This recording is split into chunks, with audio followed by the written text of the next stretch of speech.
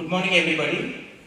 I welcome you all for this three-day international conference on extracellular vesicles, which is VESICON 2025.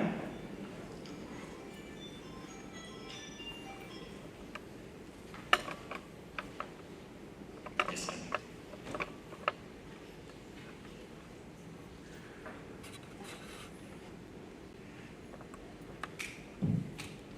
where vesicle science meets clinical innovation. This is the first conference organized by Indian Extracellular Vesicles Society, and also this is the first society we have formed in India for extracellular vesicle related research.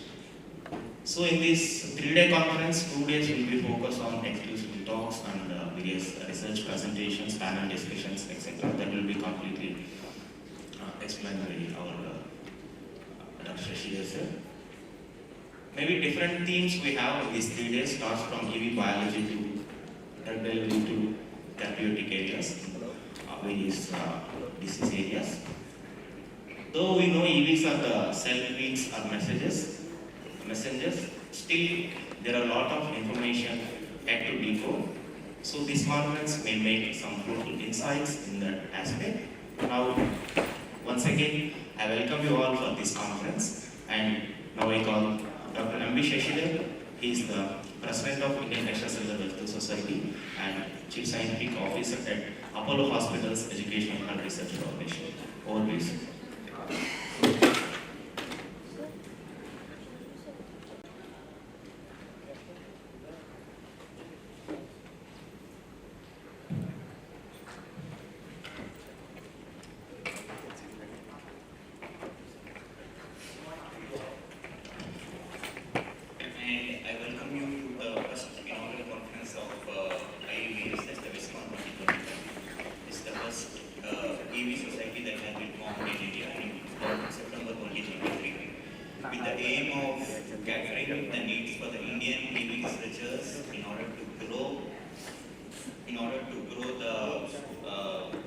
Capabilities of Indian researchers and improving the networking. So we have made an elaborate support system in order to sustain us, as we are emerging and we are an emerging society in case of the EVs. We have made associations with different national and international societies, EV societies, in order to help us evolve and mature ourselves into bigger society. So we have associations with starting with the IEVS to UAV. So we have the president Charlotte here right now, and we have the ambassador of IEVS, that is Suresh Mata. And we formed also strategic collaborations and partnerships with various other societies and various other associations, which actually resulted in fruitful and interdisciplinary collaborations and resulted in interdisciplinary aspects in various things like FABA, Indian Microrna associations, and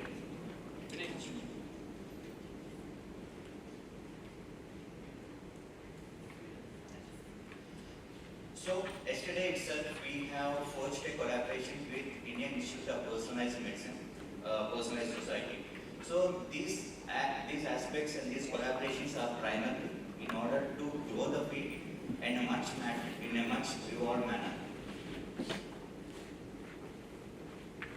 So this is my personal vision and the significance of this movement. As all of you know that we are growing at a rapid pace in terms of extracellular vesicles and personalized medicine, and this is possible through making people and bringing people on a common platform with which the society has done a very effective work. And so for this VESICON, I take this opportunity to thank all the special guests and ambassadors who had made way for this meeting. So I specifically thank the International Ambassador Dr. Dr. Dr. David Greedy, Dr. Charlotte, Dr. Suresh Mathavan, Dr. Karda Salaman, and Dr. Dirk, and Dr. Irina, and the various other national and researchers and innovators, Dr. Denise, Dr. Venkatrao, Dr. Sayed, Dr. Amitabh Ray, and Dr. Invivo EV and others. I also take this opportunity in order to thank the various sponsors who had helped us to bring this conference in a nice way. So thankful for MPPL and Kayajan for bringing this, making this conference possible. So why should we bother about EVs? What are EVs? So I'm not going to describe what EVs are. All of us knows what EVs are. So I want to specifically cater to the transformative potential of EVs. Basically, the areas of biomarkers, the diagnostics, the drug delivery systems, and the vaccines. So these tiny messengers have natural carriers of various biological molecules, and they can be utilized in order to transport drugs, antigens, mRNA, and recently we have also seen how CRISPR-Cas technology can also be transferred with case of EVs. So the transformative potential of EVs is basically reaching the bench. The bedside. So here we can see that uh, there are two regulatory applications were ongoing. And also one of the major aspects I want to emphasize is the unique Indian piece, that is in terms of the clinical samples, the clinical expertise, the genetic diversity what we have. Uh, we should be able to use this advantage with collaborations with different other people, other research groups working all over, and this would work in our favor. And further the human-centered impact. So we can see that there will be a renewed hope for patients, and also the collective commitment, which is the key goal of this conference. So it's also that EV research and the landscape had made few achievements, and also but there are also significant challenges that we need to also look into. Basically, until now, we have more than 150 scientific publications over the last decade. The top institutions that are leading the research in terms of HRF, AIMS, and other things. Startups which are actually driving the innovation in development of diagnostics and the therapeutics. So these are some of the achievements that have been made. The major challenges again lies in lack of proper standardization. The field is continuously evolving, and we also draw strengths and guidelines from the MISCV. So the regulatory framework is evolving in India, and the infrastructure funding is also evolving in developing of EV manufacturing and EV diagnostics. So this is a brief summary of the Indian EV landscape. So here you can see the scientific publications is basically in the area of basic research, biomarkers, and the diagnostics. And the human species is the most researched aspect. The major EV research areas here it includes neurodegenerative diseases, oncology, cardiology, and these are the hotspots of EV research in India. EV research is basically scattered in India. Yeah, it is, but these are the major hotspots. Apollo Hospitals Education Research Foundation, AIMS, NDRI, IIT Lucknow. So these are the more common things. So this slide actually gives you an overview of the pestle analysis of EV ecosystem in India. Coming to the political aspects, where the government support in terms of DST, DBT, and IRAC, and BIRAC. BIRAC is the major supporter of EV research in India. And coming to the market, the this is the strong market is growing up. Coming to the social drivers here, high disease burden in areas of oncology and neurodegenerative diseases are are the major drivers here. So this is the value chain analysis. You can see how the basic research is being done in the major institutes that are the IITs, the games, other stages.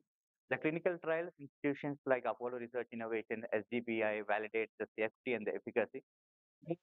Uh, it is manufacturing part. The CDMOs are slowly evolving. Basically, AMTZ in Vizag and Pandorium are the major CDMOs, and there are other CDMOs which are taking shape currently. So we have we now have an integrated EV ecosystem, basically in the form of the academia, the startups, the healthcare, the regulators. So this is the regulatory landscape, how EV landscape is evolving. So you have the CDSCO, which classifies EVs as new drugs, and you have the standards which are being proposed by the MHD20, which is a major arm of the Bureau of Indian Standards. And the clinical trials, this is the lab route, and we are having a global alignment inspired by FDA and CE. The market landscape for EV products in India, basically the drivers here are the rising disease burden and the cancer. And as we know, the challenges are the regulatory gaps and the standardizing issues, which are being slowly taken care of. What's in store for the next 3 days? So we are having different sessions in the area of biomarkers, diagnostics, therapies, infectious diseases, vaccine, regenerative medicine, and EV manufacturing. And we kept special sessions in area of regulatory purview, where how to how we move a molecule from lab to CDSCO into the market. We have specific sessions which will be beneficial for all the researchers in order to have substantial impact on the field. And then we have keynote lectures, we have expert leadership panels, we have poster sessions, and we have mentor-mentee interactions. And the third day is dedicated for the hands-on workshop. And we also have a cultural night today. We have a musical night. So this is what in store for the next 3 days. I take this opportunity to thank all the organizing committee who had brought this wonderful conference together. And I thank the scientific partners, my international colleagues, and specifically I would like to thank Mahindra University, who has helped us hosting this uh, place in terms of infrastructure and accommodation. And with great pride and enthusiasm, I officially declare VESICON 2025. It's open. Thank you very much.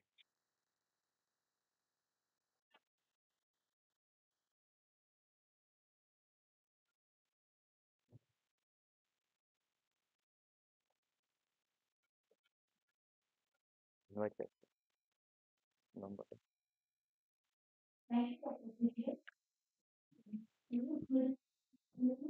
Serotype, serotype. వెళ్ళిపోతారు.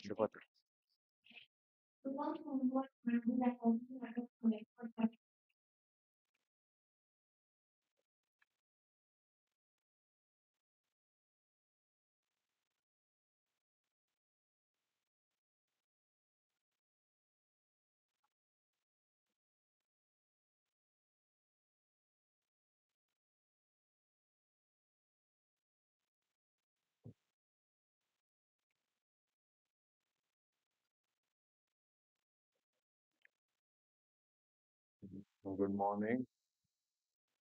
Particularly thank Dr. Sachidhara to keep bring this particular association to fruition so quickly. In last year it was established, and this year the first meeting is being organized. And actually there is an explosion of minds in this particular area. You name an institute and there the scientists are working on this. But few of the things which I want to highlight is that now it is finding direct application, particularly in the clinical and health area. One of the applications which has come up now is the point of care diagnosis for early diagnosis when the disease has not really set up manifest with the imaging and the tools. So when you are looking at the circulating cancer cells or circulating cancer nucleic acid, you also look at the EVs at that time and the mesenchymal cell mixtures at that time, the microRNA and the platelet, activated platelets, etc. Create markers which you could then use validation tools and make them for early diagnosis, particularly area of the field of cancer. And some of the test systems are particularly running into a panel. In my hospital, there is a panel on hepatocellular carcinoma which has been developed using these tools, and I'm very happy that EVs have found a very important niche in the area of early diagnosis, even during the phase one. Almost every cell produces it. So, with the special characteristics in the surface and also in the cargo, and hence it becomes very easy if we use this tool to actually identify a disease through various parameters which are at the moment in our hand. And particularly after the explosion of the digital PCR, this has become very important tool in the hands of the physician. Another area which is burgeoning over here, that EVs are being used in the cancer where the matrix is very dense, particularly the pancreatic cancer. In pancreatic cancer, the drugs don't enter the cancer field. And although there are a lot of targets which are been identified in pancreatic cancer, the EVs becomes a very important and easy mode to be used for this particular purpose. The third area where it has become easy to work with is this, that when you do whole genome sequencing, it becomes very, very costly affair. And you have a huge number of genes to really take care of. But in the EVs, there are some concentration of the cargo. And there, if you do the whole genome sequence, the EV, you could find out some important gene elements which have a functional relevance. One of the areas where I work is in the glioma, and in the glioma area, apart from the other biomarkers which we identified, we could identify at least 5 targets which have evolved from the EVs. We could bring them down to 25 genetic elements and transcriptome. With these 25, we then uh, did a reductionist approach and identified 5 of them. And with the CRISPR-Cas and editing, we could identify the functional elements also. So now we are, it is possible to, when you find a target, it is possible to see with small molecules that whether you could have something there. The second thing, that the same thing could be used for the crossing of the blood-brain barrier. So we are developing spions with these and to cross the blood-brain barrier and working on the animal model of the glioma.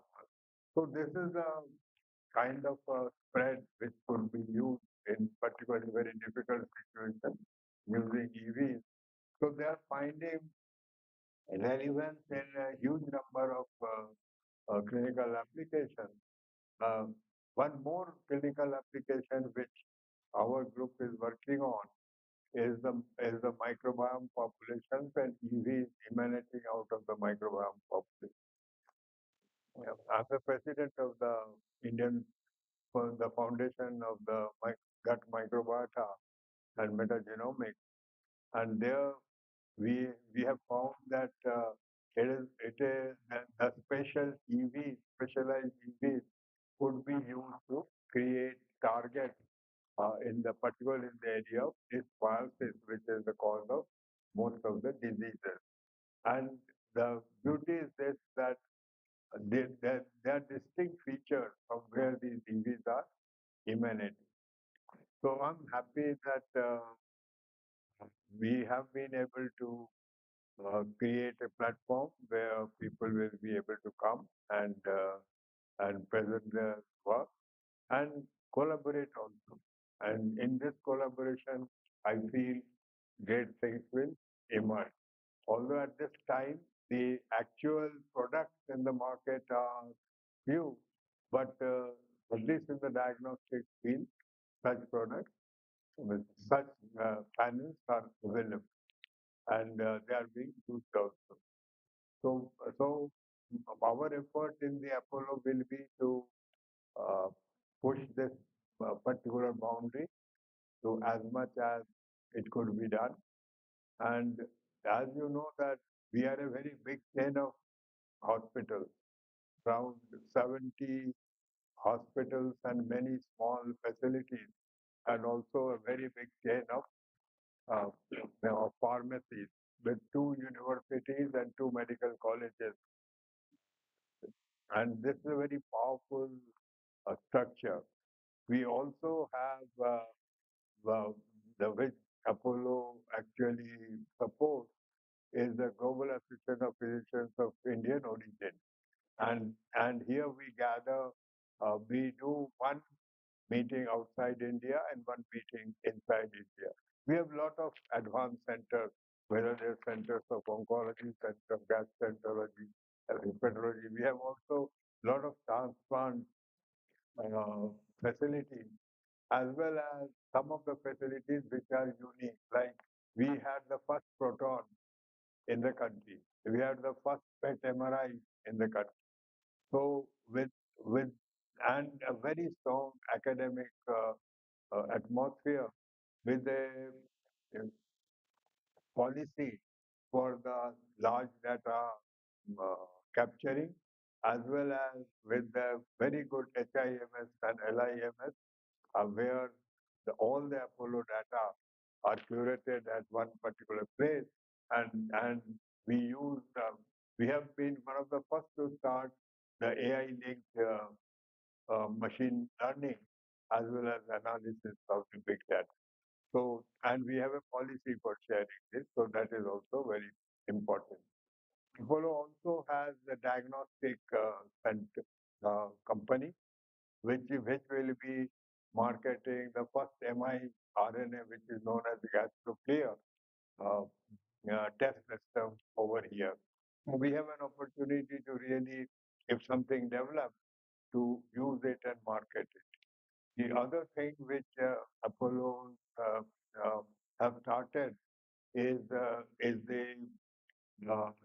biobank. This biobank is one of the best biobanks. It is known as Sapien, and this is one of the best biobanks in the country.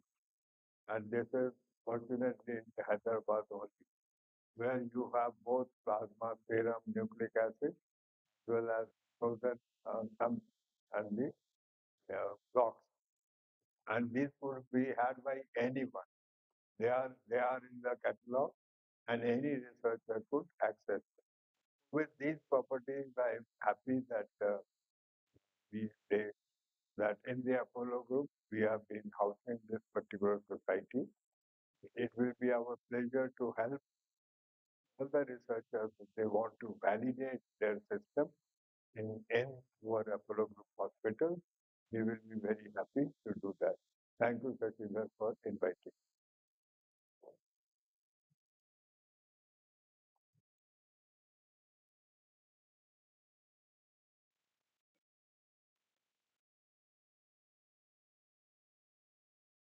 Okay, sir. Thank you very much for like, very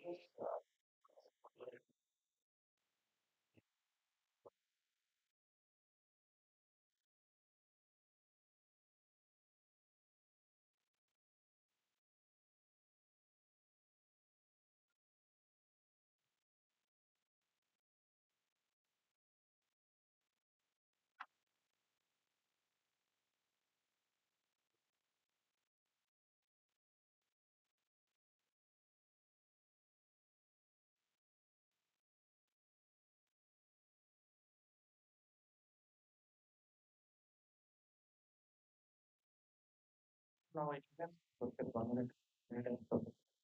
Thank you. Then, inoculate.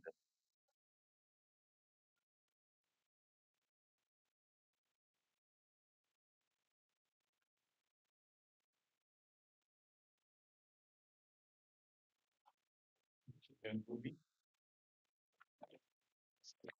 Uh, and the-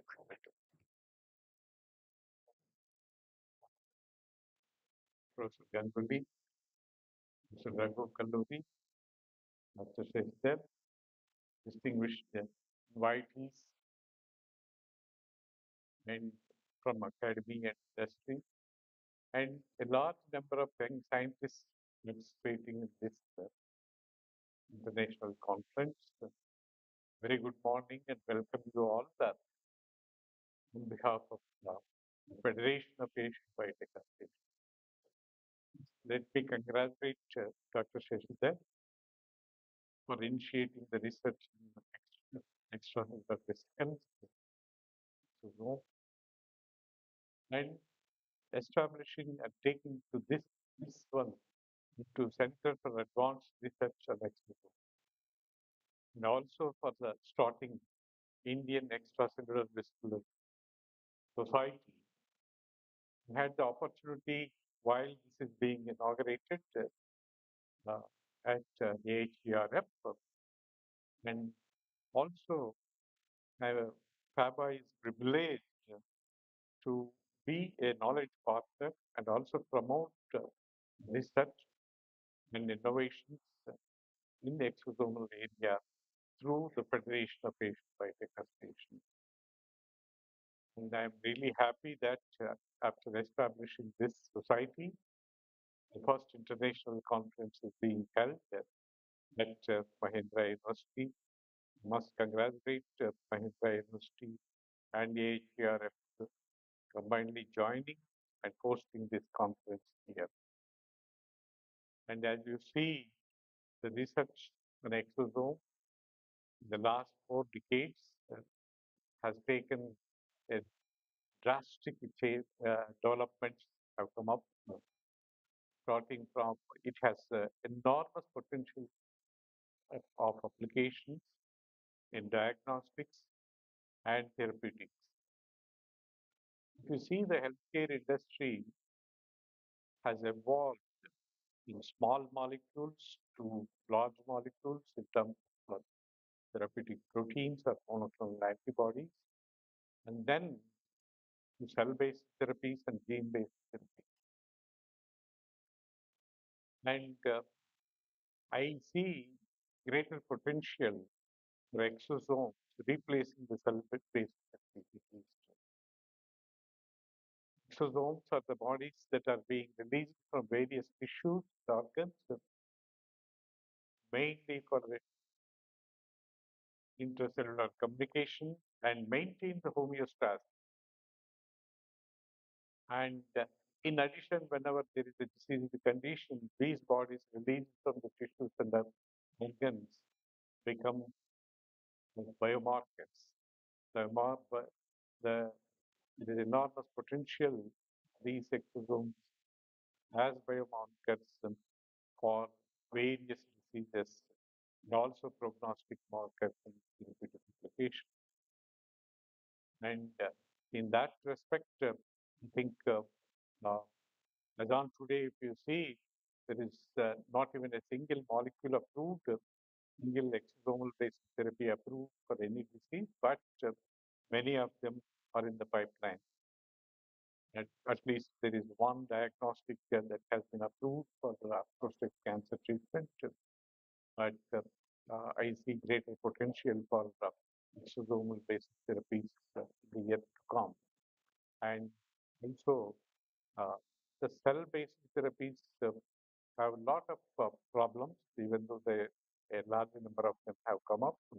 But exosomes will be much better option in terms of their safety, stability, and also scalability, which is not the case with cell-based therapy. That is where I'm sure I think many of the researchers here must be working in those areas. And we will discuss at length about all these developments that are taking place and also collaborations among the workers. Let me also introduce you about the Federation of Asian Biotech Associations. This is a non-profit organization that we launched about almost 2 decades ago, as a platform for academy, industry, and government to come together, interact, and then promote the field of medicine. As part of this, we have been organizing BioAsia, the annual flagship event, and for almost more than a decade, we have been organizing that a global biobusiness forum, which is being held in Hyderabad. And today, the government of Telangana has taken over and then running it just a month back. It was held in Hyderabad. And as part of various activities of FABA, we have been providing a platform for academy and industry to come together.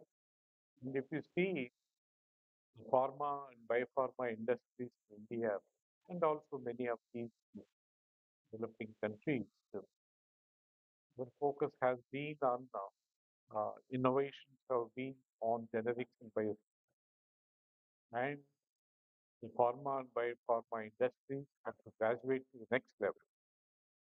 Globally, wherever things are happening because of the academy and industry interaction. The discovery part is taking place in the academic institutions, and the development is taken over by the company. And that is how the various innovative discoveries have come. And in India and other Asian countries also, there is need for such kind of academy and industry interaction. And that is where FABA, with its chapters in various, in about 20 countries, has been promoting this academy and industry interaction. In addition to that, there is our focus has been on promoting career guidance and skill development act. Today we see large number of students coming out of the colleges and universities who do not have the right skills to be employed in industry and any other organization. And that's where FABA has been promoting this kind of skill development activities, guidance to students about opportunities that are available. Third aspect where FABA has been focusing is to promote innovation and entrepreneurship, basically the startup ecosystem. With the incentives that government of India has given, a large number of startups have come up in different universities and other incubation centers. Today, if you see in India, there's about more than 1,000 startup companies in different fields of biology and biotechnology. And these startups have come up to a level that for them to graduate to the next level, the missing link is the uh, financial ecosystem. The funding ecosystem is not, VC ecosystem is not mature in India. And that's where FABA has stepped in. And in fact, it is providing a platform for the most promising startups and the VC ecosystem around the world to bring them together and then expose them so that there will be uh, some interaction and then some of them will take to next level and then develop innovative. And not only to the VC ecosystem, we are exposing these potential startups, but also to the established pharma and biopharma companies. These are the three areas in which Human has been focusing. The most important thing is FABA has also been recognizing the innovations that are taking place. And wherein with various types of awards in terms of FABA Excellence Award, FABA Lifetime Achievement Award. And the most important thing is uh, Dr. Ella Pragadaspara Memorial Young Investigator Award with a cash prize of 5 lakhs. And then Ella Pragadaspara Memorial Award for the best doctoral thesis with a cash prize of 2 lakhs. And these are the various areas in which FABA has been.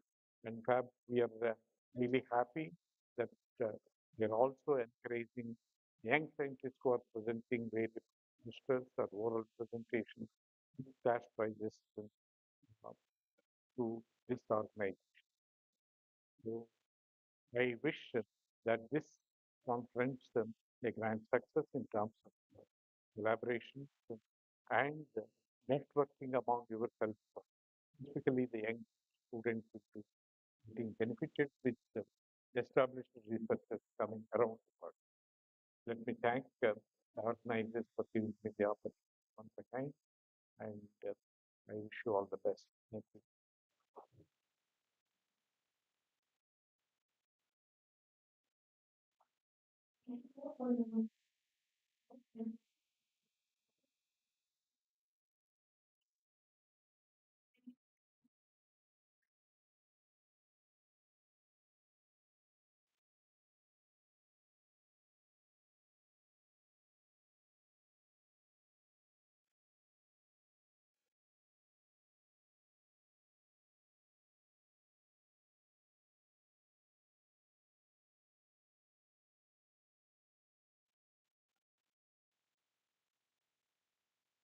Thank you.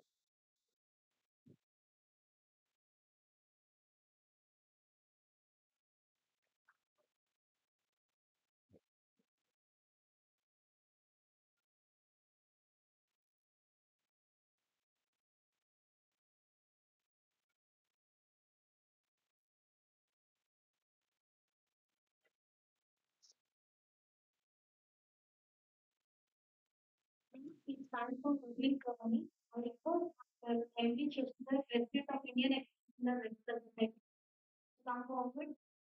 The current Pradana Archie is Emeritus Professor of SPO, Executive President of Harvard.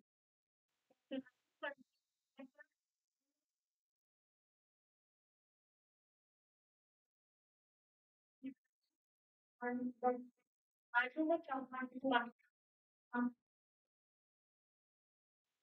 Dr. Vasant Kumar, please come forward.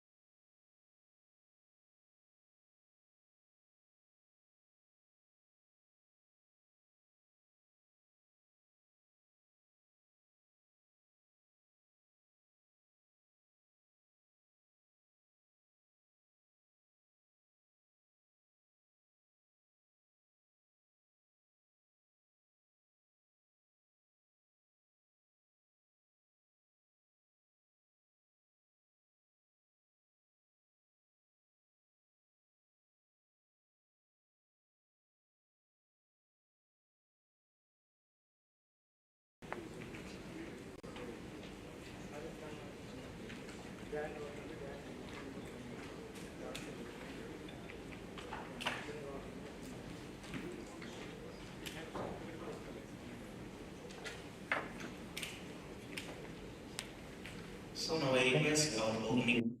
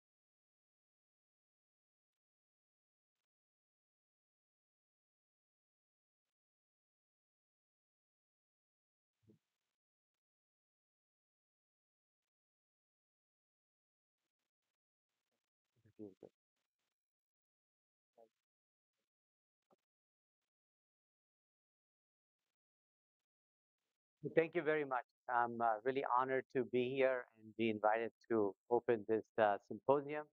I really want to thank Dr. Chester for his incredible vision of starting this society in India. And I want to thank Dr. Chavan for his hospitality of allowing us to come and be here campus. Dr. Redana, who I've known for a long time, for his leadership. It's really great to hear all of the wonderful initiatives you have, especially anything we can honor. Yalla Pragasubara is very important. I come from the field of cancer, and it is still amazing to me that nobody really knows the incredible contribution he made to chemotherapy. So it's great that you're doing that. And then really, to me, it's a great opportunity for India to have this society because I think this area is going to bloom and flourish into an area of biology that we see as the future. I think that it's really incredible how these vesicles work like mini cells and do incredible things in communication. So I look forward to participating and learning. So today, what I thought I would do is really show you some of the highlights of some of our work. When you start a conference, you don't want to really belabor with lots of data, but give you some conceptual things that we've been working on and leave you with some thoughts for discussion. And one of the major areas of interest still is what type of extracellular vesicles exist. And so extracellular vesicles are a collection of vesicles that cells release. And at least in our minds, they exist as exosomes and endosomes. Exosomes and exosomes. The reason for this is that anything that buds off the plasma membrane, as you know, is called exosome. And then anything that goes through the endosomal pathway is exosome. But having said that, I don't think we really understand clearly the distinction between the two. So I think there's still a lot more biology work that needs to be done. And so mostly I'll be using interchangeably these names, but mostly we focus on exosome. And this is just to show all of you who are maybe new in the field, just give you a feel for the size. Exosomes are a size of about 100 nanometers on average, and that's the size of a virus. And as you can see here, in any of the other constituents like platelets and others, you can see in relation to size. So it's a fairly small fragment of a cell as a vesicle, and so obviously it has many communication abilities that cells don't have. And in the schematic on the right, you can see that it contains many constituents, and we'll come back to that with many cell surface proteins that I'm sure you'll talk about. As it was already mentioned by Dr. Ganguly very nicely, that every cell that has been studied makes exosomes and EVs. EVs are a common feature from bacteria to every other eukaryotic cell. So it seems to be a common feature. And the question is, how do you study them and how do you understand their biology? So I thought that for the sake of a keynote, I'll give you a brief view of what we're doing in the area and what can be further learned from the isolation structures, components, and others, and some of the things in the clinical trials that we are doing. So from the isolation perspective, there are various ways you can isolate. There are some vendors outside also who tell you that you can use simple ultracentrifugation. And the first thing I want to tell you is please do not insult filter and ultracentrifugation. It's actually a fairly good technique, and I'll show you in a second. It does not mean that it will do something less. It's just about how high throughput you like it to be. Of course, sucrose gradients is another way to really find a way to get the vesicles of your interest through density of the media. And then buoyancy separation, the same thing where organic materials can be used to create buoyancy to separate, and of course gel filtration, which lately has been our popular favorite method in the laboratory. Shipra, who's a PhD student from bioengineering from Rice, decided to spend some time and perfect a site exclusion FPLC, which would be much faster, and where you can take conditioned media or plasma and you can put it on FPLC, and you can actually get separation of EVs away from albumin, lipoproteins, and everything if it's from the plasma or other constituents. This can happen within 20, 30 minutes, as she shows here. There's a smaller peak, but you can get all the contaminants out in context of this, and the cryo-EM really validates this. And what is very interesting is that if you look at density gradient, or you see, let's say it takes 24 hours from the time you start, SCFPLC takes only an hour, and it gives you much better readouts with respect to concentration and total EV amount, etc. So it's really a very fast technique. I encourage you to look at this paper that came out recently that shows, in fact, that this high throughput nature of it, you can deploy it in a CLIA laboratory because the FPLCs and access systems are FDA approved to be in CLIA laboratories. So you can quickly do point of care plasma isolation of EVs, and that's the reason to have done this. Now, with respect to structure, as you know, all of us have done this. I've done it myself. Is that you draw the schematics, and we like to draw exosomes and EVs as circles because they are more, fun looking, and they are more spherical in dimensions that you can actually put things on surface. But what Chipra also did was to ask the question: what is really the shape of these from natural sources? Is it really all circles, or is there other sources? So decided to take culture media, plasma, other things, did different isolation techniques, and did cryo-EM imaging. This was done for thousands and thousands of images, and then used machine learning to ask the question, how do they bucket themselves into different shapes? And that was the machine learning she did. So it was not done any kind of a biased way. And what is really incredible is from sources that have never seen ultracentrifugation, okay, or from plasma, everything else, you see that there are many different shapes that can exist. There are rod shapes, there are shapes that are lumen and there's multiple luminal ones, there are different shapes of the robotic shapes, etc. What is fascinating is if you look at all these shapes that she found, in the shapes of viruses. Okay, so viruses exist as rods, they exist as spheres. So all of the shapes that she found naturally is actually shaped of the virus. And that tells you something, that if you're a tube, you go to certain organs more than others, as shown here. You can see, in fact, that the distribution of EVs has been shown in viruses. Depending on a rod-shaped virus versus spherical virus, they get to other different organs. So maybe EVs can traffic in organs differently depending on shapes, and that needs to be studied. So just to give you a feel then, if you look at the heterogeneity of in a sample we collect, it could be because of shape, it could be charge, and I'll show you in a second, or it could be because of size. So you see, suddenly there's a very complex nature of heterogeneity that exists, and all of this can give you different biodistribution patterns. And this has also come out recently. You can take a much deeper dive and look at it.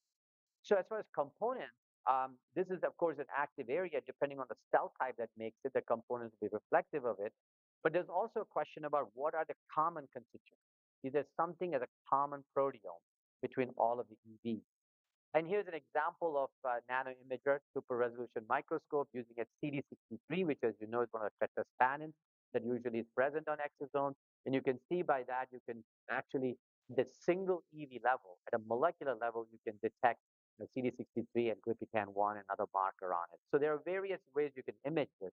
But for us, the question was, if you take wide range of cells and isolate EVs, what would be the common proteome between them? So we decided to take 14 cell lines representing fibroblasts, epithelial cells, T cells, B cells, others, and made EVs from them and looked at the common tetraspanin CD81, 63, and 9.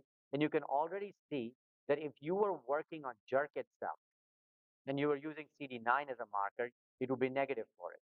It's really appreciated that you have to know that tetraspanins are not all ubiquitous. They have different expression levels.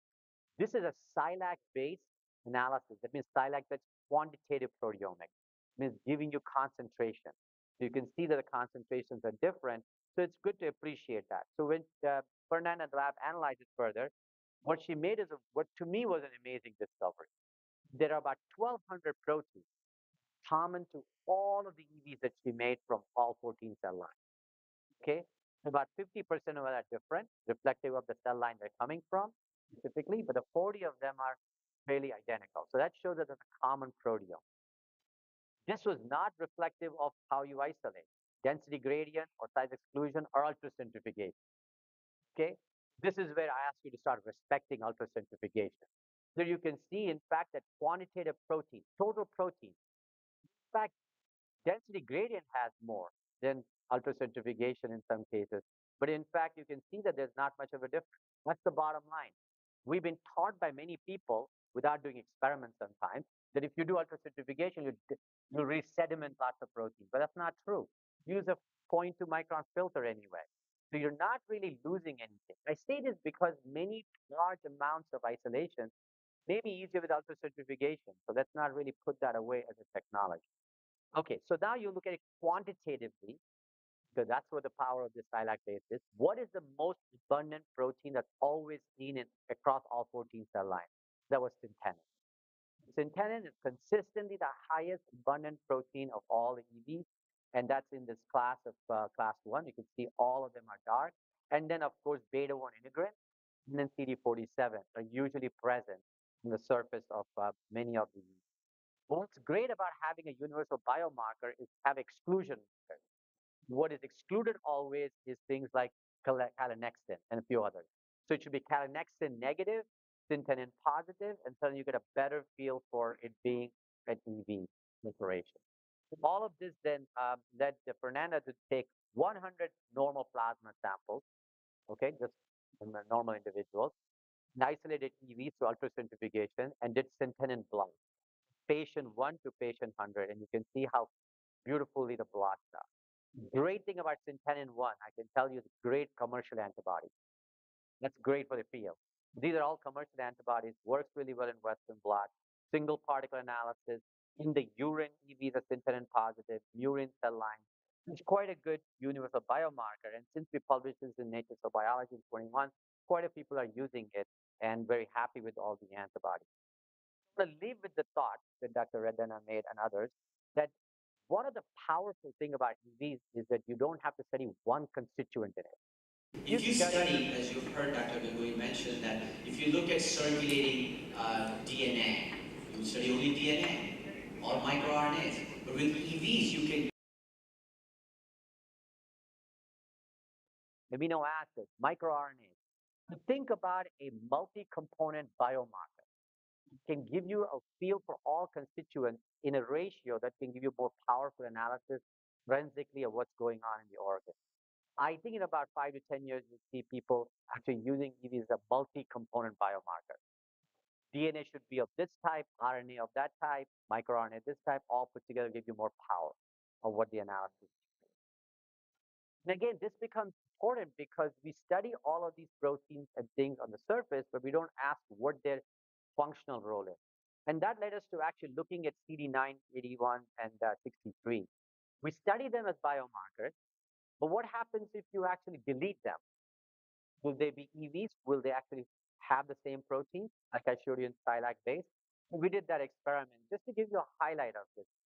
This work is in review right now, where you can take that if we deleted CD9 from EV or CD63 or 81, the cells they're coming from, just doing proteomics, you can see that they're different.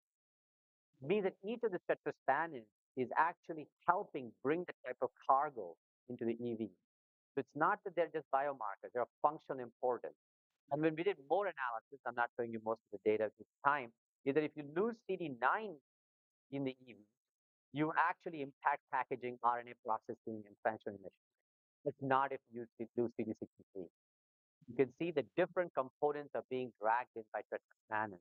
So this gives you an idea that functionally there must be something important that we're doing, not just as biomarkers. Okay, so going at the biological biophysical properties in the in vivo context. So one of the struggles in the lab has been to stop doing in vitro experiments and go into mouse modeling and see if this trafficking, all of this is important.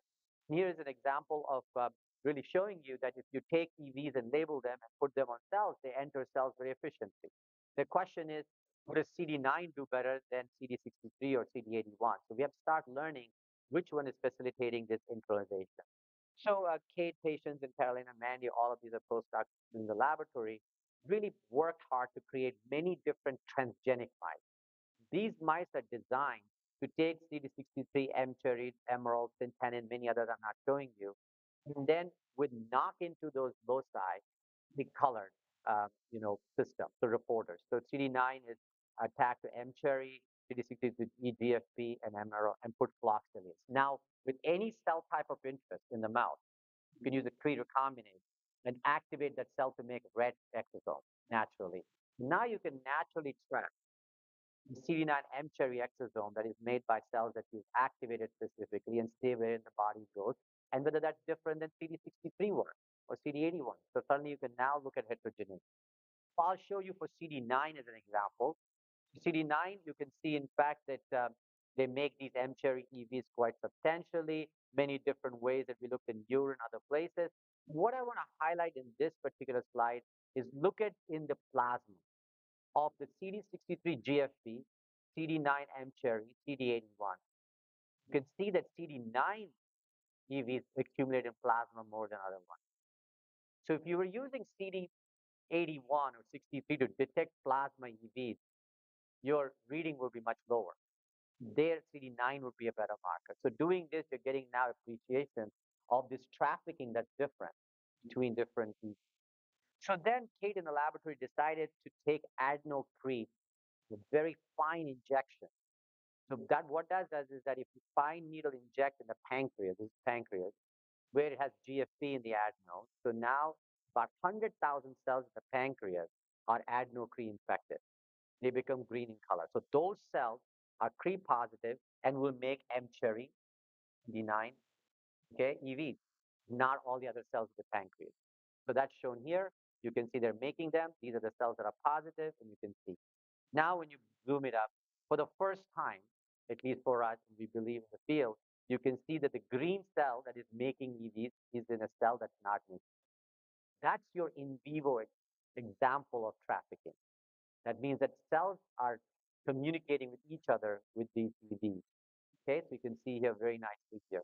So now the question there was, how about we do in the brain? Again, same thing. Adenocrete, stereotactic injection in the cortex area of the brain. So 100,000 cells are infected.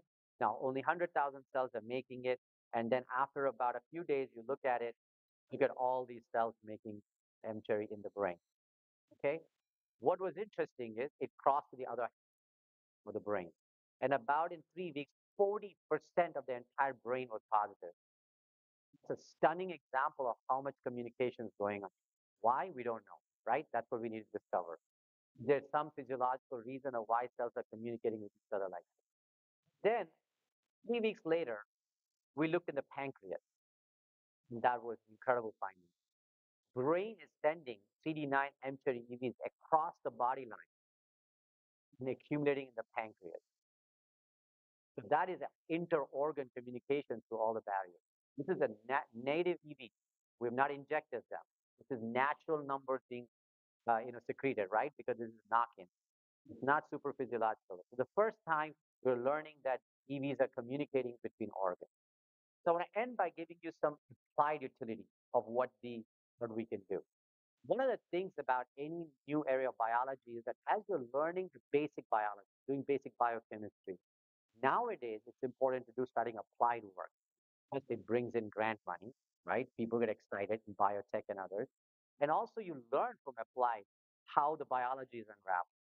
We decided to do it in the context of two things, diagnostics and therapeutics.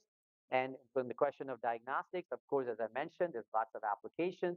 You can sample things from the circulation and look at it from liquid biopsy perspective. But what I want to highlight you with respect to at least in cancer is that when you take a biopsy of a tumor, you take it from a region of a tumor or another region from a tumor. And now that everybody knows it's clonal heterogeneity, you only get that piece of information.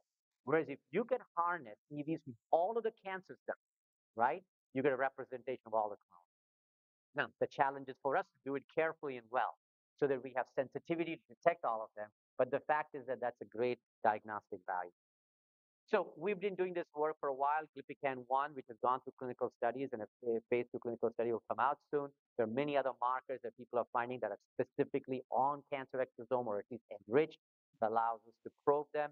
One of the other ways to look at charge, we found that in fact the cancer cell EVs have more anionic zeta potential, and that's because they express more KRAS oncogene and KRAS upregulation, and that gives them much more zeta potential. That is of value because when you look at KRAS expression, KRAS is the one that really puts in phosphorylserine on the surface of these EVs, and that gives them a negative charge. So there's a mechanistic reason. Now, when you have something like that, and with the bioengineering laboratory that we have in our system, we decided to work with our bioengineering students and postdocs and decided to put a microfluidic device together just to give you a feel that you can actually isolate cancer cell-derived EVs away from normal ones based on charge. So on one aspect, you'll get the enrichment of the zeta potential, the anionic ones, and then that would contain your material in it for cancer cell-derived information. So you can enrich for it and then do the sequencing if necessary. The other thing Brian has done, he's a machine learning postdoc in the laboratory, he's taken all of the information that we've been generating over the years and all of the information you've been putting in database and created a machine learning where he decided now you can take any sequencing of EVs and then put it in the machine learning AI platform, and he can actually detect very nicely, what type of designation you can give, whether it is from cancer cell-derived material or not. And this paper has come out, and you can take a look. So with respect to then therapeutics, I want to again highlight a couple of papers that have come out. One of the nice things about EVs is that you can make a vaccine, unlike lipoproteins and LNPs. You can put protein and mRNA in them. And we published this proof of concept paper for COVID, where we generated large scales of EVs from cells which have protein for the spike and also mRNA, and show in fact using non-human primates and others that it works well. So that's published. And also you can take epithelial cell-derived EVs, put immunomodulatory molecules, and make them have activity. So it means that you can take an inert molecule or inert EV and make them immunogenic. And that's of great value to prove that, in fact, it could be a great vaccine. And that work has come out, and you can take a look. I want to show this baboon experiment because it shows you that we took this into non-human primates and showed, in fact, that they respond really well. And this is now, COVID is over, and we were funded for this, but really has gone into cancer vaccine strategy. So a lot of this work in clinical trials is going to start in cancer vaccine. So the last few slides I have is a clinical translation. I've heard that one of the things we need to do is to decide how well we can take this into the clinic. You've heard from Dr. Redana that, in fact, cell-based therapy has been very critical, but even now cell-based therapy is autologous. Exosomes and EVs allow you to be allogenic. Okay, so you can take from anybody EVs, inject another person, you don't have any responses. So if you can create a therapy that is cell-based like with EVs, the tremendous off-the-shelf potential is there. Okay, so one of the things that you know from the EVs is that you can put anything. So over the years, we've been putting in many different things. We put siRNAs, microRNAs, ASOs, chemotherapeutics, CRISPR-Cas9, all of these are published, and you can take a look. But one of the things that we were excited about 5 years ago was putting a siRNA for G12D specific mutation of KRAS that is prevalent in many cancers, including 90% of pancreatic cancer patients. Okay, so it's a driver mutation in 50% of them, KRAS mutation in 90%. So it's a very dominant mutation that drives cancer, but there was no drug available. So we decided to put siRNA for G12D, created a massive GMP production facility at MD Anderson, where I'm at, and did the studies with preclinical, and you can see, in fact, that EVs with siRNA given every 48 hours to 100 million to billion particles, give very nice suppression compared to liposomes here of the same size. And there's a nice target engagement in the pancreas, in the tumors. That means that, in fact, there's suppression of mRNA. And then, long story, this has been published in many papers, we went into clinical trials. And when we did clinical trials, we were about to start in 2020, and it got disrupted because of COVID, and then we reinitiated it. It was a first human, FDA-approved, phase 1 clinical trial, precision medicine. That means the patient must be G12D mutation positive to enter trial. And we did a dose escalation 3+3 at MD Anderson with the colleagues shown there. Okay, so this trial was finished in 22, and it was analyzed, and in fact, there was no toxicity. The first time in dose escalation, the patients in the last cohort, I'll show you in a second, received 43 trillion exosome infusion in 6 doses. Tremendous. No embolies, no issues because FDA was concerned about it, and zero toxicity. Patients would say, you didn't give me a drug, or you give me water. So that's great news for us in the field. Okay? And then there's target engagement. You look at cfDNA for G12D alleles. You can see these patients going down in their cfDNA. I'll show you more in a second. That led to a phase 1b trial where, again, the dose escalation is performed. cfDNA is down, target engagement. That means these injected IV went to pancreas and shut down the G12D mRNA. So there's a biodistribution benefit there. Phospho-ERK, pre and post. Phospho-ERK is a downstream signaling molecule that tells you KRAS is working. You can see it's down. There's target engagement. Not only that, what was really stunning is that the microenvironment changed in this patient. These are 3 patients I'm showing you where phospho-ERK is down. And not only that, but the CD8 T cells started coming in. So that means that the T cells can now remove cancer cells. This is pretty stunning that this drug is working well to bring the right immune cells to clear.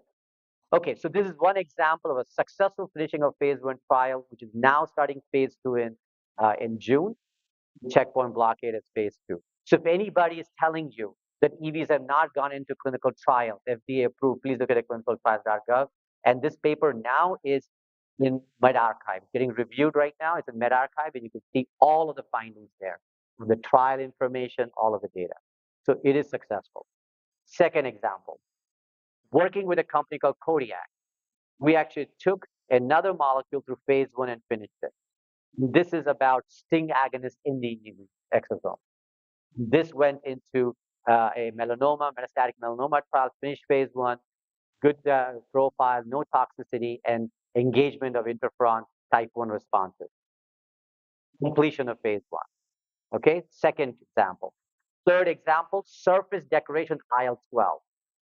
If you decorate the surface of IL-12, you can induce right immune response, and this finished clinical trial in B-cell cutaneous lymphoma.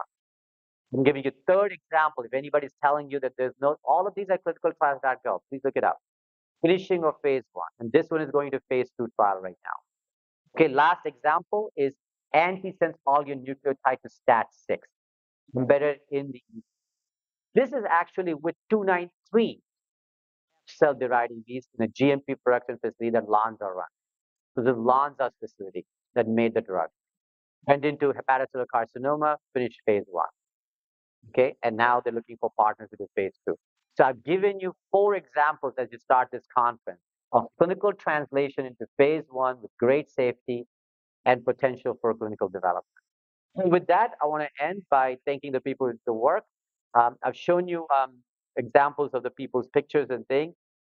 This is our lab. We take Halloween costumes, dress up very seriously. And so these are all the entire group.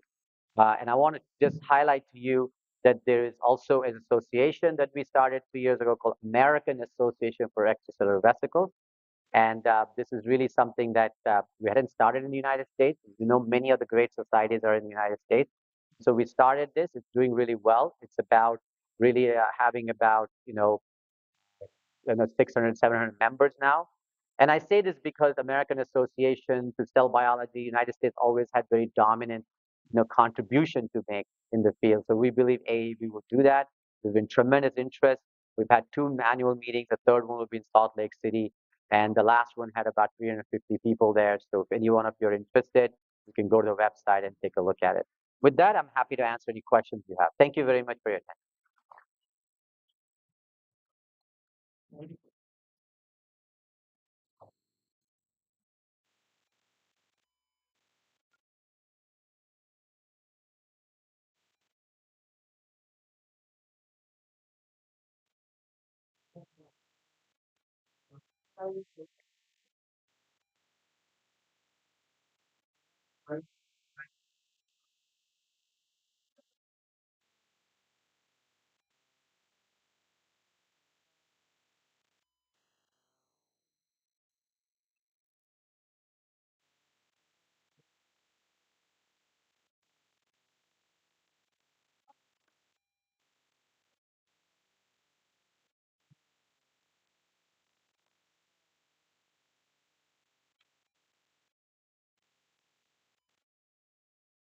Okay, so you have several questions there. The first question is that when we isolate these EVs from supernatant, we usually strive for about 70 to 80% confluency.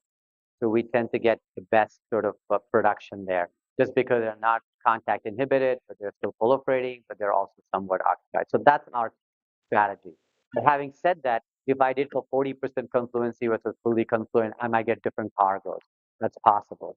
But for that, we did one experiment fully confluent, but the proteome did not change, the universal proteome. What changed was the other thing. That means that the cell is now metabolically behaving differently, so it might put a few other things that are different. So usually that's a strategy. And then we're taking the supernatant, we use different techniques to isolate them. Now, with respect to therapeutic side that you asked, there again, there's no confluency issue because a lot of these GMP production that is done is on with bioreactors.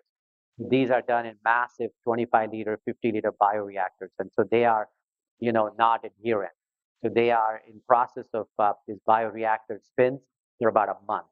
So they go through this month-long bioreactor spin, and every a month we have 6 harvests of the supernatant. And those harvests that they put through different protocols and procedures with what we call all FDA mandated to get released. So from the perspective of therapeutics, you don't do any more confluency in the way that you do in experimental settings and culture.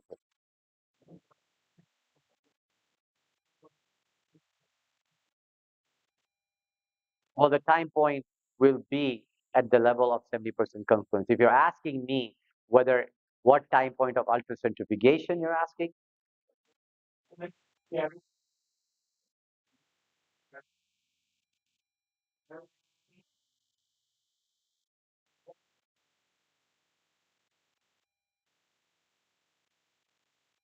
okay, so I see. Depends on the confluency of cells. So let's say I guess around 72 hours or 96 hours is when you get that collection. And in the bioreactor, to answer that, is every week, once a week.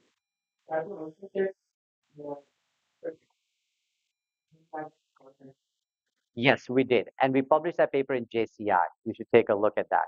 We didn't see much of a difference in content. What we saw is numbers. So that when we saw it to be about 72 hours or so, we got most numbers of. So it was number issue, but not really content issue. And that's published and you can take a look at it.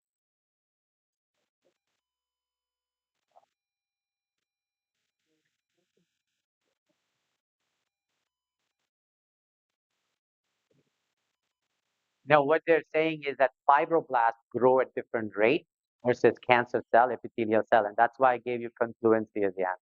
But that's okay. I'm happy to answer the other way. So, is there? Okay.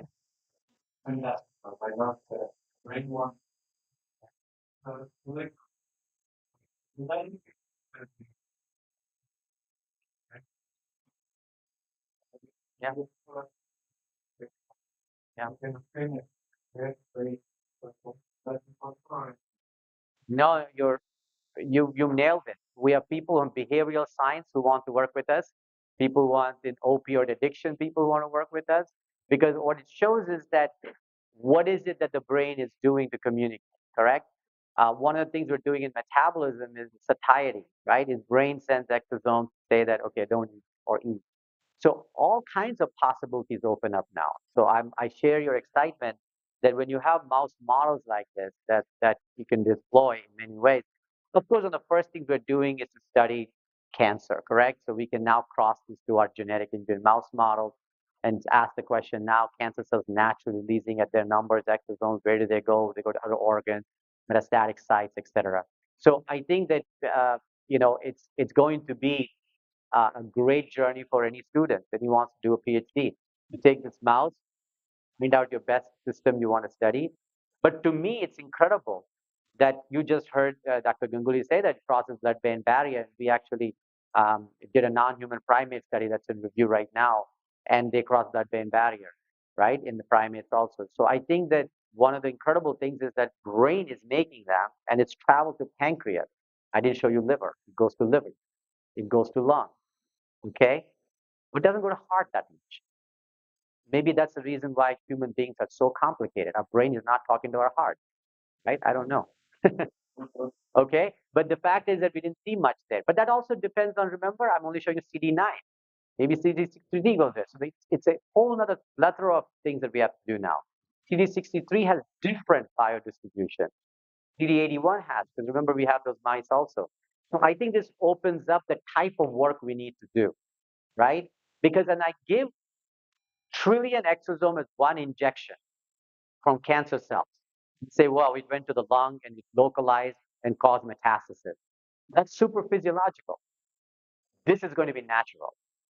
These are natural numbers being released. So you don't have to worry about giving too much culture adaptation, what those EVs will have, etc.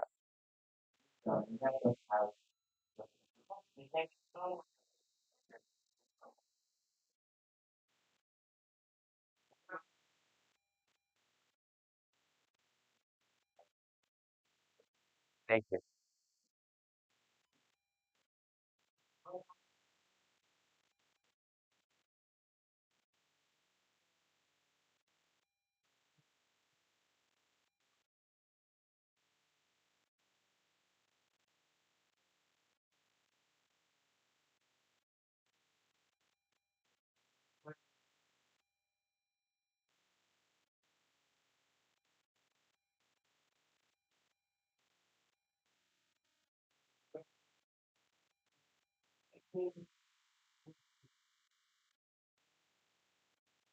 This is because of the when you actually let them to dry conditions and all, they make it those type of those things. So that this is happening in a real. That's a good question. I mean, it's a great question from a biophysicist, right? I mean, you're asking what's the relevance. All I can tell you is that we have done several different isolation techniques, and one of them is actually never seeing ultracentrifugation because that at least takes that high speed away, creating membrane disruption. We have so let's say that it is your point is correct. So let's talk about from a probability theory. That means that you take samples of EVs and you do something to them. Then it if it is stochastic, okay, then you would think that it should behave a certain way, but then you would have random numbers. When we did this experiment, please see the paper. We did it like 15 times. You get the same ratios of rod versus spheres versus that. There's something very consistent there. It's not changing a lot. That means it's not random in its shape formation. But you could argue that our method of doing the technique is the same. So we changed that. So we worked with our cryo-EM people and decided to change it, and it still was the same. So I think that we're convinced now, at least from the several different analyses we've done, that these are inherent. And I think the best way to do that was to go to plasma samples also. So when we did the plasma samples, it is stunning that the shapes are same as a cell culture was. Okay, there's some variations of other additional shapes in the plasma samples. I think that these are natural, and there's a natural ways that these are made. And I think that this is something that we have to unravel more. But I think at least it allows us to think that EVs a different shape might do different things. Rods might enter liver tissue much more than spheres, right? So I think it's a way to think about how biology evolves. Yes.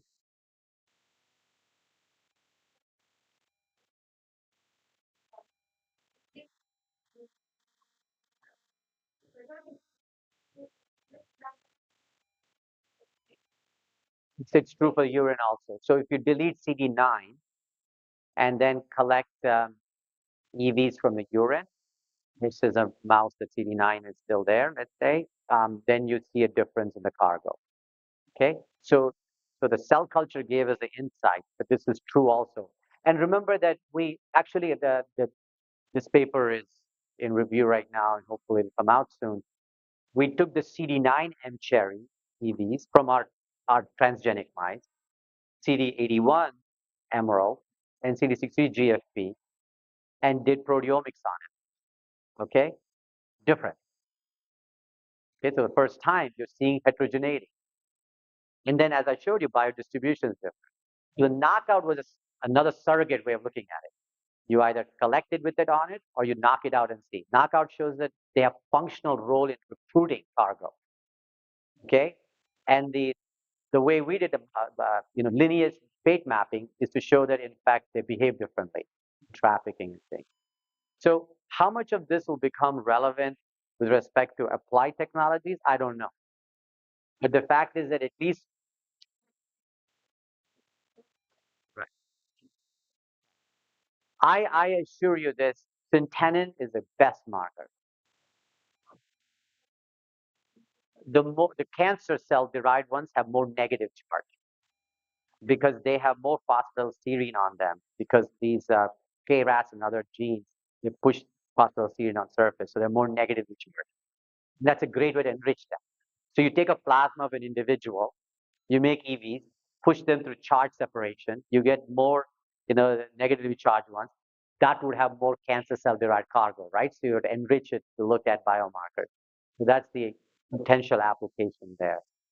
But the most important thing I want to state is that what this work allows you to tell, and the wonderful question I was asked there is that now the question comes, if we did not make EVs, would we be alive? Are they important for life? Are they important for embryonic development? Will we develop well? But also, if our cell culture experiments are correct, then we will all be a mush of one cell. Why do I say that? Because anytime we're dumping exosomes from one cell to the other, it's changing. That means that we're all differentiated cells. My pancreas cell should remain like pancreas. My neuron should behave like neuron. And if I start dumping exosomes from brain into pancreas cell and then start manipulating it to behave like a brain cell, the whole system will collapse. That means we have a regulatory mechanism. It's not all happening in the way that it would happen in cell culture, where it's only going to happen when the cell allows it to happen. There must be other signals that we have to unravel. But the biggest question I have in the laboratory is, can you make me a mouse that does not make EV? And will it live?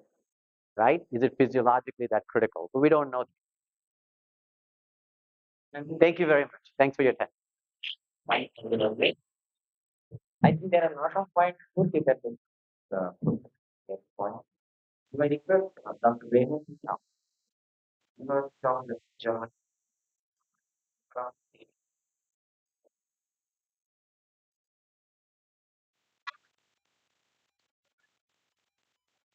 Good to see you. Where you been? Oh, good.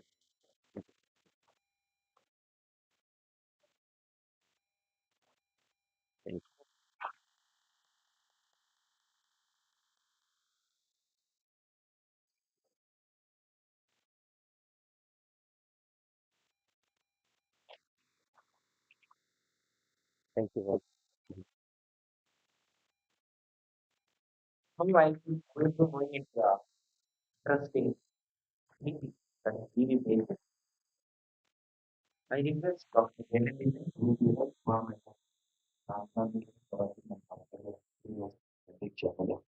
which I is weak and also request Professor Rama the competent scientist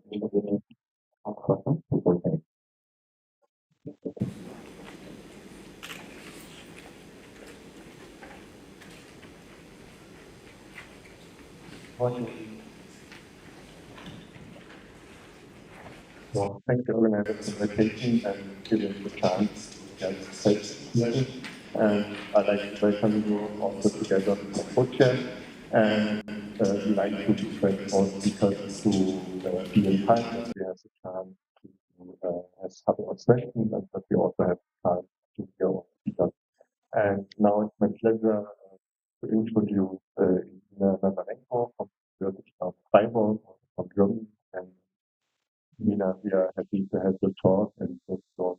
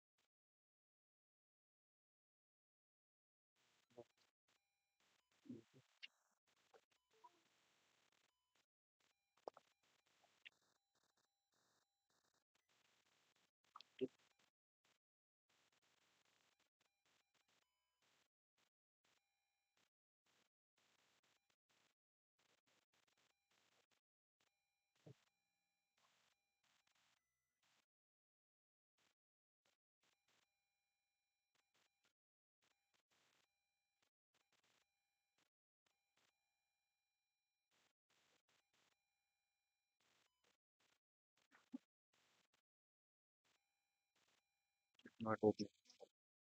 So late for yes.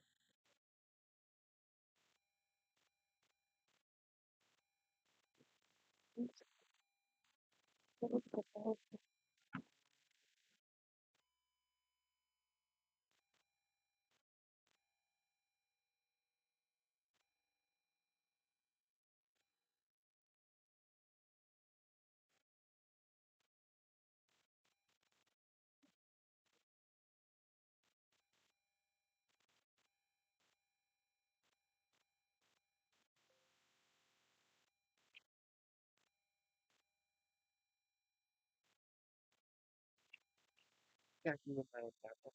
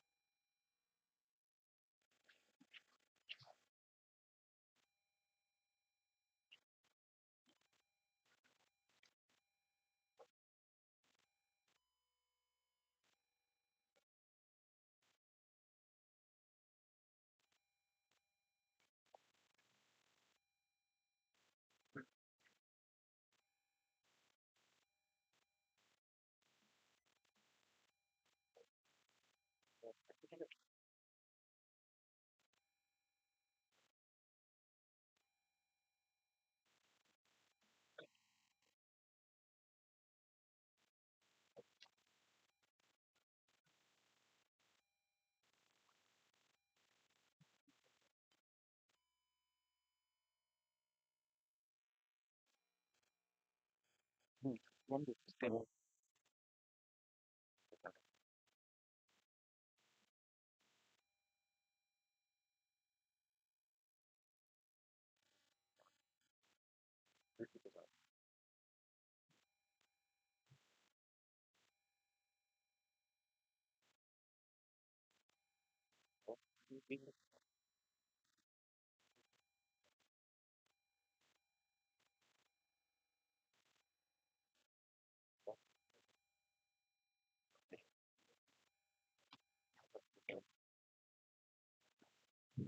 Thank you very much for that technical support.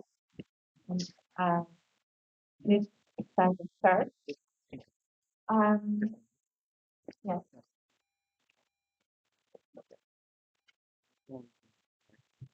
yes, sure.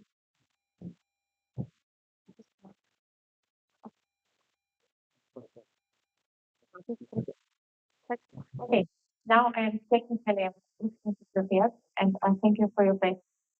So actually, we're to see that I will need so great introduction into the value of it, and I will proceed with some the insights into the technologies and new technologies which may actually enable you better application of vesicles as a biomarker. So first of all, actually, while talking about the vesicles and about the genetics, what was not mentioned yet, that besides the artificial tonight, the vesicles are also actually supported by Microrna, and that of course impacted the accessibility and their impact. And for the biomarker detection, they can be even vesicles. Um, um, will be soon actually will be rated in a manuscript which Sankara is needed. But actually, of course, our idea about the vesicles as a flashback has changed, and now we know that it is really hard. So, but if you look from the vesicles as such, we look on all the publications which are coming up with it as a biomarkers, there's still a problem that they are actually only one and two tests so far. And one of the reasons for that, which is mentioned, is actually the diversity of nanoparticles as such in cell-free plasma. And if you look on that number, that actually, if we're just looking about the vesicles represent just one sort of 1 billion particles in the blood. If you look at the specific vesicles, typically, what should it show me the variety of the vesicles in the blood instead of that picture just out of And if you look actually from the variety of the vesicles and you look more precise, there's a population. Turns out that actually, if you look for instance for tumor vesicles, it will be 1 out of billion particles in 1 milliliter of blood.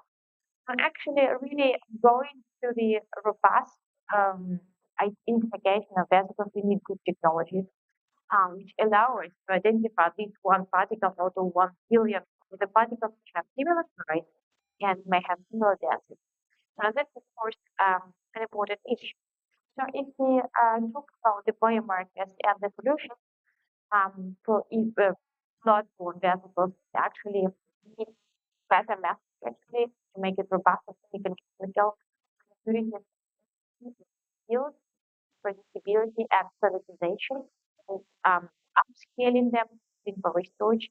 And for the biomarker detection, it needs better sensitivity and specificity. Again, it should be a multiparametric biomarker, which is actually compatible with the clinical study. So, talking about the tools, I would show you just a few tools which we have established in the recent years. And one of those is actually, while everyone is counting vesicles, everyone is actually trying to characterize their size and the potential. We have realized that actually there is no real flexible tool or one program which is allowing to characterize it. Therefore, we come up with the user-friendly software interface, and then actually I will present some results, new technology. Regarding the user interface, actually software products for me, it's the report result for which one of the posters of my lab then has programmed, and it will be released just in a few weeks or few days. So please look up for this new software which actually taken your data from different instruments, including different anti-AMS CLS machines, and make an automated quantification of size, set of potential, drug we're talking about, and distribution, because the statistics, and make them be user friendly. Another thing is actually indeed good tailored reference material, because actually depends on technology, and depends if you go to new technologies, we need something to rely on, like you know exactly how many vesicles, which biomarkers, how many biomarkers. Whenever we have is a very diverse cell system, counting actually about different sublines and 4 different biomarkers and different tags, different fluorescent tags, because it's also important, for instance, such tiny details like you see as such is a tetramer, and which can fluorescent much higher as, for instance, monomeric fluorescent, which will actually, with the same distribution of vesicles, show you actually the different colors. These should be taken into account when you work in the field and want formative results. Regarding the diversity of the methods, we just recently published a work comparing the scientific chromatography of different scientific. And actually, again, so talking about the purity of your purification, the purity of the vesicles you are isolating, the conventional spectrum chromography ends up in approximately over 90% of the isolation, ending up in lipoprotein here, which is the highest lipoprotein presented. And here with the actually with the FPLC no approach that Raghib has presented, to get much better purification, but of course lower. And indeed, the good purified vesicles allows to identify the biomarker you are looking for. But the problem with such methods like PLC is that while they are applicable for the research, they are very applicable in the clinic because they are laborious, because they are time consuming. Therefore, to if you want to have more details, you can look up here in the publication because recently went from job. Um, and so to solve that, we were actually collaborating with engineers and went to new solution for multimodal isolation protocol, which includes charge and allowing actually depletion of majority of the lipids by charge difference between lipids and vesicles. Size elimination, taken into account particles only between 20 nanometers and 1 micrometer. Finally, the mixed mode chromatography was established and put it on such a format which allows you actually fully automate the vesicle evaluation, and product will also probably presented at the ICF and several companies as a demonstrator in the community. So actually, talking about performance of these instruments, it seems to outperform current available technologies by the EV recovery, have better EV recovery compared to the conventional stack, and comparable to protein amount, but comparable FPL, you know, the FPLs are actually smaller as vesicles. But what is actually very good is the LDL score much better with main contamination from group app. And if you're interested, just can work and go to this lab. This work was done in collaboration with Anchita Institute, and the guys made much effort of really stepping through and putting it into production within the instrument.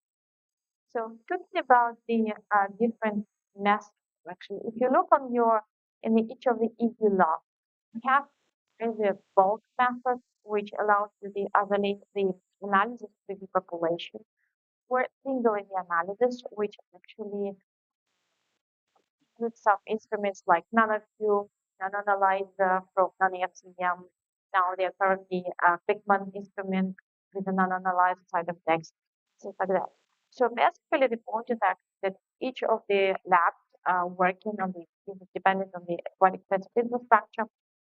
In many labs, this infrastructure is not available. Therefore, like looking for alternatives to make a single vesicle analysis, we came up with some interesting ideas.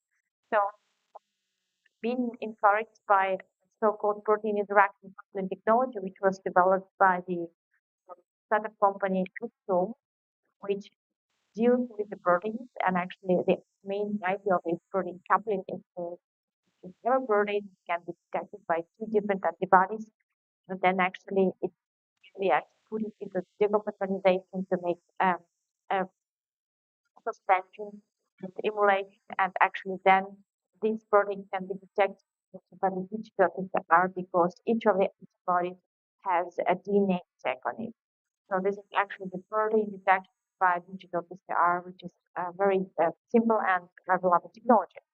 So then we actually asked us whether we will be able to detect with this technology for vesicles.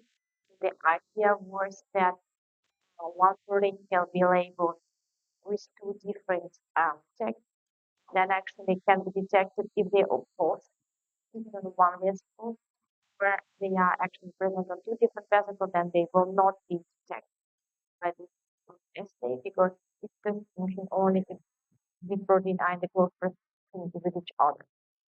So for that purpose, this simple reference system was used, which is expressing C9 and 61 or cells which are not expressing CD9, and having that as a control, they were characterized. The purely pharmacology showing quite a homogeneous distribution of the vesicles. So the first test demonstrated that actually it is possible to analyze and to detect the single vesicle just in a tube by this assay. So you can see that the specific three vesicles, CD21 example, two vesicles were very good detected. And FTM, the non-FTM data, so the data will be a non-analyzer showing that they are quite in a quite good correlation with each other. Important was of course to look if you're also able to detect intravesicular proteins, and for that purpose the 4B1 protein was tested. Here the analysis of intact vesicle showed the complete absence of a signal in analysis of the live vesicles, why actually quite good detection. So this actually seems like the first day represents the technology allowing to detect single vesicle, so to perform single vesicle analysis in open your tube using just digital PCR, the result. And of course, the main question is it recognizing is the proof of concept experiment where different data studies were co-localized in a single unit, including a post CD1, CD9, and CD1, CD9, where actually we have a quite good detection limit and complete correlation to non-FCM data showing here. Taken together, actually, detection and quantification were quicker. Now goes into clinical evaluation, and here is the team which is working on this approach. So, the product will probably launch in summer 2025 by company Transform, and on IEVS Microrna will also get the possibility to test that. And Gary, thank you for your attention. This is my team, collaborating partners, and we interact to look in more details just in the report. Thank you for your attention.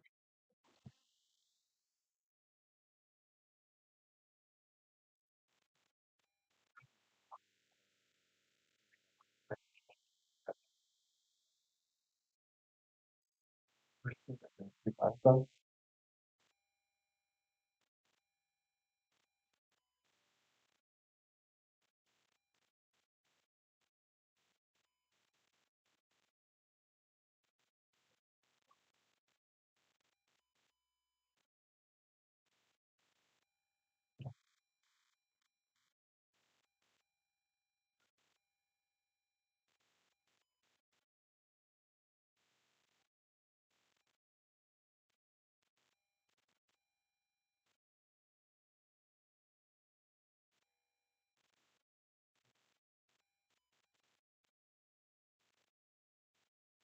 right. So what's the possibility? Uh, what is the incentive for Manta photography based? Could you please When talk a what little bit associated louder? with the yes, yes. DFA. Say it again? So So my my question question is is, so when we do filtration, yeah, purification with tangential flow filtration. So is that sufficient or how is it working? So purification method by tangential flow filtration.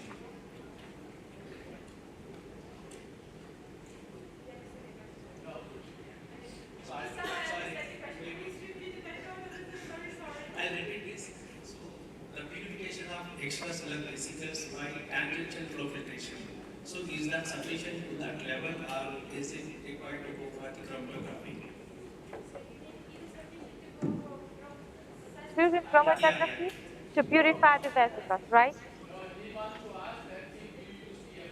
Yes.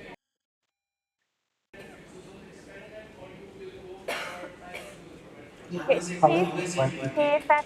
Okay. So actually, CFF is a very valuable method to reduce the volume. So if you're working with a large volume, CFF is a good method to reduce the volume from the cell culture. And it is a valuable experiment to reduce the volume from the cell culture. But if you go to the biofluids like blood or like urine even, then the CFF is not sufficient because you cannot really purify vesicle only by using this filtration. And but of course, I mean, it is well known that the CFF isolated vesicles from cell culture supernatant they remain functional. They will be used now for the regenerative medicine, even in the clinical trials. But that is actually conduct really the cell culture medicine.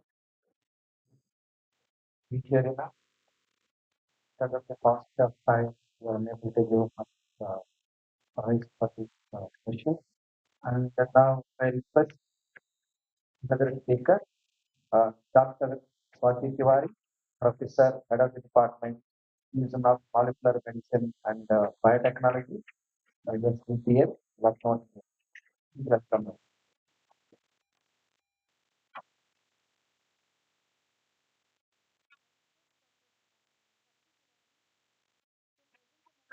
Application to Dr. Giri.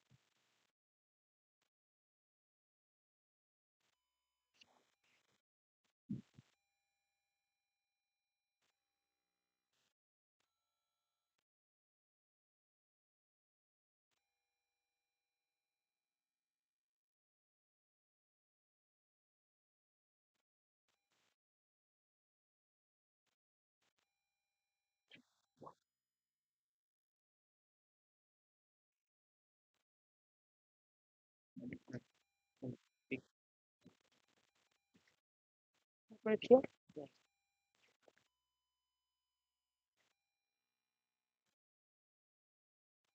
Thank you. Okay. Very good morning. And I apologize. I just took the liberty of making the title a little bit more specific and making it like the extracellular vesicles in human urine. So initially, when I gave this title, I was only going to talk about challenges and opportunities. But then later on, I realized that Dr. Raghu is here and other speakers are here. So they are going to essentially tell us everything about what are vesicles, how they are synthesized, structures, and what everything we have already listened. I'm not going into the detail, and all of you are here. That means you're already aware of the potential of extracellular vesicles. What I'm going to talk about is uh,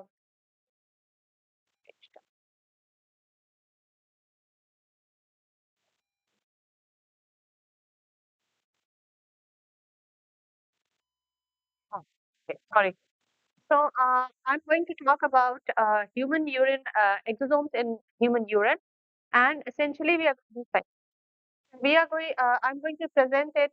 First, I'm going to present the efforts what we have done towards the prevention and management of kidney disease, and that is in my area of interest. Then later on, I'll be talking about some of the challenges which are specific to urinary exosomes. So before I talk about this, very briefly about kidney physiology and pathology so that you can connect what I have done and what we are doing in the lab. So kidney, as you know, is very important organ because it filters all the toxins from the body. And while doing so, it actually encounters various toxins and substances, and it is very prone for damage. And as you may be aware, this point, right? So this is the nephron segment, and throughout the nephron segment, there is reabsorption and excretion of things happening, and the blood gets filtered from this region, which is the glomeruli. And so it is basically we need to understand that the other organs are not that prone for damage as kidney because the renal blood flow is around 400 per 100 gram of tissue. The rate is too high, and it is higher than well perfused vascular beds. So that means that it has a higher chance to encounter or get exposed to harmful circulating agents and substances, and that is why it is most prone. So, and even under physiological conditions. So we have to be aware of this condition, that why kidney is so prone.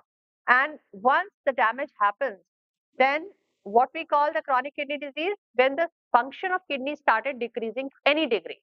But essentially, as per the standard definition, chronic kidney disease can be confirmed when estimated glomerular filtration rate is less than 60 ml for at least 3 months. Why should we bother? Because it is like any other tissue, it is happening. No, because if once kidney damage is there or CKD is there, it is affecting multiple body systems. So uh, talking from the central nervous system, right, to immune system, endocrine systems, all the systems get affected. So we have to really protect our kidneys, and these are some of the primary causes which of CKD, especially hyperlipidemia, diabetes, and hypertension are the three major causes of chronic kidney disease. So that is why I got interested in kidney physiology and pathology, and we in our lab we are trying to address some of the unmet clinical needs by using, and I'm going to show you what we have done very briefly before talking about the challenges. So we are working on, actually there's one more front I haven't mentioned over here. I'm only focusing on the diagnostic part. So we have used urinary exosomes to come up with an approach for early diagnosis of chronic kidney disease, CKD predictor, so that we can predict early. Because once the damage starts happening, it is almost impossible to reverse it back. Now there are regenerative things coming up, but essentially once the CKD starts, then it progresses further. So the best part, the best bet could be that we can prevent it. So for that, we are trying to identify the predictors. If we can predict it, we can do early intervention, and we can stop the onset of kidney disease, or at least slow the onset of kidney disease.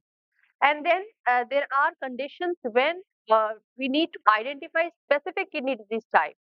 And for that, renal biopsy is the only existing gold standard method.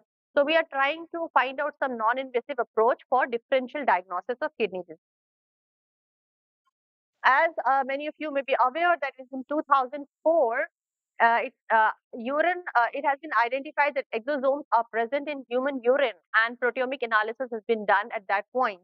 And then this is a nephron segment again. So every cell which is lining the lumen secrete, because all the cells are secreting exosomes, so extracellular vesicles I should call them. So it is here, and then the urine comes out. So there is a good chance that the exosomes or the EVs which are produced in the proximal tubules, they travel down, and if they have some pathogenic molecules in them, then they can cause the progression of kidney disease. So it is very important to identify these kidney disease biomarkers. So what we are targeting is we wanted to check some of the molecules which are early gene regulators. So we know that transcription factors and microRNA have the capability to have the transcriptional regulation. So we are focusing only on these molecules. So our effort, I'm going to present our effort on early diagnosis of chronic kidney disease. We have initiated, so we were the first lab in India to start using exosomes and demonstrated its usefulness in human urine. So we have initiated these studies in 2010 and 11. So where we first only because of the limited grants, because we can't get grants just for the basic biology part, so we have to make it applied so that we can get some grants. So right away, I just have the first grant, which is for looking at whether Wilms tumor protein, which is a specific marker of podocyte, can this be used somehow for early detection? So what we were able to show in a cohort of type 1 diabetic patients, what we have found that the patients who have diabetes and also have proteinuria. So proteinuria means coming of appearance of proteins in the urine. And once it started, that means kidney diseases already have set in. So in the patients who have diabetes as well as proteinuria, WT1 positive exosomes are present. Whereas in healthy subjects, it was barely detectable in 1 or 2 patients among all we have studied. But there is a population where the patients have type 1 diabetes but no proteinuria. That means they are CKD named. In that population, there is 50-50% or some few patients have WT1 positive, few don't have WT1 positive. Then we have shown that this actually, the positivity of WT1 or the presence of WT1 is associated or is predicted at early kidney function. So that means the kidney function is associated with presence of WT1 as well as the expression of WT1 through Western blot analysis. We have done these studies. WT1 positive patient exhibited decline in renal function parameters compared to those who do not have WT1 in their exosome. So it was in 2013 we have published this paper using samples from type 1 diabetic patients, and at the same time I should say, another group was working and they also made this finding, made this observation that FSGS, which is focal segment glomerulosclerosis patients, also have WT1, high expression of WT1, and they have published a few months later to us. Then we have been working with a cohort of patients with type 2 diabetes also, and there we just noticed that there is an association of Wilms tumor protein in urinary exosomes with early kidney injury markers, which are NGAL and KIM1. So this is what we have observed in this population. I'm sorry, I'm not. This is not type 2 diabetic. These are general patients. So the previous data is from type 1 diabetic patients, and this is from general population without diabetes. Then we used a rat model to induce diabetes, and as the kidney damage started happening in these animals, we noticed the appearance of WT1 in their urine exosome. So this is actually a direct evidence to show that when kidney damage started happening, this WT1 started appearing in human urinary exosome. These are in rat, but we have made any speculation in human. And then later on, this is a complicated slide, sorry for that. So we model this, whether WT1 can predict kidney disease or can be a better model to find the ACR or the albumin to creatinine ratio, which is a measure of kidney function, is whether it can explain the ACR variability in the population. And we found that if you take WT1 alone or in combination with any of those renal injury marker, NGAL or KIM1, they are actually showing better performance than the renal injury marker itself. So that means WT1 outperform these renal injury markers to explain the variability of albumin to creatinine ratio. So what that means? That means the early diagnosis of kidney injury can be made through WT1 or by checking the expression of WT1 in human urine exosomes. Now, as I said, prevention is better than just diagnosing and treating the patient. We wanted to see whether this WT1 can in fact predict that the patients who have WT1 positivity will progress to decline in kidney function faster. So what we have done, as I explained you about this population, where some of the individuals have WT1 positive, some don't have WT1 positive. So we followed this patient for about 2 years, and we found that the individuals who are negative for WT1, and then you can see the individuals who are positive.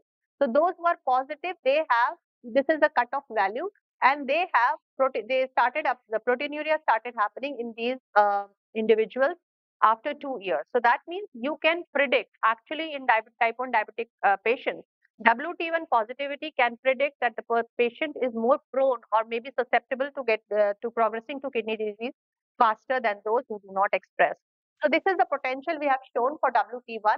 So in type 1 diabetic patient, increased level of WT1 were associated with proteinuria and decline in kidney function, and it predicted the risk of proteinuria in patients with type 1 diabetes. So can be an early marker as well as can be a predictor. In general population as well, we found that this WT1 expression is associated with kidney injury or decline in renal function. So then we have done another study. It's a long 2-year follow-up study, more than 2 years follow-up study. So we have enrolled around 684 patients. And then what we have done is we have followed them for 2 years, and we found that 2 of them had incident CKD. That means 2 of them developed kidney disease as per the KDIGO criteria. They have developed kidney disease. So we have profiled their microRNA in urinary exosome, and we found at least 39 microRNAs which are differentially regulated in progressors versus non-progressors.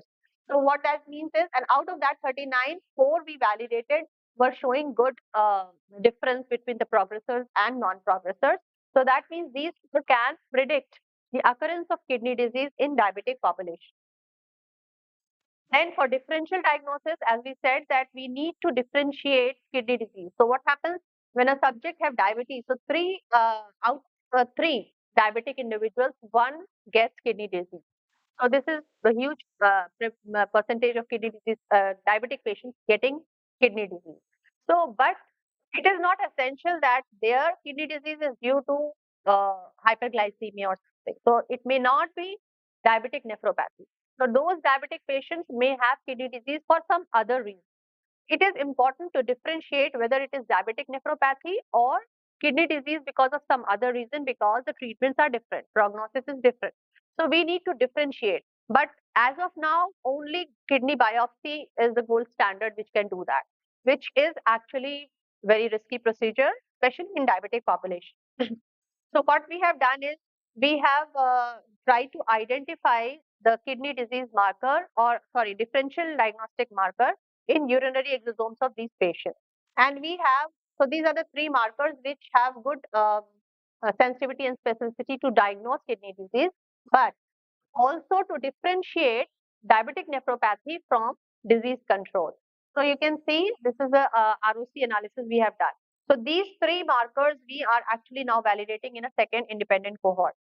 And the patents have been filed for these 2 studies for early prediction as well as for differential diagnosis. Maybe I don't know if I have time. Okay, so I'll just skip this slide because this is something we have done just to study gluconeogenesis, which is a very important phenomena in kidney and which is very unappreciated in kidney, that whether we can study gluconeogenic enzymes in exosomes and its regulation. And we have published papers in American Journal of Renal Physiology. If you have interest, you can look into these papers. I'm just skipping it. So about challenges in sport, because much has been said in the morning that about heterogeneity and everything.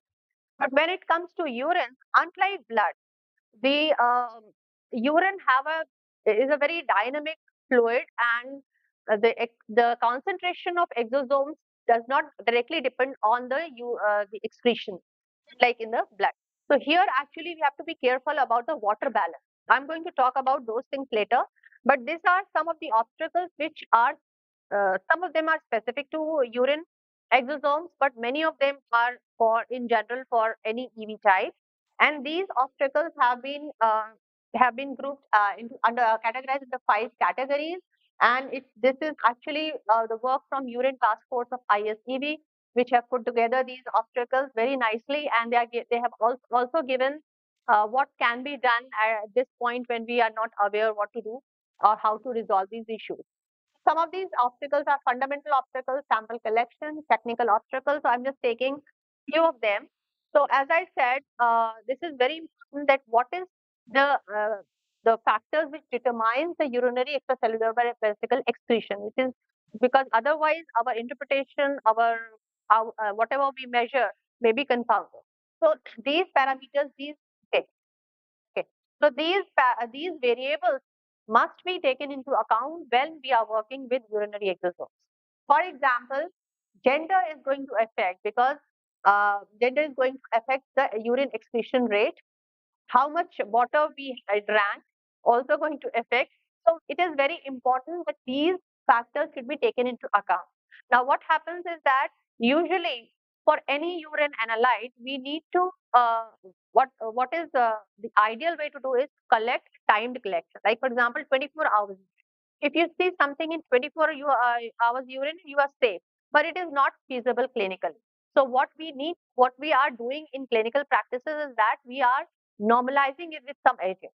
So you must have heard albumin to creatinine ratio. So when we measured albumin, we actually normalize it with creatinine value. But creatinine is a factor which is affected by the gender, muscle mass, and what the diet you have taken. So these important variables are there, and we don't know how to normalize them. Should I? Okay, I'll just skip. Then the technical roadblocks about these parameters, but this paper is under review with JSEV, and I'm hoping that it will come out soon. So you will get all the details of the technical challenges and how can we overcome those. Then there are issues with data analysis integration, validation of these assays, roadblocks, and the clinical roadblocks. So this is the most important part, which actually I don't know how this could be addressed, but this is something which we call clinical inertia, because I have been facing this a lot. When you try to tell someone, or at least here, so the clinicians are always reluctant in taking these. Okay, possible. So just support, so because there are ICV task forces which are available, which have provided the guidelines how to resolve these problems. And then we need workshops. I think I can just call that. And then as Dr. Raghu already have shown the things which are in phase 1, phase 2 trials. So there are others which are in phase 1, phase 2, even phase 3 trials. So there is a hope at the end of the light, the end of the tunnel. So in summary, it is an evolving field, and the future is definitely possible, but we need to follow the proper guidelines. Thank you. Sorry, I have to. I thought that it.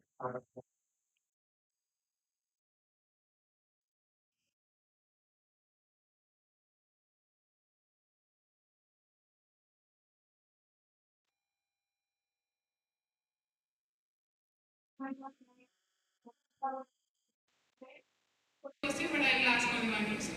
So, at what stage of type 1 diabetic patient did you start like checking that as biomarker? At which specific At what stage of stages? CKD? Okay. In diabetes, usually kidney disease, in the case of uncontrolled diabetes, it may happen, but it is after 10 years or so. You can take any, in our studies, we have taken the subjects who have at least 5 years of diabetes. And then we have started testing their urine exosomes for those potential biomarkers. And then we have followed them up for another 3-4 years and to see.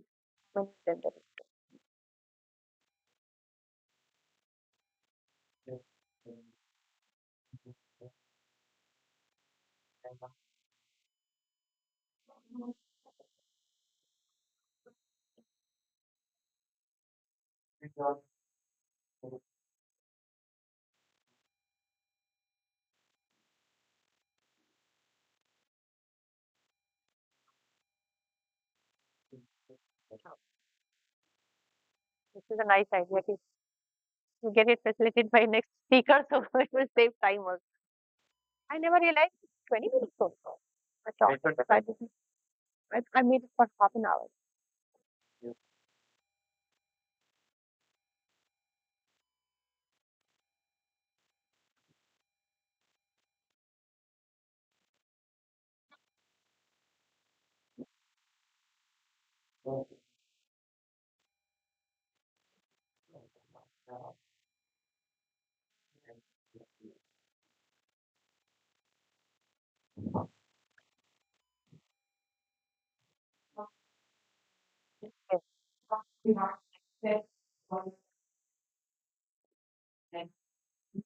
And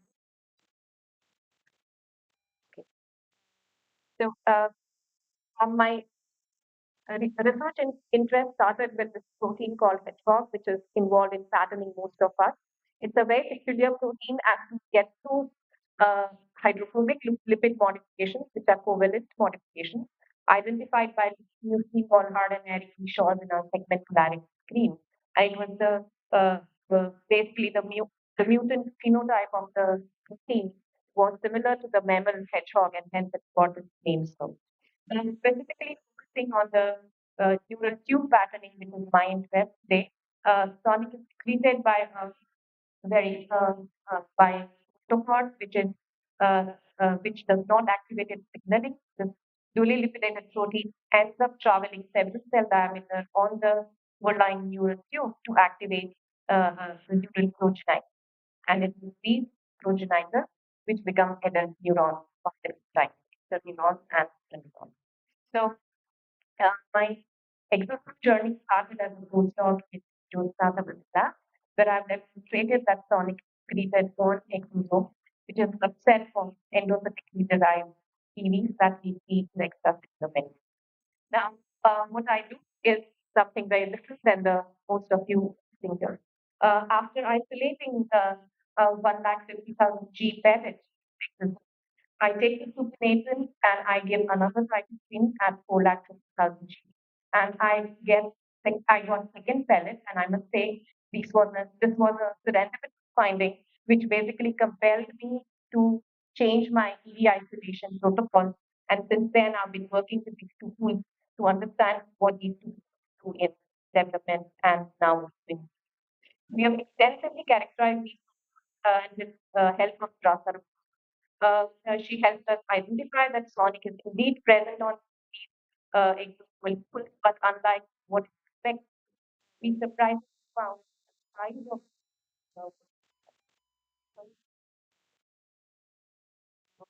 sonic analysis of transport and that people voice not have seven as one is very the store of basically what I think here at that of and biotech have on now that is functional techniques I will have to on use that and what I found was that all special targets. I'm shooting for the HNF here. But the newly identified isolated pool by me was not functional. So at the end of my postdoc, basically, I concluded that this embryonic pool is non-functional, at least, I mean, this new pool was non-functional, at least in the embryonic patterning scenario. And with that, basically, I started my new lab and with the hypothesis that I'm going to find function of the second pool that I've isolated in disease because it must be doing something. And so now my lab, while it continues to work on neural tube patterning, I also use leukemia as my development model. And what I did differently is I went to James Briscoe's lab as a postdoc then to learn the neural explant differentiation assay. And whatever I'm going to show you today is in close collaboration with Raj Ladhav. And I must say that without his help and support, none of what I have achieved would have been possible. And in disease, I collaborate with Dr. Sharad Damodar, who has been instrumental in helping me understand some of scenarios. So, very brief about my model. We basically, Ankita in the lab cultures this nice neural ectodermal tissue in collagen droplets, and it is this we use SOC2 as our marker to ensure that the tissue that's cultured is deep sonic responsive neural ectodermal tissue. And we also try our best to take equal amounts of sonic in these two pellets when we look at function, because sonic is a morphogen and that needs to be taken into account.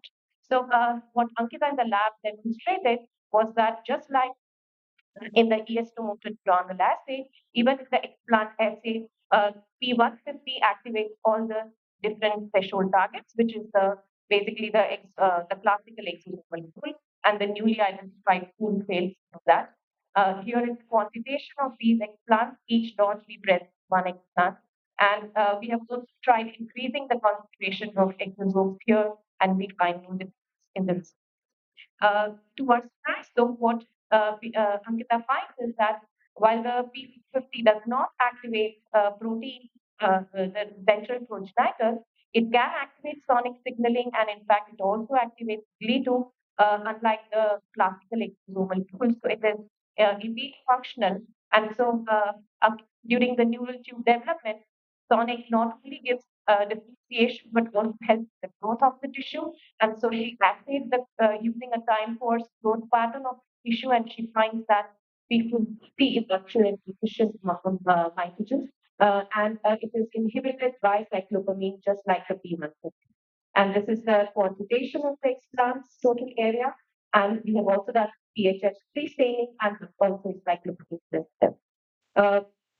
So basically, what I'm showing you is that the new pool that we've identified is an efficient mitogen and helps in neural explant culture.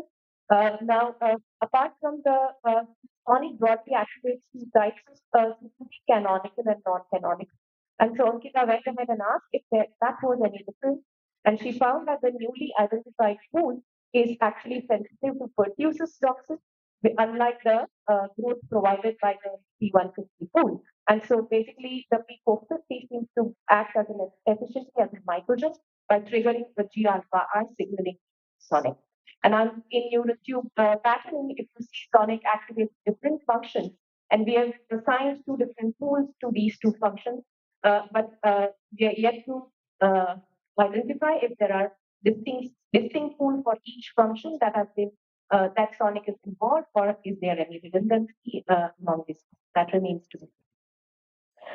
We went ahead and checked these pool even in human tissue, and what Zuha in the lab demonstrates that in CML patients, plasma, bone marrow derived blood, as well as in CML cell line, sonic is predominantly secreted in P450 pool, and it imparts resistance to imatinib, and using cyclopamine, as well as now we also find using PTX as a adjuvant, this sonic mediated imatinib resistance can be over.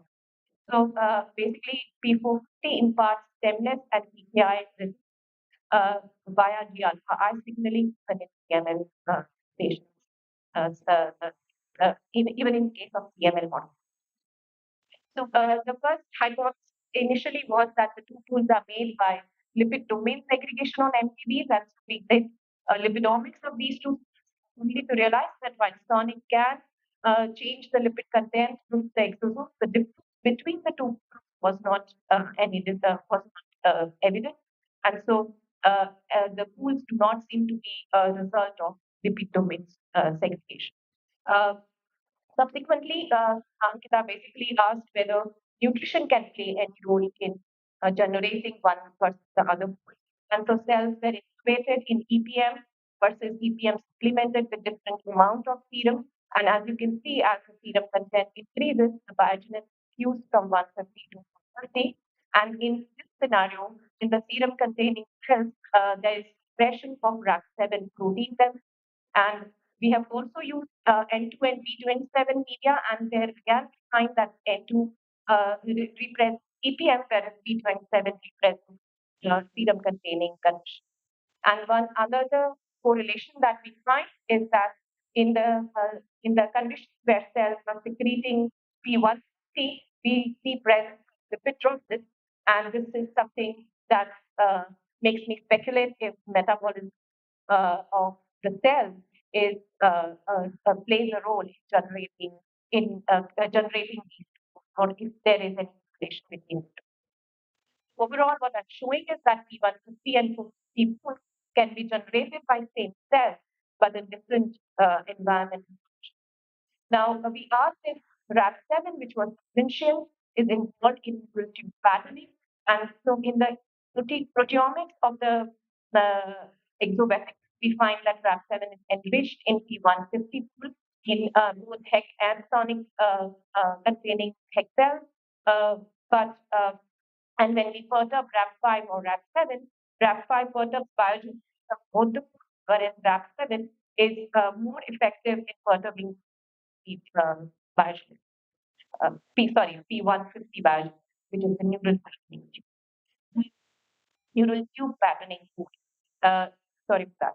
So we then did electroporation in the HF stage embryo, and we demonstrate that when dominant negative RAP7 is electroporated into this embryo, in presence, whenever the notified has expression of RAP7 dominant negative, the overlying neural tube do not express NKX 6.1, unlike the underlying endoderm.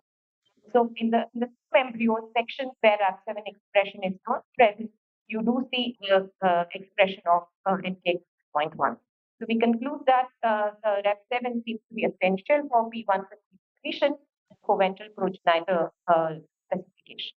So overall, what I've shown is that P450 is at early secretion, whereas P150 is a late endosomal in origin, and one activates the GPCR arm of sonic signaling, whereas other is involved in canonical.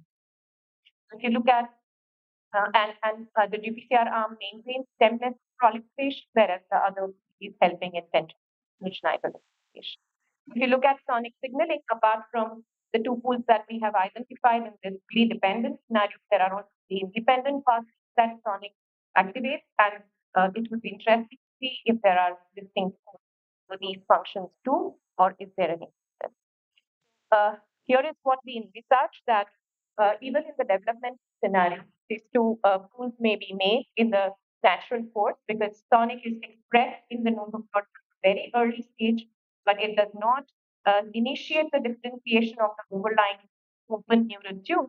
And so the differentiation of the ventral progenitor only starts after the neural tube close. And so we envisage that initially there would be secretion into this, whereas because of the probably coinciding with neural tube notochord maturation, you might see increased secretion from P150, which then leads to patterning of the neural tube. And subsequently, in the development, sonic is secreted by closed plate and is known to be involved in neural progenitor proliferation. And we envisage that this would be probably through P50 secretion. And so we now are interested in generating a difficult pregnancy cohort to evaluate these pools in our neural progenitor and differentiation assay. The questions that we are interested in asking is what are the functional sonic exovesicular pools during pregnancy, and does it change in difficult pregnancy? And with that, I summarize what I conclude is that companions matter, whose sonic is packaged with on exosomes control the signaling ability. And so it is secreted on at least two different pools of exosomes. Each cell can toggle biogenesis of two pools in different stress or nutrition conditions. The two pools of sonic activate distinct signaling arms. Physiologically, the questions that remain is which pool is made where, and what are the critical partners of sonic that allow it to hope to sample different diseases and characterize these exosomes to only understand its function in our neural assays better. Thank you for your attention, and I'm happy to take questions.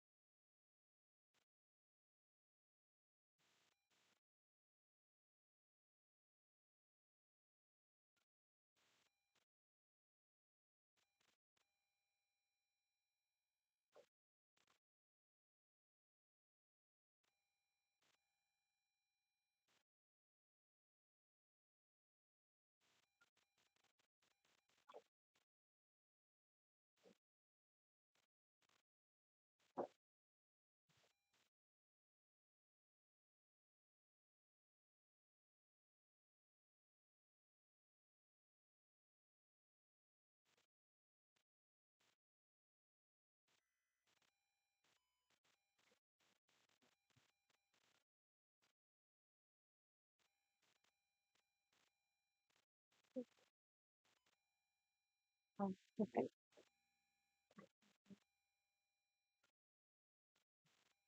Hello. Okay. Well, um, thank you very much to the organisers for inviting me. I just want to say with my UKEV President hat on, when Dr. Prasad contacted me in 2023, who knew that I would be standing here right now? I also just want to personally thank Dr. Pravina for getting me here, because I think without her help I'd still be at the airport wondering what to do and where to stay. So thank you very much for arranging everything for me. Okay, I'm going to shift gears a little bit. The title that I gave was to talk about dietary derived EVs in human inflammatory responses in vitro. Um, so I'm a vascular biologist. I've been interested in cardiovascular inflammation for many, many years. And in particular, the early events happen where we have leukocyte endothelial interactions. And somehow a long time ago, um, I started to think about EVs and that they might be part of that crosstalk and part of the important changes that happen in early atherosclerosis. And then one day I was chatting with some colleagues. I used to work in a vet school until very recently, and I was chatting with some colleagues, and it's old school. And we were thinking, well, we eat stuff, right? How does what we eat affect what happens? And are there EVs in the stuff that we eat? This was a long time ago, okay, back in probably 2012-ish. So are there EVs in the stuff that we eat? And I think round about then we started to know that yes, there are EVs in the stuff that we eat if the stuff that we eat comes from animals. Okay, so I think we're all quite happy now that milk in particular has lots and lots of EVs in it, and we can assign lots of functions to those EVs. And we also know that if you drink milk, then you will have bovine EVs in your plasma. So what are they doing? So just a little cartoon of where those EVs might come from. Again, we know that the mammary epithelial cells make our milk fat globule, and we know that when the milk fat globule is released, we also get some cytoplasmic content released, and we get something that looks a little bit like a large EV or an exosome, whatever you want to call it. Um, what's the word month? But also we know now that those mammary epithelial cells are producing both exosomes and also microvesicles. We've got quite a few different particles that are coming through in the milk that we drink. Like putting another hat on for a moment, and again, thinking a little bit outside the medicinal space, I'm very interested in the concept of One Health, and then folding into that is the concept of One Welfare, and then we also talk about One Medicine. So you may have come across these phrases. This is how we look at the space between the healthy human, so us and keeping us healthy, and EVs for medicinal purposes. But in order to have healthy humans, we need healthy ecosystems, and part of that is our healthy animals. So I'm increasingly thinking how healthy humans are related to healthy ecosystems and healthy animals.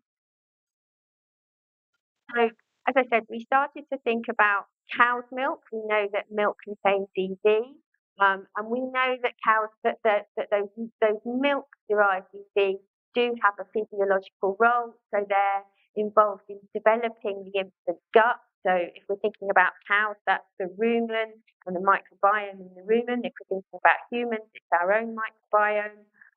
And they're also involved in developing the infant immune system. And so we wanted to know whether these EVs that are physiologically developing an infant gut and in particular an infant immune system could have any effect on human inflammatory processes. Then my colleagues who were more interested in the cows were asking, well, actually, is there any correlation between the EVs that we count, the lactation period for that cow? Can we tell anything between EV number and various milk production traits? So can we predict which is going to be a better cow based on the EV number or some other characteristics?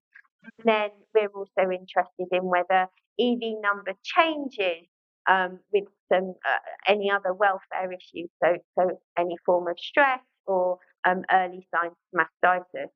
And really our first question actually was, can we measure them? Can we isolate them? And is raw milk okay? Can we look at individual cows? So the first answer to that was yes. We have some protocols now. So we then started to take these EVs and see what effect they might have on monocyte responses and on endothelial responses in various inflammatory models. And we measured reactive oxygen species production and then different cytokine production. And then latterly, we've also been looking at the microRNA signature. And I'll show you a little bit of data on that as well. Okay, so we published quite a long time ago now, showing that yes, we could actually isolate these, we could measure them, and they might have some implications for apoptosis, but actually we might be looking at some kind of physiological process where the udder is turning over towards the end of lactation, because what we found was that as days in milk increased, so as feeded through lactation to the end of lactation, we would have an increase in microvesicle release. And interestingly, whilst we might have more microvesicles in that milk, those microvesicles were slightly anti-inflammatory, slightly antioxidant. We have a standard assay for measuring reactive oxygen species. When we add those EVs from individual cows, what we find is that the later in lactation they are, the more inhibitory effects they're going to have in these Ross assays. And that's whether we're looking at monocytes or endothelial cells. So in fact, it looks like later in lactation, those EVs are there to start switching off some of the immunological processes. And there's also questions there about, can you then give people cow's milk from cows later in lactation so that milk is starting to act as a functional food? And I'd love to tell you that we started doing that, but we haven't. But maybe one day we'll be able to. We also started to measure the cytokine production, and what we saw was that there was an increase in both CCL2 and TNF in our endothelial cells and monocytes respectively, and then at some point we started to see a drop-off. So again, as if potentially those EVs start to become a bit anti-inflammatory. we started to ask questions about what else was in the EVs, and at that point, the first marker that seemed obvious was MFGE8, which some of you will have heard of as well. So MFGE8 is also known as lactoferrin and was one of the first markers that was identified on EVs, not just from milk, but from plasma as well. So MFGE8 goes up days in milk, but when we started to ask whether it might be important in intake, we actually found that we couldn't block using MFGE8. So although there's MFGE8 on the EVs, and we also found that MFG could block microvesicle and exosome uptake, this blocking wasn't through MFGE8. And at the moment, that work has stayed right there. So we then have started to interrogate the cargo of EVs, and we have looked at microRNA. So first of all, we did a candidate-based approach, and we chose some microRNAs that we thought might be important in different stages of lactation. We didn't get very far with it, to be honest. We found a few changes in 27A, in 10B, in 223, but we were expecting to find changes in 26A and didn't. So we decided to go for it and actually send some of these samples off for sequencing. So we did, when we looked at sequencing, we did find changes when we compared early, mid, and late lactation, as you can see here. And then looking in a little bit more detail, what we found was that in later lactation, we start to lose some of the microRNAs that we find in early and mid lactation. We also found some different pathways that might be relevant for lactation, but also for the anti-inflammatory properties that we've observed. And again, so we'll be investigating that in more detail. When we looked in more detail at the sequencing data, we found that there were 9 previously identified microRNAs that seemed to change dependent on early versus mid versus late, using the more sort of stringent approaches. So 5 that were downregulated and 2 that were upregulated. We also found a number of novel microRNAs that we will be interrogating in a bit more detail. In another study, we were looking at mRNA and using a multiplex response. We again found, so this is a candidate-based response again, this approach, but the genes were chosen based on milk production traits. So these are mRNAs that have previously been shown to have been associated with higher levels of milk production. And so we wanted to interrogate those in early, mid, and late lactation. And we found some changes. And when we then overlaid the changes of the microRNA with the changes in the mRNA, we found 3 potential candidates that where the microRNA that we found might be associated with the mRNA. So again, we're going to go back and have a look in more detail at our higher producing cows, whether these changes are seen there. So in summary, with the cow's milk, the number of EVs are increased with days in milk. There's an increase in MFGE8 expression. We think that there are some anti-inflammatory properties in our late EVs, and we need to really have a look in more detail to see how the microRNAs that we found are linked to these functions. Can we use them as biomarkers of other health, and the potential for welfare scanning, and in that the potential for One Health and for antimicrobial stewardship. If we can detect mastitis or other problems earlier, we might be able to limit the use of antibiotics. We went on and had a look at sheep milk. So sheep milk in the UK is not a huge market, but it's important globally. And sheep are, again, if we come back to our One Health question, sheep's milk is more important elsewhere. If we can understand more about EVs in sheep milk, we might be able, again, to extend those welfare questions globally. And so we published that we have isolated EVs from sheep milk, and we determined there's microRNA present, and we haven't published the microRNA data, but again, we managed to find some unique signatures and some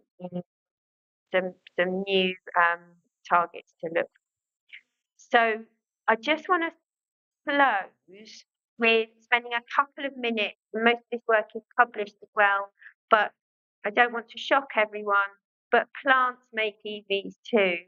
I had this conversation yesterday.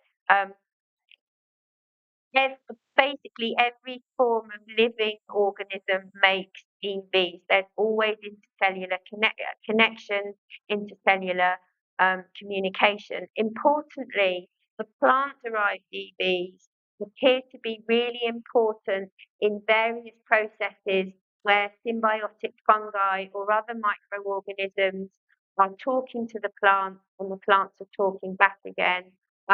There are also EVs that move through root systems. So if we have the sort of rhizoid type plant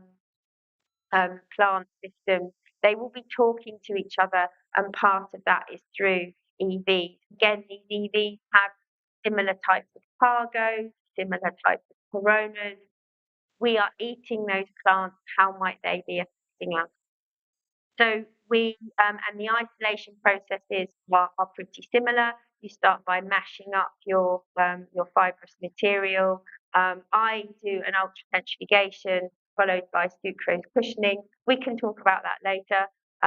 But we have EVs. We have published now using mulberry, which is a fruit that's been used in traditional medicine, high levels of resveratrol, so known to have benefits in wound healing, diabetes and cancer, and also in some N3 PUFAs, and also lots of flavonoids. And one of the issues when you look at any of these traditional medicines is that we know that they're good for you.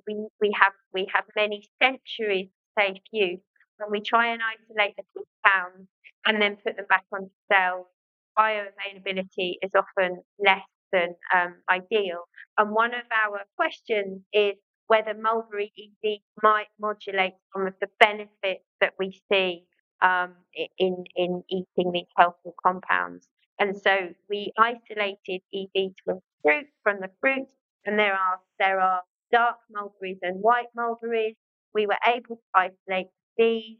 And we were able to show that they were, well, interestingly, what we showed was there was an increase in ROS when we added the fruit EV, but conversely, we saw a reduction in CCL2 production and a reduction in TGF beta 1 in macrophages. We did scratch assay, so a very standard type of migration assay using one of our endothelial cell lines. And interestingly, what we found was that the EV caused a reduction in migration, but on the other hand, caused an increase in proliferation. And we were a little bit confused about that, but that correlates with some other literature that brings together the TGF beta finding with a reduction in migration, but an increase in proliferation. So we think that the mulberry EVs might be modulating their effects in that way. We just started working on tea, which is another way that people will take mulberry. This is very preliminary data by 2 students in the lab. Again, we're able to isolate EVs, and interestingly, we found no effect on monocytes.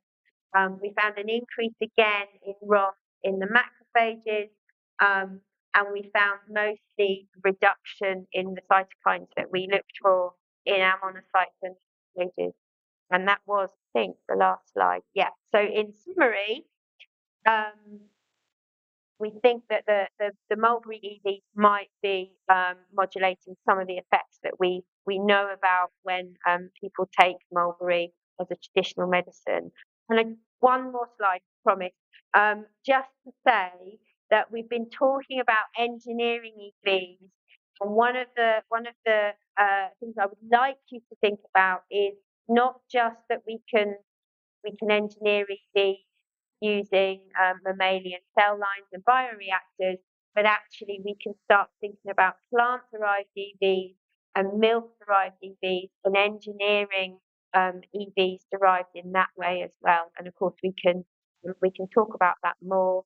So just to kind of acknowledge a lot of this work was done at the Royal Veterinary College, and then I've recently moved to the University of Central Lancashire about 10 months ago. Lots and lots of people have been involved in this work, and some nice funding over the years.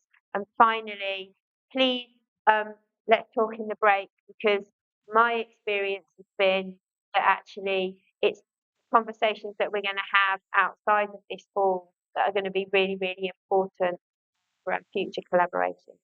Thank you very much.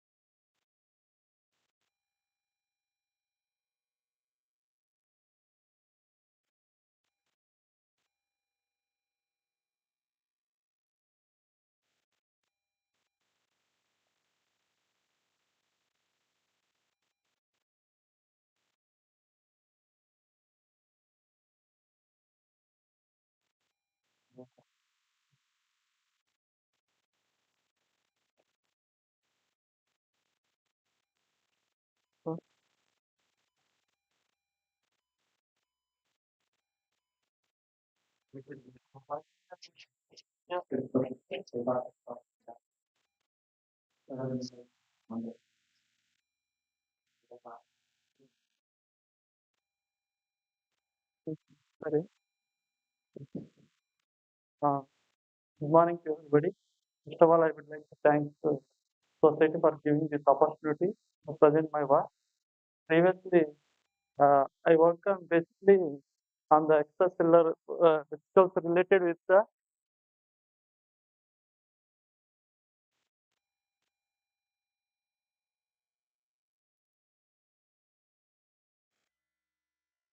it is not moving.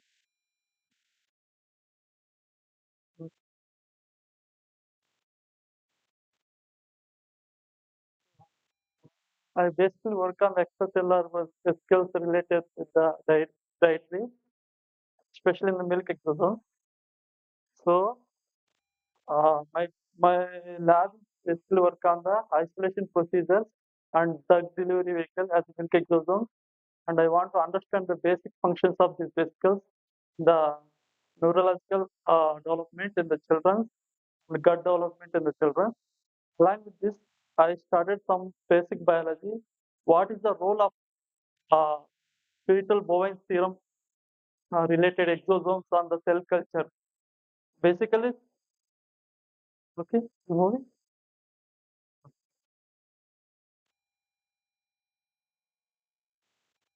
So basically, we do all people will do the cell culture by using the FBS, and we are experts. If you want to treat the any extracellular vesicles isolated from the any human as well as the cell culture base or anything, we want to remove the basically FBS contaminated vesicles.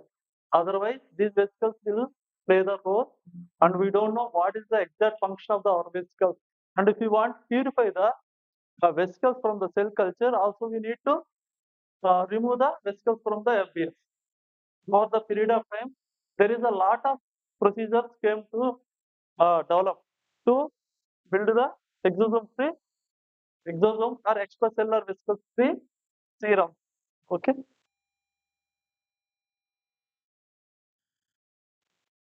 So these are my expertise areas. Today I am going to discuss about this one, role of serum EVs on the cell morphology and cell function. And we all know there are the different type of the extracellular vesicles, microsomes, microvesicles, apoptotic bodies, exosomes, all this stuff. Okay.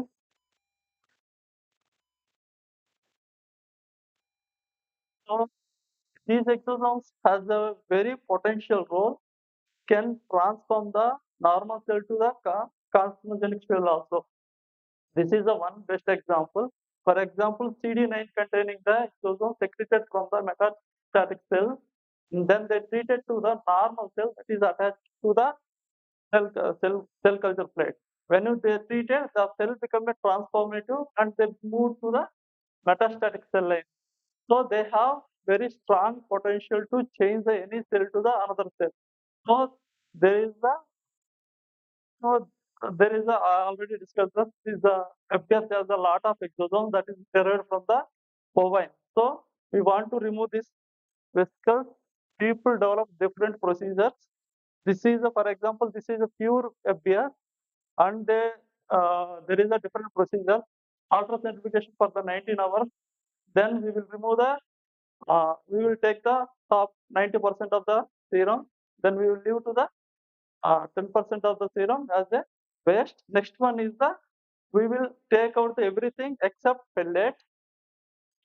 Another method is most of the people use the very simplest method is the ultrafiltration by using the 100 kD filter. So this way they develop, and this is the commercially available FBS without exosomes. It is very costly one.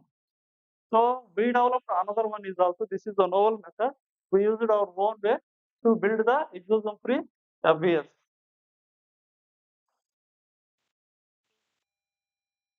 Then after this isolation procedure, we went to the molecular characterization of these serums. And after this one, see, these are the normal FBS. There is a just expression of CD81, but there is no expression of CD81 in all the exosome depleted serum. Same like the TSD101 and HS370. Then we came to know that these serums are exosome free or extracellular vesicles free. Then we tested on the cell how this extracellular depleted serum will impact the cell morphology. Just we directly related the cells with this serum. If you observe, these are the normal FBS. They attached very firmly and they made the network shape structure. Whereas the exosome depleted with the UVF, if you see there is no formation of the any structures of the cells. Whereas like a without serum. So whereas the commercial serum as well as our developed serum also they form the very good structures on the cells. Then when I observe this phenotypic, then I came to know we know spheroids. Spheroids are also small cells and they look like a round shape. Then I thought that there is any increasing the expression of the cancer stem cell marker. Then I went to see the expression of the different cancer stem cell markers like CD44 and EPCAM. And these, when we depleted the serum exosomes, the expression of the EPCAM also going down, as well as the CD44 markers are going down. Especially these going down in the case of the ultrafiltration and exosomes serum with fraction 1. And same when survivin. Survivin is the one of the protein it requires for the survival of the cell and it will induce the proliferation of the cell. So that expression is compromised in the three cases. One is the exosome depleted FBS fraction 1 and exosome depleted FBS using by the ultrafiltration and without serum. Then we saw the profile of proliferation of these cells almost except these two things, everyone other treatment is giving the good viability. Then we went to flow cytometry for the checking the cell cycle analysis, except this UVF as well as the some fraction of the this UCF, and as well as without serum they inducing the some cell death like cell death. Then we analyze the different markers. Now survivin is very important for the cell growth as well as the mitochondrial function. So we want to see the expression of the DRP1. DRP1 is the one of the protein. It will activate the in the presence of the phosphorylation it will induce the it will not induce the apoptosis. In the absence of the phosphorylation it will induce. So when we check the phosphorylation of the DRP1, these two treatments down regulating the phosphorylation, in that case there is a cleavage path is going up, so that in this our results show that if you take the depleted serum from the ultrafiltration method as well as the ultracentrifugation method with fraction, there is chance of inducing the apoptosis the cells.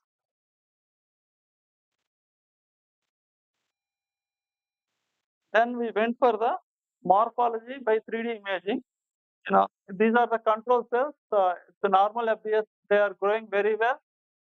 And you can use 3D.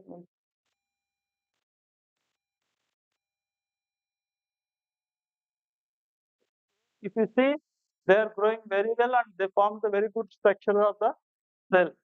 And their size of the cell from the bottom is very less. As if you see that this is the bottom and they grown up to this is the top, the size is very less.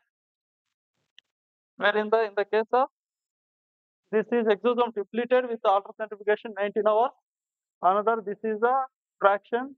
And if you see the ultrafiltration method, the cells are not growing the network based one. They are growing bunches. See these are the cells. They grown like a bunches, and their size of the cells from the bottom they increased, right?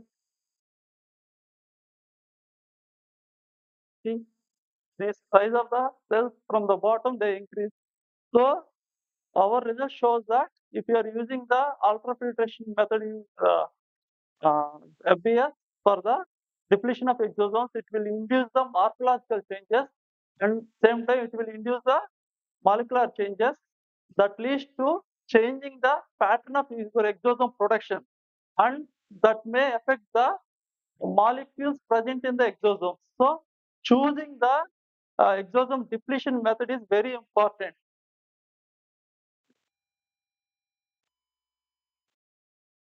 So this is the without serum.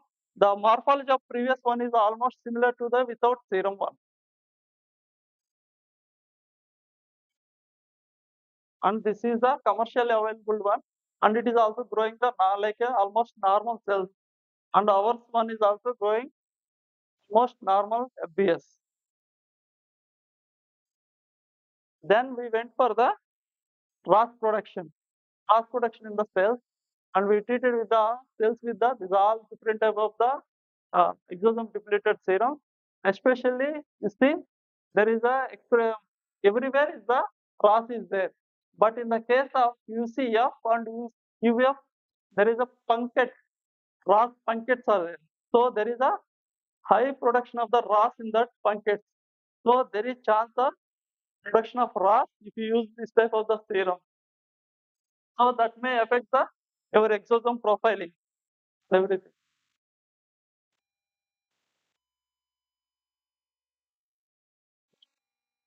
Then we went for the mitochondria ROS. So mitochondrial ROS also increase a little bit in the case of UVF, and in the case of this one also without serum, and in the case commercial one, whereas the normal most of the case it is not much upregulated mitochondrial ROS, but cellular ROS is increased. Then we went for the mitochondrial structure in this. So mitochondrial structure changing If you see the normal one, mitochondria is the elongated one, and whereas in the case of without serum, the mitochondria is not elongated and they are very smaller one. And here also, if you see the depleted EVF method also, they are very smaller one and fragmented mitochondria. That means this type of serum which induce a lot of morphological and physiological changes in the cells that leads to the effective exosome profiling. So our method is also performing very well. If you see our method, it is producing the good mitochondria, very big mitochondria that is good for the cell. So then what we done to improve the methods? Then what we done? Either we chosen the three ways. First, either we can culture our cells directly by putting our FBS, exosome depleted FBS in the first itself, or first we will grow our cells 12 hours in the normal media that contain the normal FBS, then remove that media and we can treat our cells with our exosome depleted media.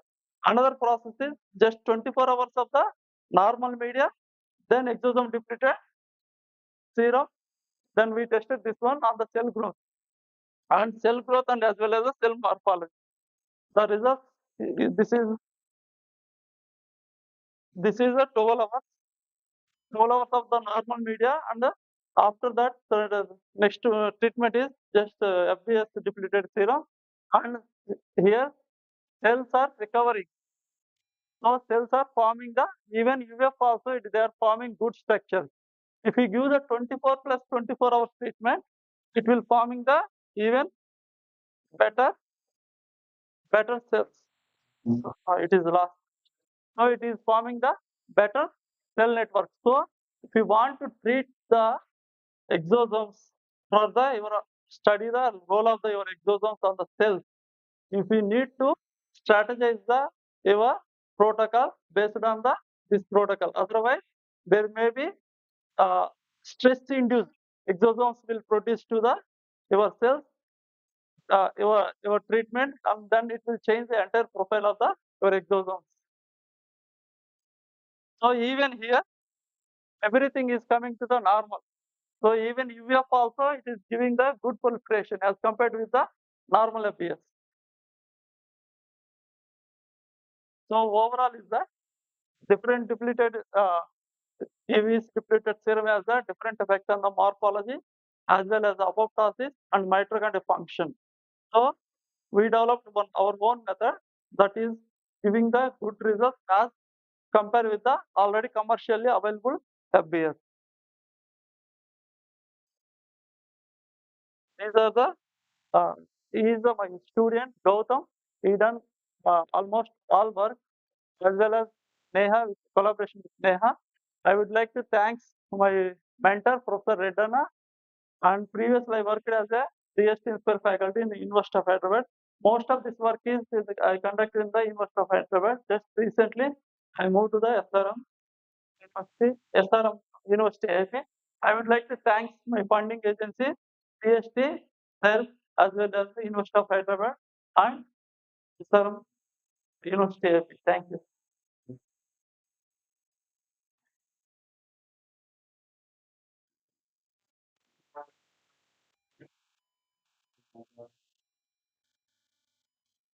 Vengal Rao.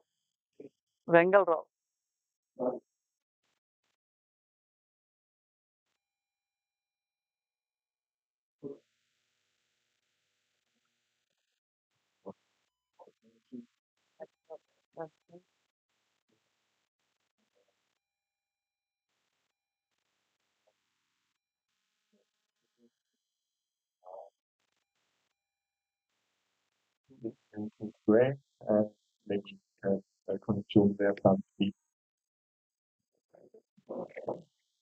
Thank you.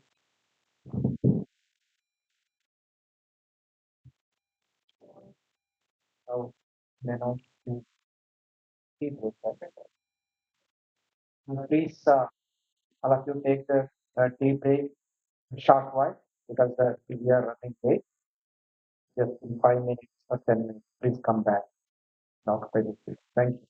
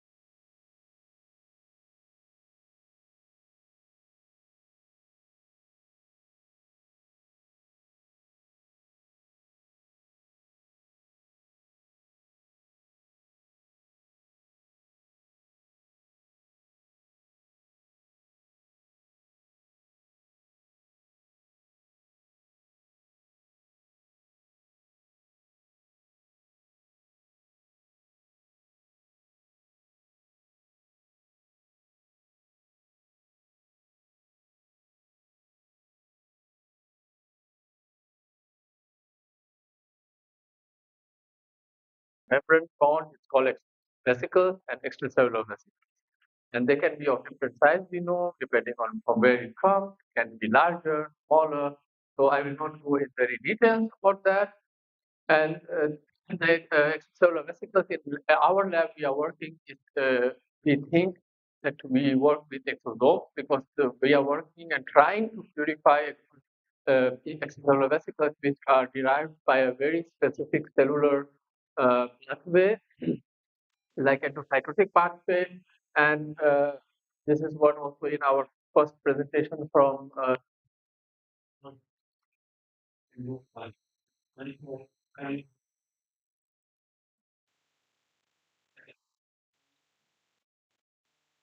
all the proteins and different kind of nucleic acids and even lipids inside. So with this, the question comes that as it is a mini cell derived from the cells and have protein signatures, in the last several years, in decades, it has been turned out to be a very useful biomarker. And as was told before, the importance of extracellular vesicles in biomarker is that if you take the ctDNA, just measure DNA. If you take proteins, you just measure proteins. But in extracellular vesicles, you can measure almost everything. So you isolate with one method and you can do multi-component analysis, and which is very useful as a biopsy marker because you don't need to take the primary tumor of the patient, which is life-threatening for the patient with many cancer. Coming to my journey to extracellular vesicles. So when I started to work in New York, in the lab which was focusing on extracellular vesicles, it was known that extracellular vesicles have either protein or RNA. It was not known that extracellular vesicles have DNA. So my query started to see that if we have DNA in the extracellular vesicles, because we know identifying mutations as in ctDNA is always very useful as a biomarker. DNA is very stable in comparison to RNA and protein. And for that, as a biochemist by background, I started a biochemical test where I isolated EVs distributed into 3 different compartments. In each compartment were treated with a different kind of nuclease. There's one nuclease which digests only single-stranded DNA, and shrimp dsDNase which digests double-stranded DNA. And this compartmentalization, we also, after digestion, pre-digestion, will remove the surface DNA. We also took the internal DNA and also did the same similar kind of digestion. And you can see, doesn't matter which kind of cell lines we use. In every cell line, you can see that when we are using shrimp dsDNase, you are able to remove all the DNA, degrade all the DNA. This is the first time that the majority of DNA what we have is not single-stranded, but it's double-stranded in nature. Only in these 3 cell lines, which I showed the cancer cell line, we took panel pancreatic cancer cell line, breast cancer, and lung cancer. In all the cell lines, found that the majority of DNA is double-stranded. It's always reviewers will ask, seeing is believing. Can you show how your double-stranded DNA looks like? If it's double-stranded or it's a single-stranded DNA swirled into the single-stranded swirled into the double-stranded pattern. We did for that atomic force microscopy, and say if we take a plasmid DNA which is digested and mineralized like exosomal DNA, and you measure the height is almost same like with the EV DNA. It proves that the DNA we receive in the biochemical digestion are double-stranded in nature. So having proved when you are excited about this, and my PI was a clinician, excited, I went to him, I said that I discovered that there is double-stranded DNA besides RNA and proteins. He asked me what then? What is the importance of double-stranded DNA?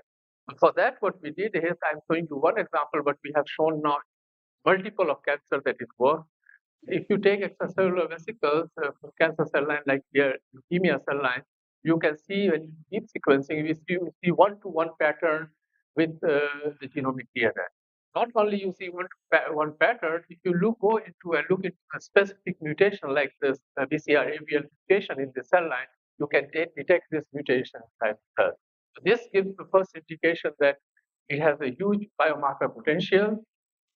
And why biomarker potential? Because in any kind of disease or cancer, you can isolate from different kind of biological fluid, and you can do liquid biopsy-based detection of tumor or cancer-specific information, the simple sequencing.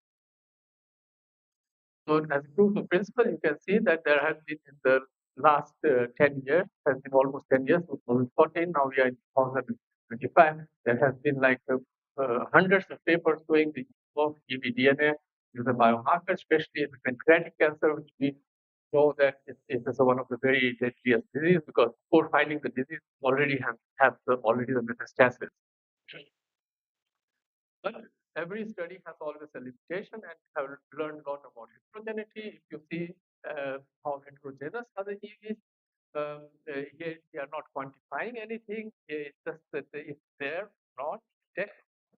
And in cryo-EM microscopy and using now recently a super resolution microscopy, we see that not all the exosomes are having DNA. If you do double labeling, see that there are only 1 to 5% EVs which have DNA. This is the challenge which we need to overcome if we want to bring in a routine diagnostic for the cancer patients. So, concluding this part of the biomarker, I can convince you that we have DNA and you can detect cancer-specific mutations. But in future, we need to enrich this DNA. We need to engineer tools, and then to look for the diagnostic sensitivity to improve the clinical outcome of the patient. So come to the next slide, next part of the talk. We are also interested in how cell-to-cell communication takes place. And you know that now EVs are known that they are very good communicators. For example, you can see in our review, you can read that here are two examples. If you have pancreatic cancer or melanoma-derived EVs, they can communicate with the distant cells and prepare the cells already for the later metastasis of the tumor. But the mechanism of this is not clearly known. And in this aspect, we are interested that how tumor-derived EVs, which contains DNA, can communicate. So that we isolated EVs from different kind of cell lines, and we characterized, like we have seen with the different talks today, that we characterize that we have EV-specific proteins in the EVs, and after characterizing, we were able to show this part I will skip because it's very detailed mechanism. We were able to show that when we isolate EV DNA, it has the pattern. This is the chromatin DNA of serum DNA, but EVs have this kind of pattern. So you have some protected DNA with protein.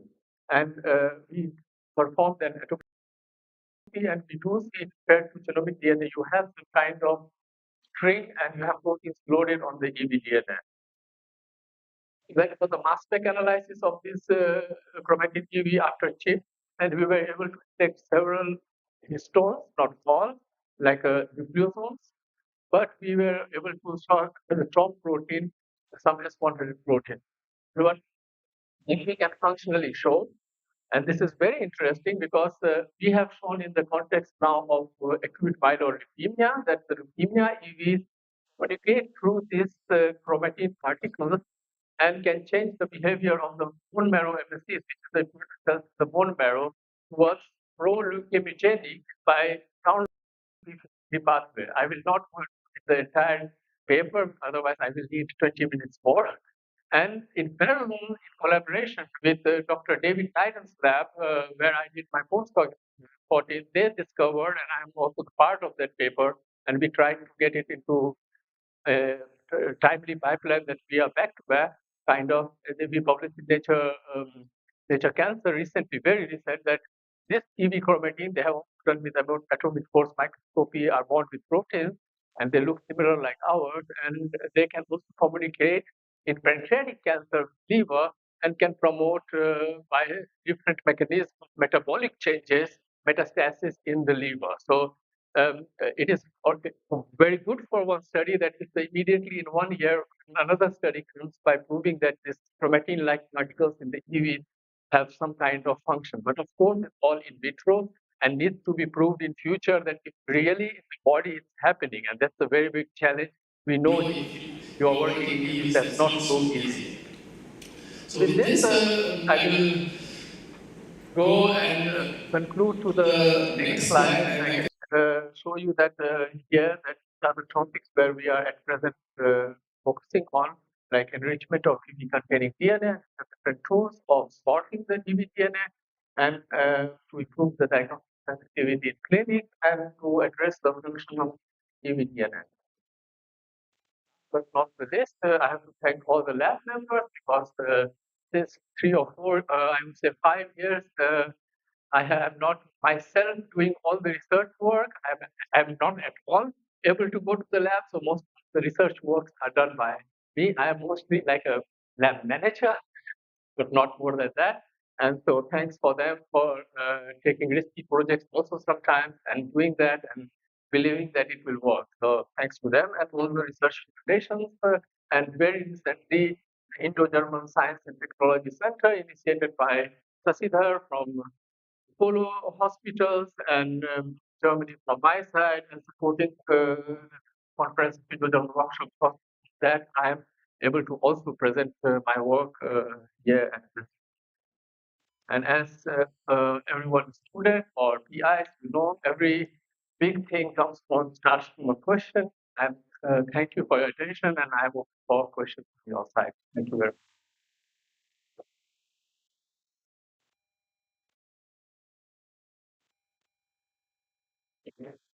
Please.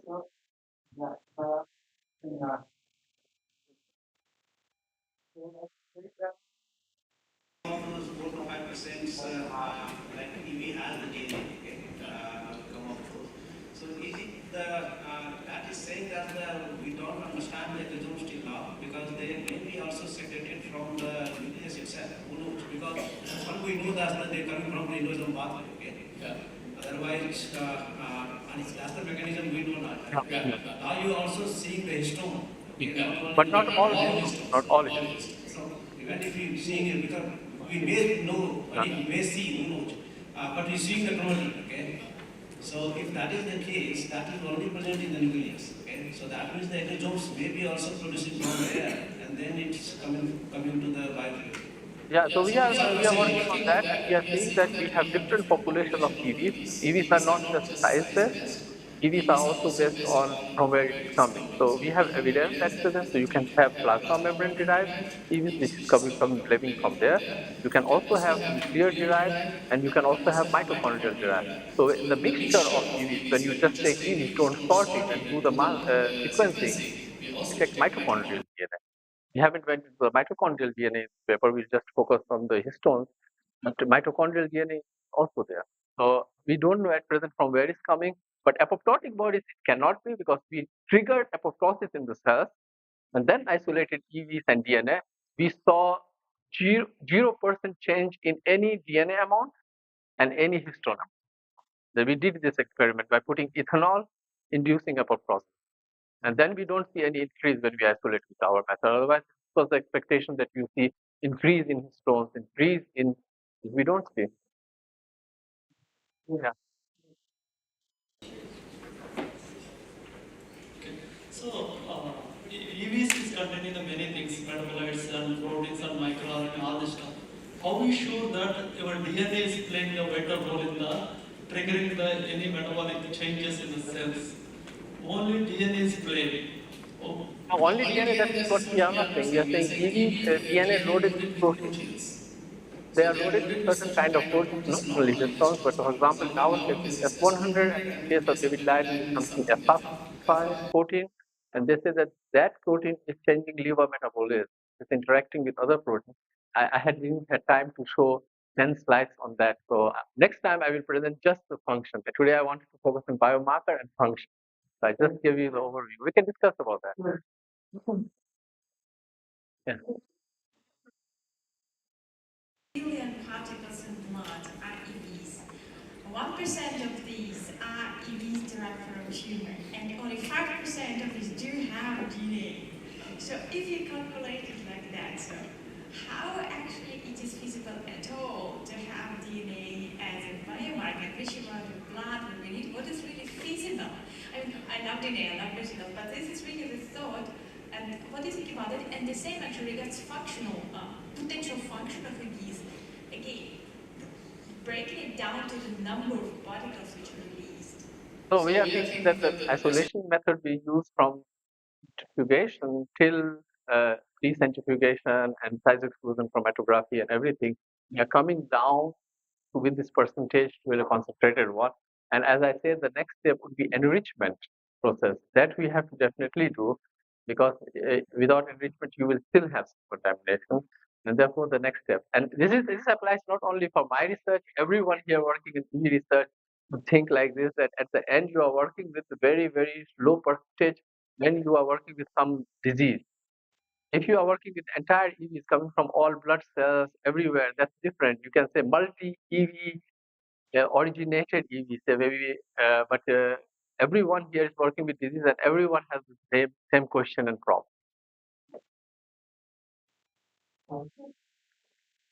That's fine. Yeah, we should stop.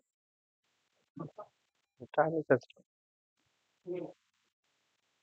And my question is, since exosomes are being used in multiple applications, so in the context, let's say we are talking in the context of cancer, so is it less than 50 nanometer size particles are like, I'm hearing they are oncogenic.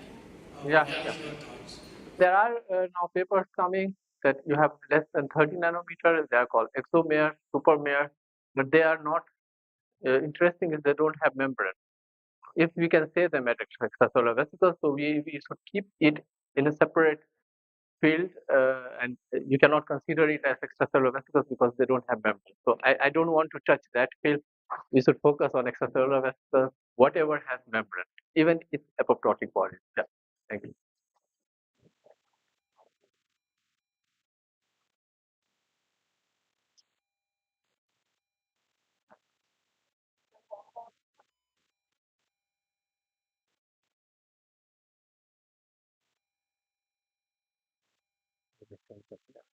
Right.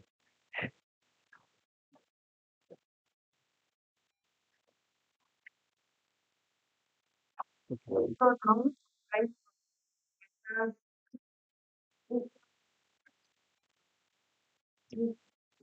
That's right. Yeah, personal, but as a person, on diet, what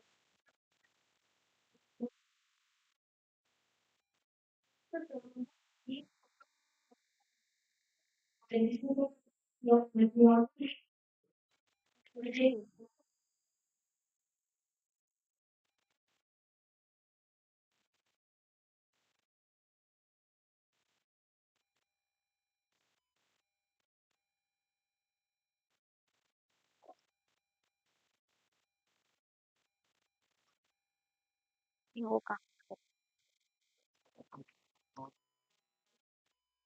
I think all is okay. Everything is okay.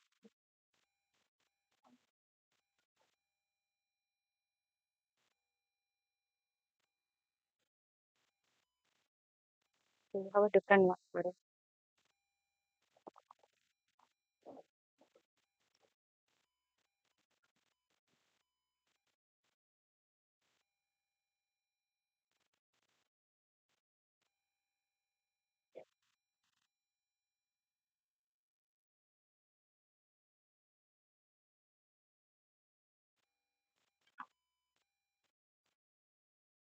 So thank you.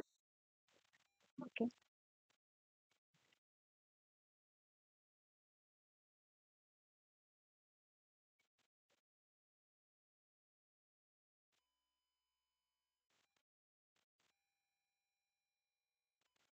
You can take that.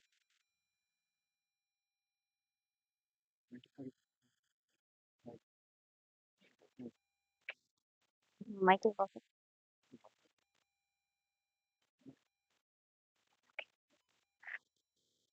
Good morning, all of you. Hope I'm audible. Right.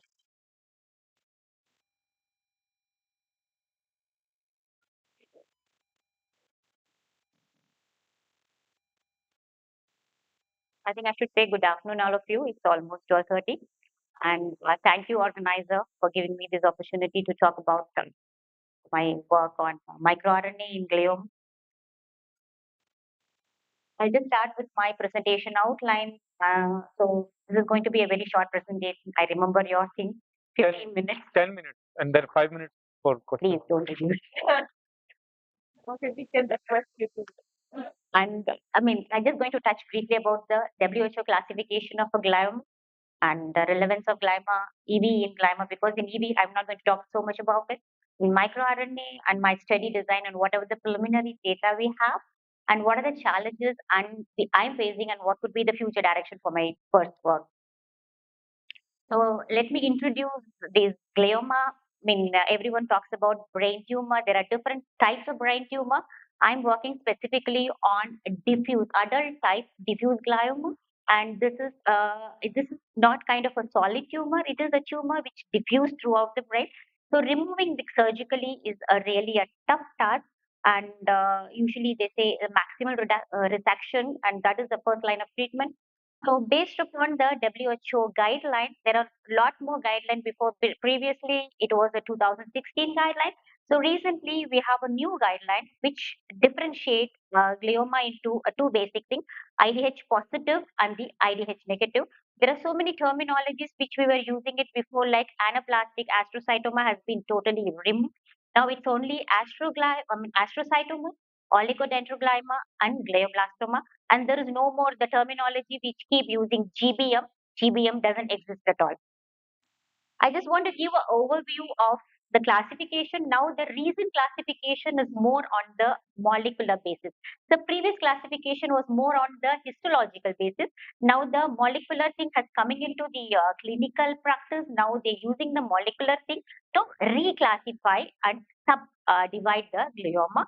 And there are certain categories. I'm not going deep into what all those things. And based upon all these things, you have to classify certain things. So previously there used to be a IDH wild type astrocytoma. So now every IDH wild type is classified as a high grade glioma because of the prognosis, which same as that of the previously called GBM. So, why I'm showing this is like when we are working on all those the liquid biopsy biomarkers, patient selection, and whatever the histology, grade selection, and stage selection, it is very important. So then that will be relevant for the translational purpose.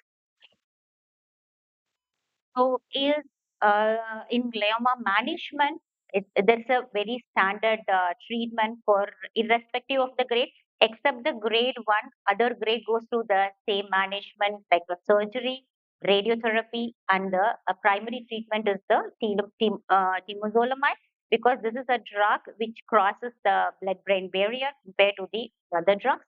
And whenever there is a recurrence, you have another new drug. And there are emerging new treatments like CAR T therapy, immune checkpoint inhibitor, but it is still now, it is not so successful in the treatment of the glioma. So as I told you before, there are so many established molecular biomarkers. Still, there are challenges like you have the heterogeneity, and there is a genetic landscape, and you have obviously the blood-brain barrier, and you have a acquired resistance for the drug.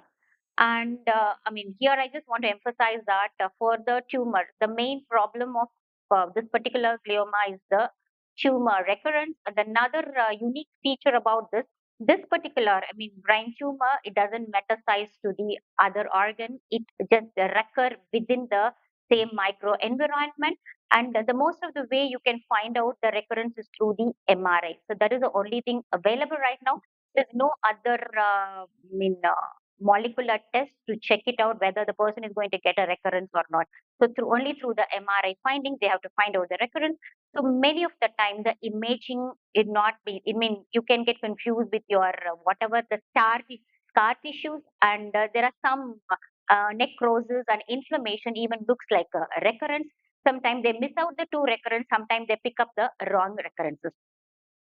And here, as you know, in brain tumor, there is no scope for the serial biopsies. You always look for options. So because of all these limitations, liquid biopsy is a very attractive strategy for managing this glioma. So these are the slides I'm going to skip because we are all talking about all these things, and so many future speakers also going to talk about it. So I'm going to talk about the tumor-derived exosomes in glioma. So there are evidence, there are so many publications. So the exosomes which are derived by the tumor crosses the blood-brain barrier and it comes into the circulation. So that gives a scope for us to pick up those cancer-derived EVs from the blood, which is comparatively non-invasive than the serial biopsy. And in my study design, I want to look at there are many arms for my study design. So one of the arm is looking into the microRNA profiling. So, I just want to put a kind of a slide which says about what is the microRNA biogenesis, because we all know about the pathways. That is a canonical pathway. Apart from the classical pathway, there are non-classical pathways also. So that also give rise to the microRNA. And these are all the way the microRNA based biomarker works. And there is again the same thing. The microRNAs are released into, there is a passive release of microRNA into the body fluid. And along with the microRNAs are packaged into the EVs as well. And you have microRNAs, these has a complex of protein, has a lipoprotein, and has a apoptotic body. So since the microRNAs can be packaged into the microvesicle as a part of the delivery system of the microRNA. So that gives a scope for microRNA profiling as one of the strategy to work as a diagnostics as well as a prognosis. So the microRNAs are extraction. You have all those standardized protocols available for extracting for isolating the microRNA from blood, serum, urine, and all. And there are a couple of tools available, like you have a microarray qPCR. So microarray qPCR, you're looking for the known, known microRNAs. So right now we have a technology high throughput sequencing through that. Along with the known microRNAs, you can get a novel microRNAs which has not been reported before. So I'm using this tool. I just want to quote one paper which has been by Madhivanan, who is present right here. So we are following his paper as a hexacarta entry. So where there are microRNAs is present in the exosomes, and cancer exosomes are considered as a microRNA factory. So this number is being added into that. So this is the role of microRNA glioma is already established, and there are many different pathways. Like different microRNAs are involved in different in the different pathway of the glioma progression. Like you have a proliferation, apoptosis, angiogenesis. So there are many microRNAs. I'm not talking about all those microRNAs because there is already established through in vitro testing and in vitro validation. So what is my study design is, here I have a very tight study design. Like, so I've just, as I told you, like I have a IDH mutant and IDH wild type. So when you look at this two, IDH mutant and IDH wild type, the IDH wild type prognosis is comparatively bad with the IDH mutant prognosis. So, IDH wild type, irrespective of your treatment and all other management, the recurrence, the progression-free survival is only 4 to 6 months, and the overall survival is 12 to 18 months. But here, the more scope is for IDH mutant, where the overall survival is 5 to 7 years. After the diagnosis, they also go through the same route, like a surgery, radiotherapy, and the chemotherapy. And after that, they have a wait and watch period because there is nothing else. They have to go for a MRI every 6 months or every 1 year, depending upon that. After that, there is no a kind of a prognostic marker to say that whether the particular person is going to get a recurrence or not. So the doctors always say, after your treatment is done, you will be disease free. We will wait and then watch whether you're going to get the recurrence. Some person may get a recurrence within 6 months. So I have seen, because in my whatever the samples I'm collecting it, there are some grade 2. They're considered as a low grade IDH mutant glioma. So they're considered to have a 5 or 7 year survival. So they will get a recurrence within 6 months, similar to the wild type person. There are some person who get recurrence after 7 years. So you have kind of a period where you have chance, like if you develop a liquid biopsy before the recurrence comes, whether we can target those things and any kind of a treatment strategy can be applied. So the uniqueness of microRNA is you can be used as a diagnostic, where you can subclassify the thing, and you can use as a prognostic, and it can be used as a drug target as well, because a single microRNA targets multiple genes. Okay. And so I just want to do a tumor and exosome microRNA profiling. So why I'm using a tumor tissue as well as the exosome, as we all know, exosome is a heterogeneous. So I want to get a true picture of the cancer derived one. So I'm using my tumor tissue microRNA profiling that I will use it as a base one, and from that I'll filter out all the non-specific microRNA from the exosome, and we will identify the important microRNA, and we will do a kind of a model development and will training, and we will validate the model and build a prognostic as well as a diagnostic model for that. So this is the result. This result we are all showing it, like I use the PEG method to isolate the exosome. And this is the exosome isolated from the different grades. Like I've just represented grade 2, grade 3 and the grade 4. So here if you can look at it, the amount of exosome secreted into the plasma increases as the aggressiveness of the tumor increases. So this is the small RNA I have isolated from the tumor tissue plasma, and this is for the students who are struggling with RNA isolation from the exosome. In the exosome, mostly we are getting a small RNA and very less of the other RNAs, whereas in the tumor tissues and plasma, you'll be getting small RNA as well as the other RNAs. So when you look for a microRNA sequencing, the main thing the person looks for is a RIN value. But if you are going for an exosomal microRNA sequencing, the RIN value doesn't hold true for that, because we don't have all the 3 microRNA intact, so there is not a very importance to the RIN value at all, but still we can go ahead with the microRNA sequencing. So based on a select set of sample, and this is exclusively IDH mutant grade 2 astrocytoma. There is no other thing included into that patient. Comparing the tumor tissue along with the exosome, we identified 31 most relevant microRNAs, which has been already reported in the literature for other cancers as well. And then we have given the a kind of a thing to the bioinformatic tool, like target all the genes unspecified. We have not specified any organ. Then it gives me such a big complex network which I'm not even able to understand. And then I have given the command as target only the CNS related genes. Then it's giving minimize, and all those genes which I have circled is all related to the glioma progression, initiation, and other important process of the recurrence. And then we have given all those target which is exosome related. Again, it is giving a bigger overview, which means it is taking the exosomes of everything, including all the tissue specific exosomes. Then we have just gone for the a gene on geo, like what are the process of all those genes we have identified. I'm not going so deep into it. I'm just shifting it off. This is all about the cellular component, and this is about the molecular function. And I just want to show you that because these are the couple of microRNAs we have reported first time in the IDH mutant glioma. And we look for the target analysis in all the genes. It has given a minimum target. And in the CNS related gene, we have a very few target which is upregulated and downregulated. And this we want to work for to validate in the cell culture model.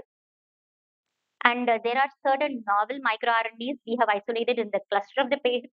And most of the novel microRNAs we identified in the chromosome 11, 12, and one in the chromosome 1. These are the novel microRNAs. We have to identify the target for this novel microRNA, and we are working on it. And there are lot of challenges, and these are the challenges everybody is facing who are working in the EV field. So the low abundance of exosomes and difficulty in differentiating with the tumor and the non-tumor. So when I was listening to Dr. Raghu Kalluri's talk, I found out that the cancer exosomes carry the negative charges. I'm going to use that in my next study to understand whether I can able to differentiate. And so what are the future direction? We should have an improved exosome isolation and detection technique. And we want to have a targeted profiling of the glioma specific exosome. And I want to integrate my data with the multi-omic data, like a whole exome sequencing and RNA-seq.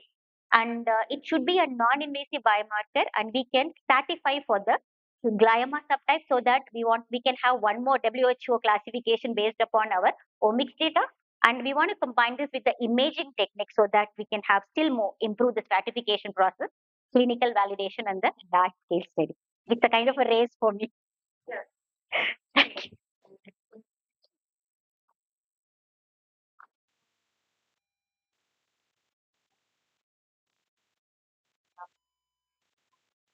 Thank you.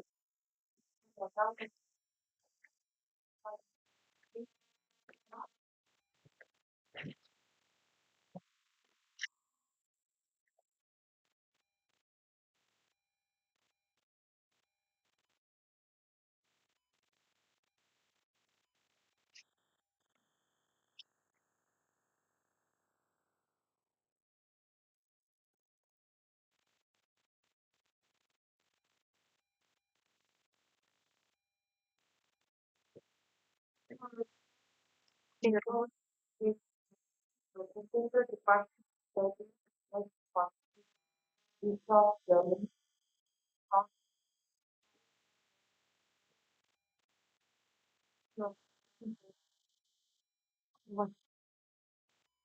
you very much for the kind introduction.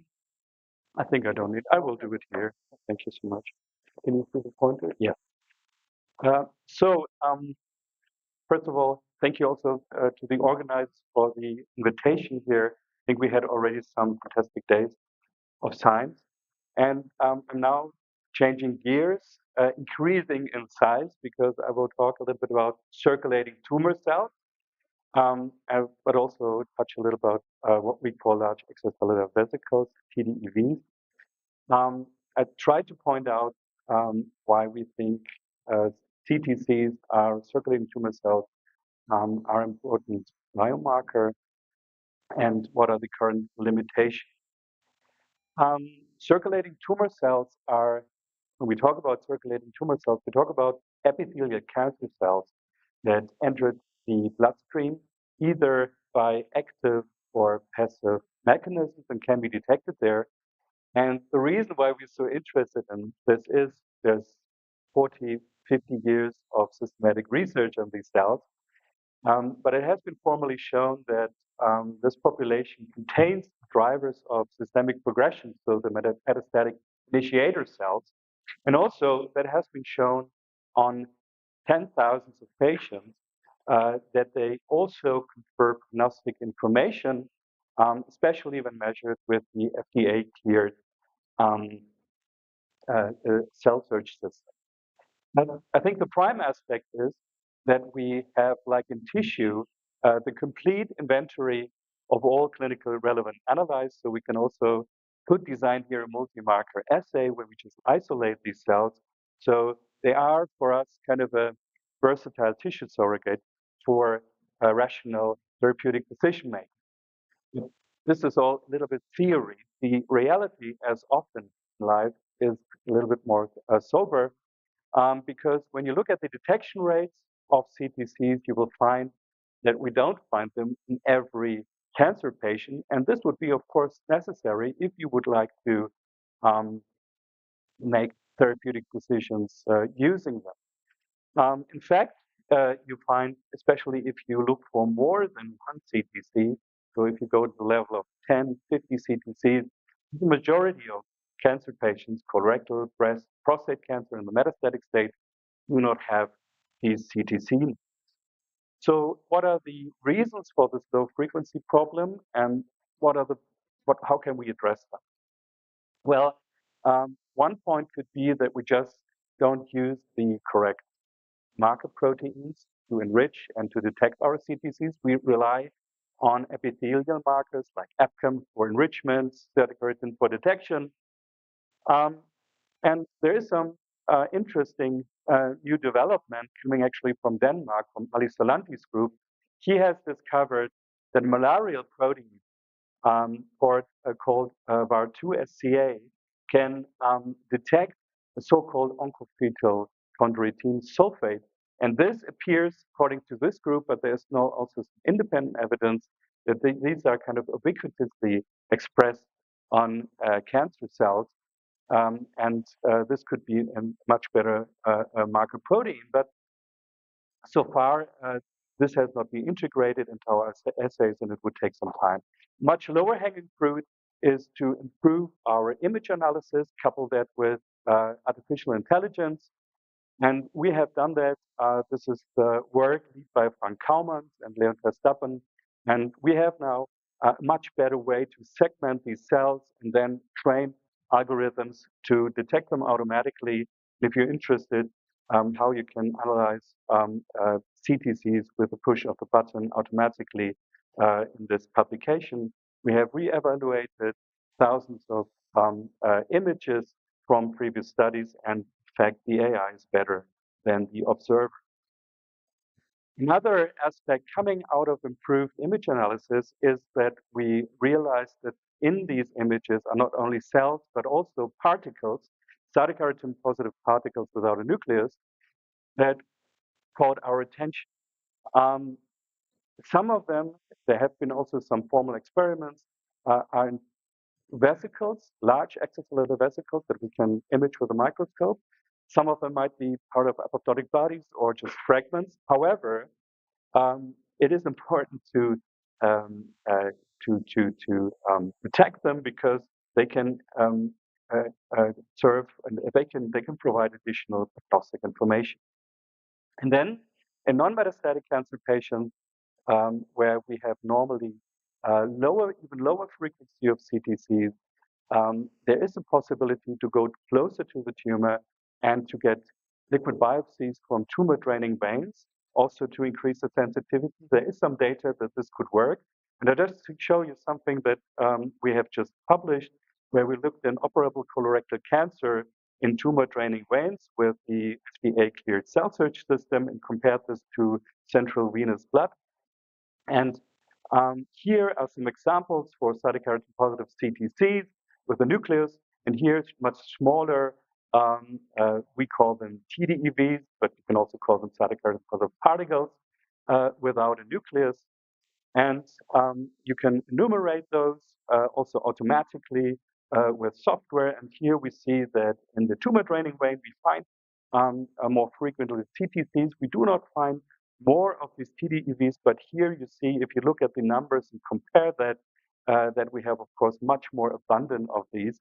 And this is interesting to make a biomarker more robust. And it's also good news that cytokeratin positive CTCs and these large extracellular vesicles or particles correlate with each other, and they also were associated with prognostic impact. TDEVs more than CTCs and the tumor draining vein, not surprisingly, because we have higher detection frequency more than the central venous blood in this non-metastatic situation. However, an interesting finding and observation for us was that the level of heterogeneity of the morphologic parameters that we retrieved from our image analysis was much more heterogeneous, much more diverse in the tumor draining veins. And we thought, can we capitalize that and ask the question, if this is more heterogeneous in the tumor draining vein than the periphery, have we then maybe here another layer of a prognostic marker? So we employed several diversity indices, and then we could observe that indeed this provides an even stronger prognosis than the biomarkers alone. So the diversity that we find in these samples concerning the parameters that we retrieve is a prognostic factor. And we did this actually in 3 independent cohorts. I just showed 2 of them here. If you're interested, you can read this on the paper. However, I think for me, most important point, while we failed to find enough CTCs, is really the fact that we take a 10 milliliter blood sample, which is just not representative of 4.5 liter blood that we have circulating in our body. And if you think that you have just a very low frequency event, 1,000, 10,000 cells circulating, the chance that we catch them in a 10 milliliter blood sample is just small. And it was shown by some mathematic modeling that if you would analyze liters of blood, that you then find in every metastatic cancer patient with a high likelihood CTCs. But how can we do this without harming the patients? And several years ago, we developed the idea to use leukapheresis for that, a standard method to collect mononuclear cells from liters of blood for hematopoietic stem cell transplantation, or nowadays also for CAR T cells therapy. And the reasoning why we use that is that this leukapheresis is density-based and density-based centrifugation to get out the mononuclear cells. And since mononuclear cells have a similar density pattern or window than epithelial cells, we thought that you can co-collect them along with the targeted mononuclear cells. And indeed, this is the fact. We found this, we described this already in 2013.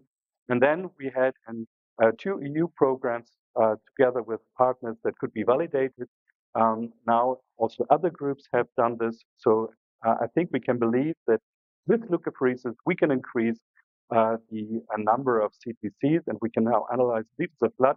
But there's still some technical issues because if you generate a blood product with 2 to 4 billion white blood cells, this does not fit in your normal CTC assay. So far, to make the point and to formally analyze that, we just could analyze a fraction of the DLA product so far in our routine assay.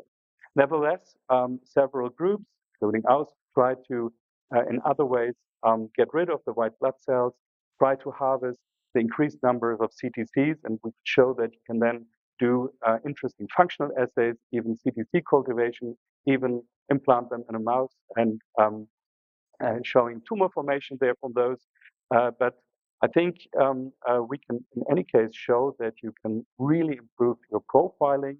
And we think that this is clinically interesting because we can now perform real biopsy based on these cells that we take out of the blood of the patients. And we think that this is much more convenient way than with a CT scan, for example. So just to show you this, this is from a collaboration partner, some work. She was using DLA, diagnostic leukapheresis, depleted white blood cells, put them on a 10x genomics platform to get single-cell transcriptomic data, and could show the different functional states. And I think this is interesting.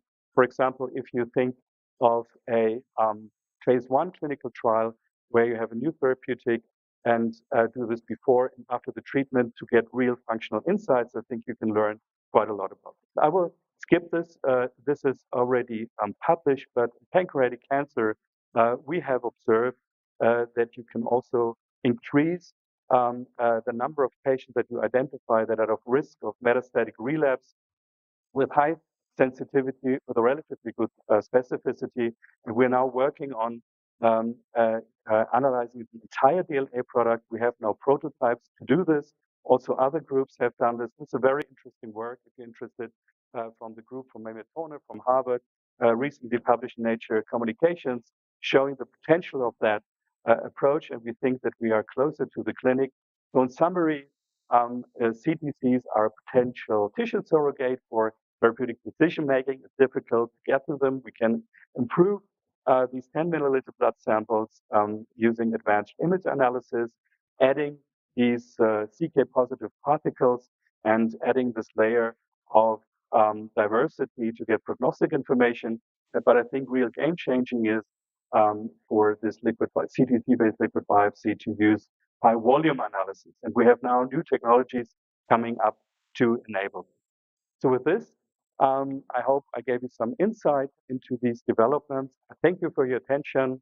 And I don't know if there's still time for one question, but thank you very much for also, again, for the invitation to this fantastic event. Thank you. And of course, I also would like to thank my team.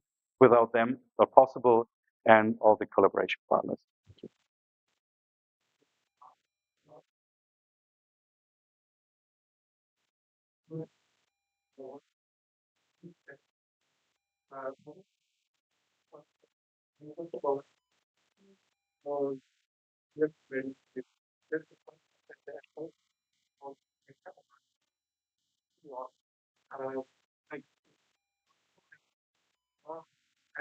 Analysis, and then we could learn from it, and you don't even need to do like leukapheresis and all, and then you can directly identify why are the signatures, like transfer learning using AI directly from the single cell data. Yeah.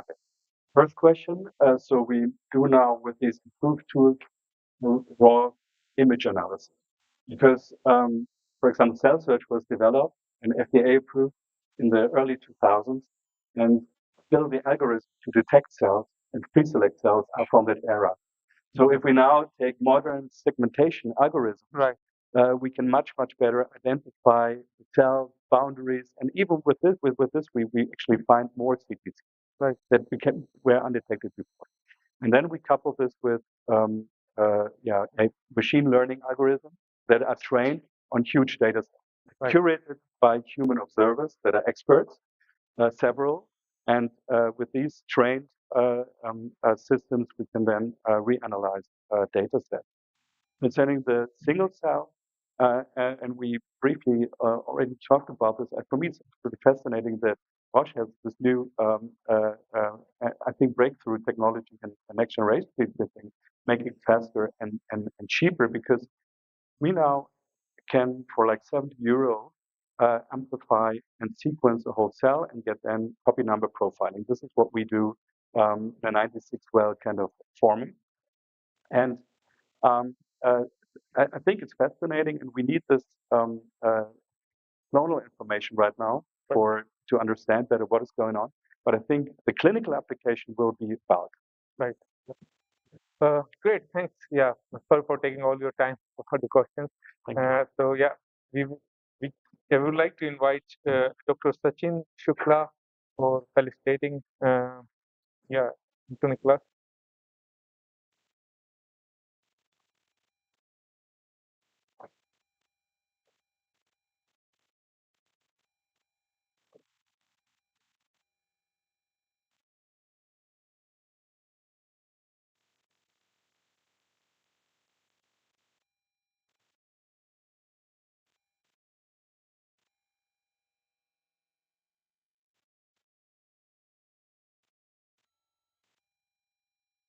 Our last but not the least speaker from this session is Dr. Sachin Shukla from Scientist Center for Ocular Regeneration, LV Prasad Eye Institute here from Hyderabad.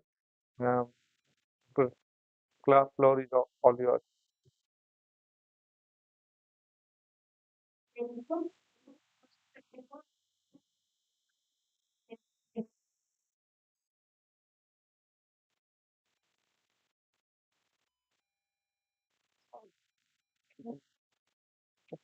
I hope I am audible. Good afternoon, everyone.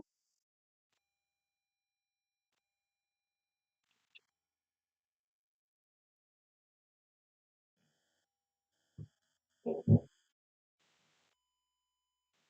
afternoon, everyone. Thank you to the chairperson for the kind introduction. And starting from the morning, in his welcome address, Dr. Shashidhar talked about that cardiology and oncology are the hottest spot for EV research in India. Following that, Professor Ganguly aptly talked about the clinical translation of EVs. And then Professor Swasti Tiwari talked about kidney. We have Professor Kalluri just touched upon the pancreas. So of course, the question arises that why not we talk about the eyes, which have been defined as the organs of extreme perfection by Charles Darwin. Eyes, I hope you all agree that they are window to the soul. And cornea, which is the outermost transparent avascular tissue of the eye, is called the window to the eye. To understand what is happening inside the eye, we must have to go through the cornea and to see how the cornea is formed. You can see here the structure of the cornea, and this is the transparent tissue, and this is the transparent part of the cornea. However, when the homeostasis at the cornea and the surface of the eye, which we call it as the ocular surface, gets disturbed because of the injury, infection, and inflammation, this leads to different diseases of the ocular surface. Here you can see the vascularization appears in the cornea. Infection, you can see the formation of infiltrate, bacterial infiltrate causing keratitis, and then a severe inflammation of the superior conjunctiva. Let's talk about that how to resolve these diseases of the cornea, because of which leads to the statement that corneal blindness are the major cause of diseases and burden in India. And not only India and China, they together contribute about 45% of the visual impairment worldwide. Corneal transplantation is the last option. However, for that, the graft rejections are also common, and the shortage of donor corneas also led us to think about the possible alternatives. Stem cell-based therapies have appeared over the last few years, and among the different types of stem cells, the mesenchymal stem cells, which are the adult mesenchymal stem cells, have been emerged as one of the most widely used cells for clinical trials, particularly the bone marrow derived mesenchymal stem cells. Though there are certain promise and perils of stem cell based therapeutics. Particularly in context to the eye, you can see that there are the different trials which are going on in the preclinical phase 1, phase 2, and phase 3. Here we have the Alopecia Eye Institute with the trial being going on in the phase 1, and which talked about the stem cell based therapeutic trials. MSCs have been described as a potential game changer in regenerative medicine. Why? Because they exhibit tissue repair and anti-inflammatory properties. This led us to think about that can we use mesenchymal stem cells, particularly derived from bone marrow in this talk, to treat different diseases of the cornea, which can be caused either by injury, infection, inflammation, or the transplantation. The approach is cells themselves, their secretome, and the extracellular vesicles. Today's talk, I will focus about the extracellular vesicles. This was the experiment that I will skip in the interest of time, which was done to see that whether MSCs can help in treating the corneal injury. We can recently see that cell-free therapy has some advantages over the cell-based therapy, and therefore we wanted to look on extracellular vesicles. This is a paper from Dr. Kalluri, who himself has been here. I would not talk about extracellular vesicles and their introduction. I have been fortunate to be the part of the MISAV 2023 guidelines, which recently come up to talk about extracellular vesicles and their uses for clinical trials and basic research. The first question that we asked that do MSCs secrete extracellular vesicles, and if yes, can they be characterized? Vasudev worked upon that, and here you can see in the transmission electron microscopy that we can observe the presence of extracellular vesicles, which are particularly belong to the small extracellular vesicles less than 150 nanometer. They were characterized by the expression of tetrahispanins, TSG101, and absence of calnexin. They were also characterized by the fluorescence microscope. After being characterized and knowing that these EVs are spherical, less than 200 nanometer in size, characterized as CD9, CD63, TSG101 positive vesicles. The next question was that do these EVs modulate the corneal epithelial repair after the injury? We use an in vitro model of scratch assay where we cultured the corneal epithelial cells and scratched a monolayer of the cells, treated them with the EVs. And here you may appreciate that after treatment with the bone marrow mesenchymal stem cell derived EVs, the corneal epithelial repair was enhanced significantly. This comes to conclude that MSC EVs accelerate corneal epithelial repair by promoting proliferation. The next question was that how do these EVs promote epithelial repair following injury? So for that, we used the hydrogen peroxide induced apoptotic model in the cultured corneal epithelial cells, and we observed that the EVs show anti-apoptotic properties, and therefore they inhibit the corneal epithelial motion, and they promote the repair of the epithelium by inhibiting the apoptosis. The next question was that how do these EVs show the anti-apoptotic properties?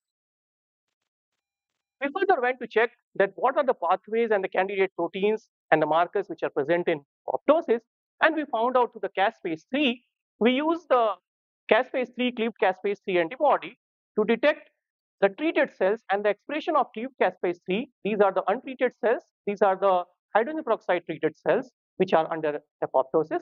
And when these cells were treated with extracellular vesicles which are derived from the bone marrow MSCs, we observed a significant reduction in the expression of cleaved caspase-3, and therefore we concluded that the MSC EVs inhibit apoptosis, upregulation of BCL2, which is an anti-apoptotic gene, downregulation of BAD and P53, and also the downregulation of cleaved caspase-3, which led us to conclude that MSCs promote corneal epithelial repair by inhibiting apoptosis via suppression of caspase-3. This work was recently published in Febs Open Bio. You may go through it for further details. We then see that do these EVs have properties to inhibit the bacterial growth? We check the conditioned medium which was derived from these cells to see that can it inhibit the growth of the bacteria, particularly those bacteria which were derived from the corneal infections. And here you can see in these petriplates which are growing in our MHA media, you may appreciate that plates which were treated with MSC derived conditioned medium show significantly downregulated growth of the bacterial isolates, which is a Pseudomonas aeruginosa gram-negative organism over here. Though we still have to further analyze that what is present in these conditioned medium, but we definitely think that EVs are present And this is an indication that EVs may have antibacterial properties. I talked about that how they modulate the infection followed by the inflammation which is caused by this infection. We use the two inflammatory markers IL-6 and TNF-alpha and check their expression in LPS-induced corneal epithelial cells. LPS is a lipopolysaccharide which was derived from bacteria, and you can see after LPS induction, the levels of IL-6 and TNF-alpha went significantly upregulated, and this was further downregulated when you treated these cells with the EVs, which shows that EVs also have immunomodulative properties. This work was recently published in Experimental Eye Research, and as a proof of concept, this is the first study where we showed that MSC-based adjunctive therapy can be used for Pseudomonas aeruginosa-induced keratitis. In summary, these are the recent 4 publications which appeared in the last year, and if you may go through for further details in the interest of time, I will not go into each of them, but we have this and this talking about that MSCs have epithelial repair and anti-apoptotic properties. Here we compared that how these MSC-derived EVs have superficial properties and comparison to the more superior properties with the endogenous corneal epithelial cell-derived EVs, which is reported here in this publication. And then our preliminary studies on conditioned medium suggest that EVs may also have antibacterial properties. These questions are still under investigations. In summary, we would like to propose that MSC-derived extracellular vesicles facilitates the corneal epithelial repair by enhancing proliferation and exhibit anti-apoptotic properties via modulation of caspase 3. And this proof of concept in vitro studies suggests that MSC-derived cell-free therapies may have promising therapeutic potential for treating corneal diseases, which may be caused by injury, infection, or inflammation. With these words, I would like to conclude my talk. I'm grateful to my mentors, Professor Mishra from BHU, Dr. Balu from L. Vishada Institute, Professor Reza Dena and Dr. Sanjay Chauhan from the Harvard Medical School. Most of the work which has presented here was done by Vasudev and Shreya. I'm grateful to the funding agencies, Hyderabad Research Foundation for internal support, SCRV, ICMR, and DBT for the external funding. Also, the collaboration with Dr. Bhupesh Bagga, Dr. Jovita Joseph, and Dr. Sayan Basu for the clinical work which has been presented over here. Thank you very much for your kind attention, and I would be happy to answer your questions.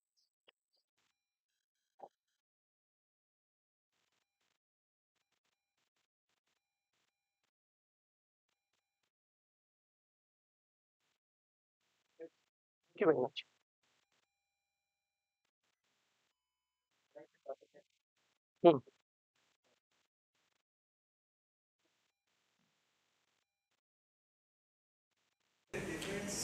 Mostly the functional proteins with regard to mesenchymal exosomes and the cancer exosomes. Maybe for that, we need to check the cargo which is present in these EVs. What is the difference in the cargo of MSC-derived EVs plus the cancer stem cell or the cancer cell-derived EV? I'm sure. Studies? Sorry, we are doing these MSC-derived extracellular vesicles and checking through the MALDI spectrometer and other cargo analysis, but we still have to wait for the final results to come. Yeah. Thank you very much. Probably that will give us the answer that why there is a difference.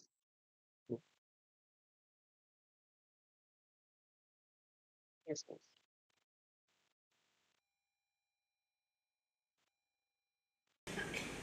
Nice presentation, sir. Sir, I have one doubt, sir. For corneal repair, how you apply the EVs on the patient side? These are the cultured corneal epithelial cells. So we did the scratch assay. We made a scratch in the cultured cells, and then we derived the EVs from the cultured bone marrow MSCs. And then we added these purified EVs, MSC-derived EVs, to these cells and see that whether they help or they inhibit the epithelial repair in the corneal epithelial cells. Not yet. We still have to go for the preclinical cells, and then only we can go for the patient.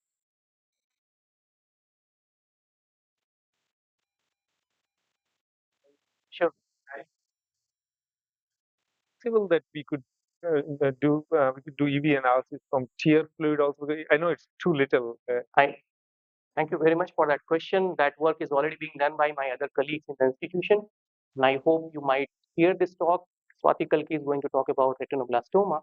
I'm not sure whether she is going to talk about tear EVs, but definitely we are working on that. Dr. Rani Pallavi, who is here, she is working on tear-derived extracellular vesicles, and I hope her work will lead to this.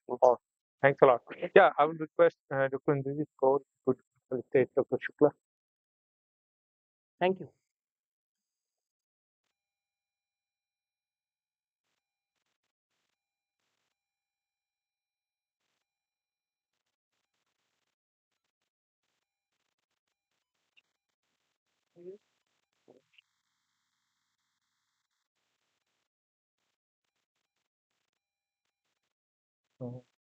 Thanks everyone. I think that concludes the yeah, all right. Okay, yeah, yeah, we can conclude the session now, and if I could request the poster presentators to please go to their respective posters.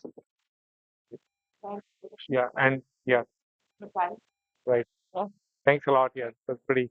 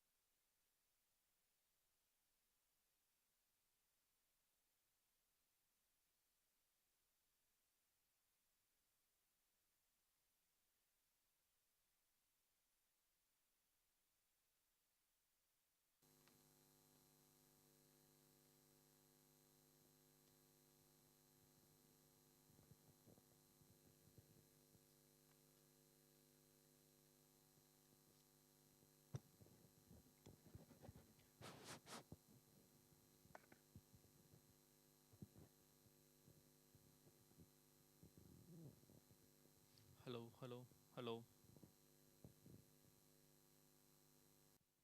Hello, hello, hello. Hello, hello, hello. Check, check. 1, 2, 3. Check, check.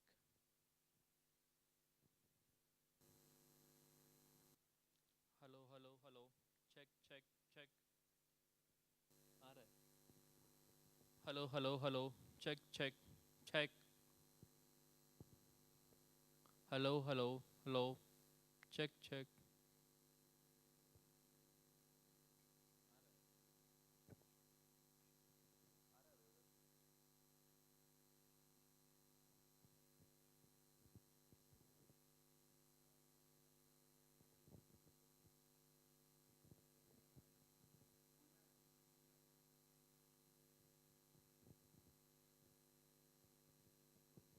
Hello, hello.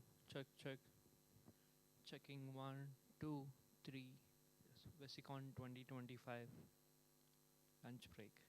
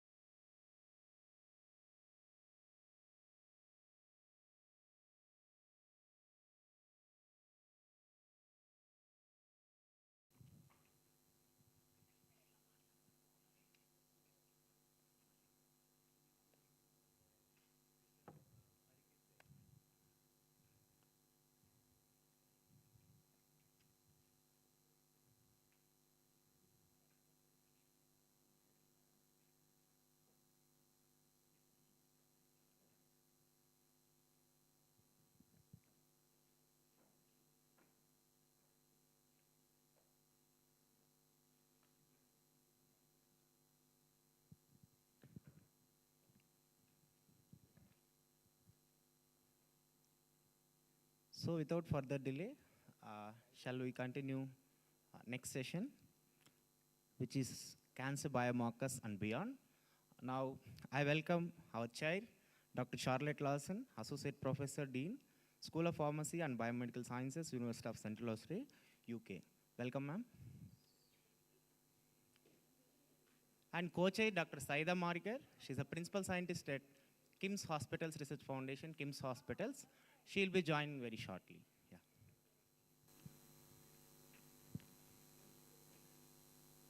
Over to you, Dr. Charlotte. Thank you.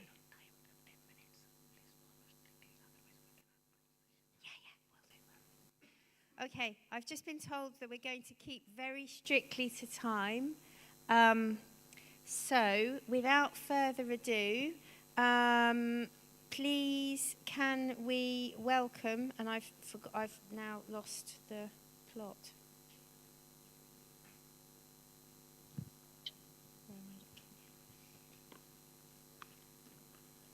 Hello, can you hear me? There we go. Right. Yes, thank you.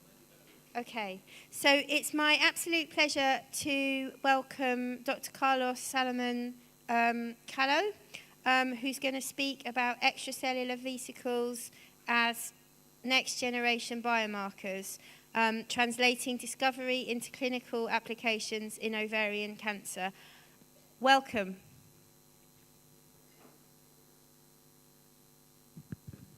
Hello, can you hear me well? Sorry, I couldn't, it's a little bit of echo there, so can you hear me? Yes, we can hear you. Yes? All right, yeah. Okay, so I'm gonna share my screen.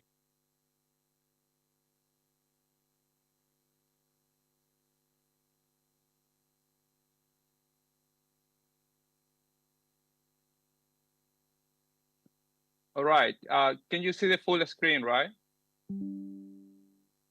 Yes, all right. So I'm ready to start, or you want to say something?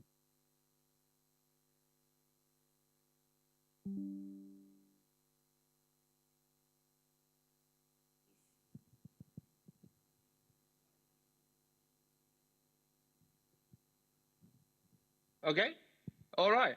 So thank you so much for the invitation, and yes. Sorry, I just gonna continue, all right? Yeah, all right. So can I continue? All right.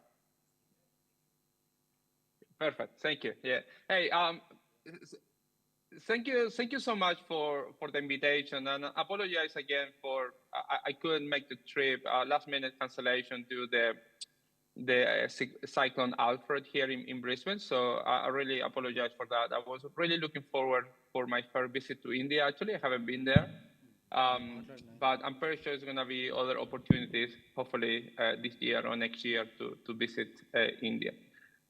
Well, I only have 20 minutes for my presentation, so it's a lot of information I want to share with you.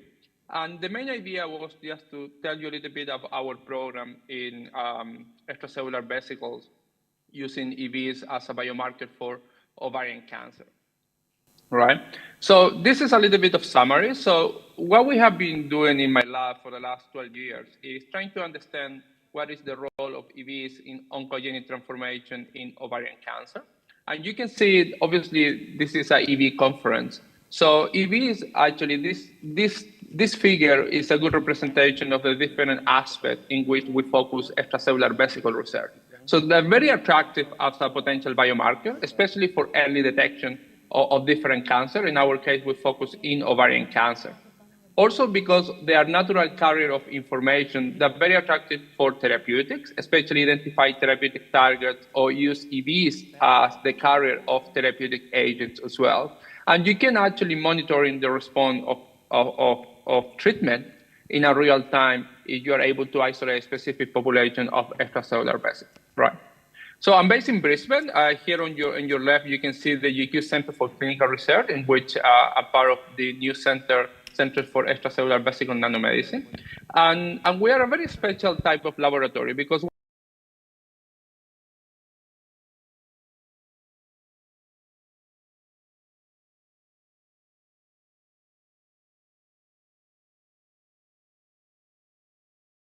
we comply with the ISO 17025 for research and development.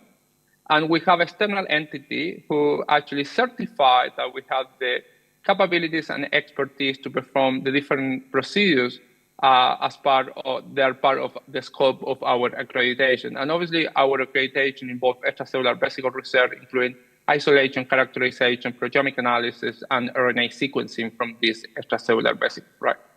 On your right, you see the general program that we have. So we isolate EVs from different biological fluids, which is no different to mostly probably everyone attending the conference, right?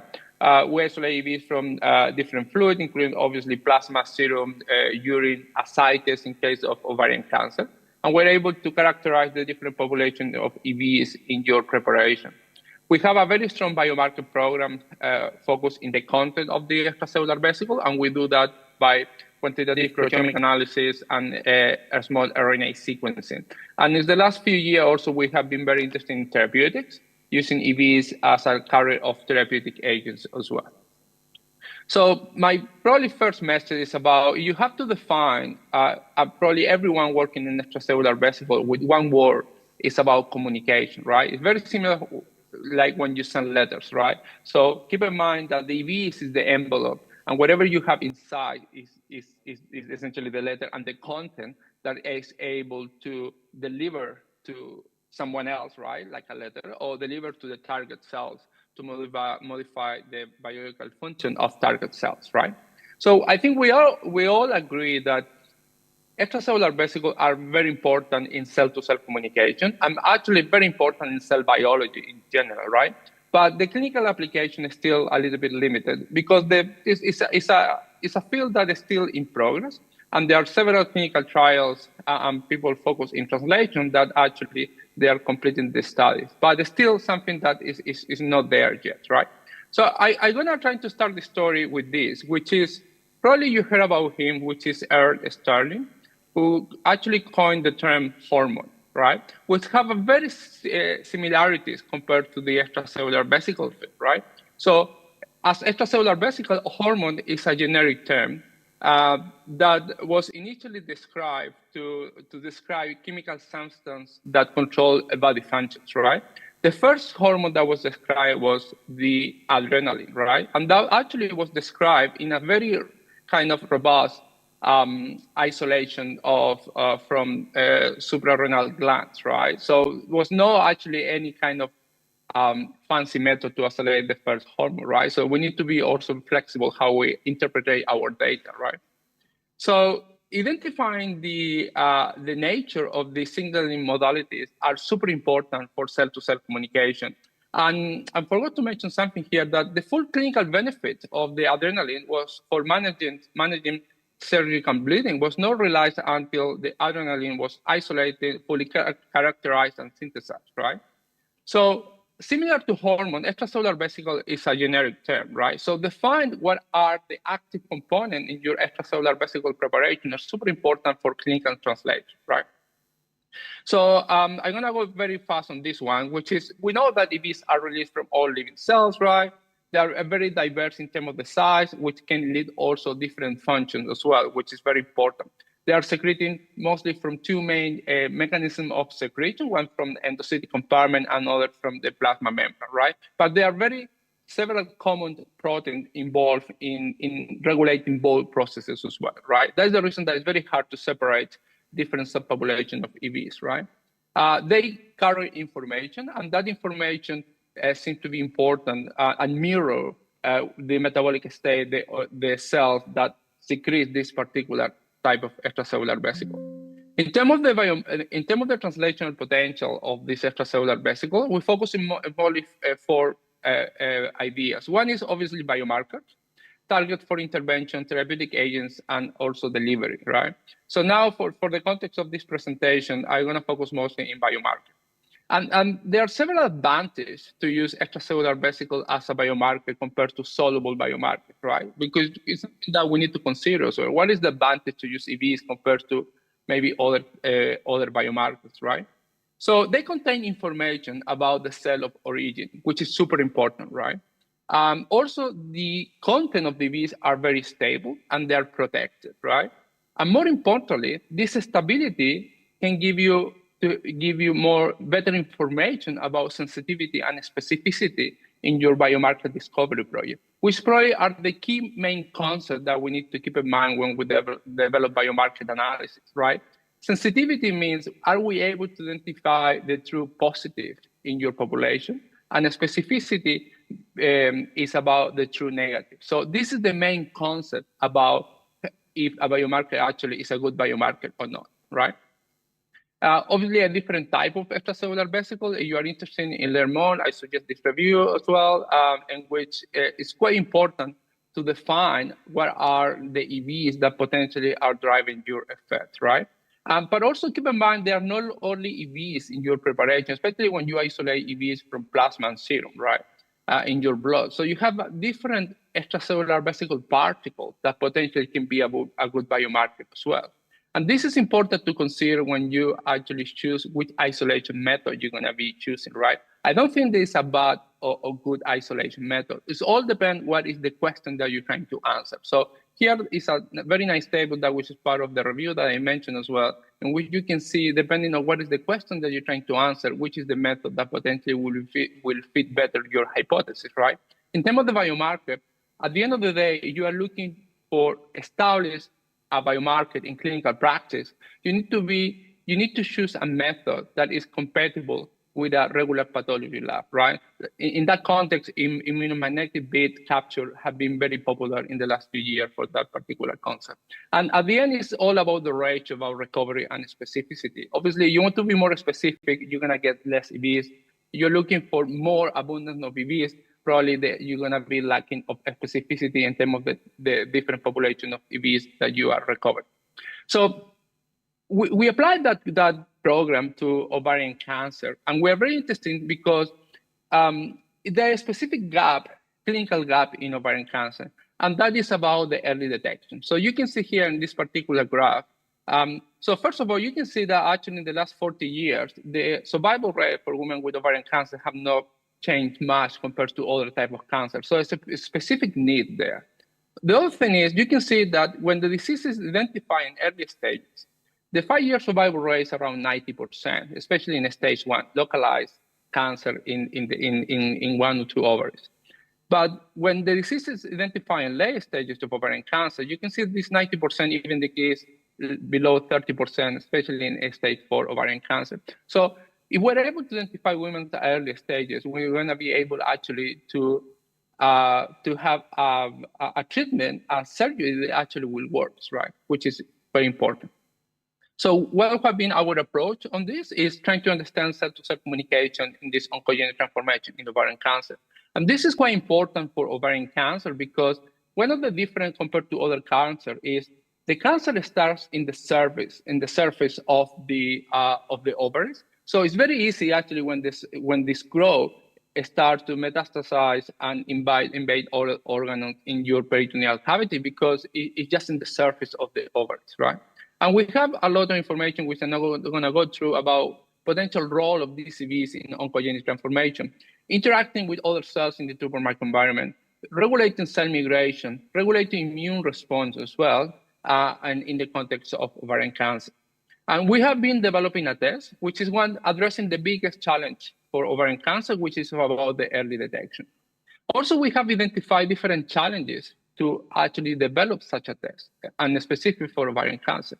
And for developing a test for ovarian cancer, which can be applied to other cancers as well. There are all obviously biological challenges, technical challenges, clinical and regulatory challenges as well, and also accessibility as well. Are you able to actually deliver something that can be actually applied and implemented in different hospitals in your country, but also ultimately worldwide as well? I'm just going to spend a minute talking about the biological challenges for ovarian cancer, which address something quite important, which is about the low tumor burden in early stages. So essentially, it's just very small tumor cells in early stages of ovarian cancer, which is very hard to identify the signal to coming from these ovarian cancer cells at early stage of ovarian cancer. But it's not impossible. And we have been learning a lot from other fields as well. I did my PhD in pregnancy, so I'm quite very familiar with maternal fetal communication and isolating, actually characterizing EVs from placental cells, right? And there are quite similarities in this particular field. So you can see that actually the size of a tumor, early stage of ovarian cancer, is very similar to a size of an embryo around 6 weeks of gestation. And we all know and we're familiar with pregnancy tests, right? So it's actually we're able to identify signal as early as 6 weeks, even earlier in case of pregnancy tests that are reflecting if a woman is pregnant or not, right? So it's very similar. It's not impossible to actually identify signal coming from these tumor cells at very early stages as well. And this is quite interesting for EVs because we're one of the first to report that we're able to identify placental EVs as early as 6 weeks of gestation in maternal circulation using placental alkaline phosphatase. So you can see it's very similar. So it's actually some precedent that you are able to identify actually signal coming from this small volume tumor aggregates in early stage of ovarian cancer, right? So this is our discovery study in which involved around 1,000 women in ovarian cancer. So you can see that we have essentially the study in two main approaches. One was our discovery and training set, and then we refined the model and we tested in a complete independent set of samples. So I'm going to be talking about this part first, which is the discovery analysis, right? So what we did here was isolate EVs from these women, from blood from these women, and then we did a deep analysis of proteomic and RNA sequencing. So we have over 100,000 different variables actually we use to develop our predicted model. And that was quite interesting because different doesn't mean that it's a good biomarker, right? So what we need to do is just check in general if any of these variables actually are important to discriminate between the cases and control in our study. So you can see that our initial analysis showed that we're able to identify women with ovarian cancer with around over 90% accuracy using different approaches, suggesting that there are potential in this, right? Then we focus on the two most common variables that actually contribute most to the difference, which are the protein and the microRNA. And then when you have these different groups, women with benign disease, controls, and ovarian cancer, you can see there are plenty of different microRNA and protein which are different. But difference doesn't mean that they're good biomarkers. Everything has to be assessed depending on specificity and sensitivity as well. That is quite important for ovarian cancer because it's a low incident disease, right? So you screen for 10,000 women, you screen 10,000 women looking for ovarian cancer, you might get 3 or 4. So you need to have a very high specificity to be able to actually develop a test for ovarian cancer, right? So you can see here that the variables that we're looking at are very good identifying actually the healthy control, suggesting that potentially they can be used as a screening for ovarian cancer. And then when you separate the benign versus cancer and healthy control, you can see that sensitivity, 98% specificity was not that great, right? But at least the healthy control give us some hope that actually this might work. When we do a more deep analysis of this, you can see that actually you can separate very well control versus ovarian cancer. And this seems to be work very well also for early stages of ovarian cancer. So when we focus in only early stages, you can see that you can have a sensitivity of almost 90% and 98% specificity to identify women with stage 1 or 2 ovarian cancer, which is fantastic, right? So we developed the model, we locked the model, and then the idea was, well, can actually this work in a complete independent data set? And for that, we use sample coming from the Australian Ovarian Cancer Study in collaboration with Professor Anna Di Faccio. And then the first thing that we did, obviously, to check if, keep in mind that your biomarkers no need to be perfect, need to be just much better what is available. And what is available for ovarian cancer is CA125. So the first thing that we did was check, is CA125 able to separate cancer versus no cancer at early stages? So you can see that the cutoff, essentially the classification efficiency was around 62%, which actually is just a little bit better than flip a coin. When we apply our test to this the same cohort of patients, you can see that our classification efficiency is around 98%, which is fantastic. So what we're doing next is we got access to one of the largest, yeah? We have 3 minutes left. Sorry? We have 3 minutes left. Yeah. So I'm almost done. I have my clock here. Sorry.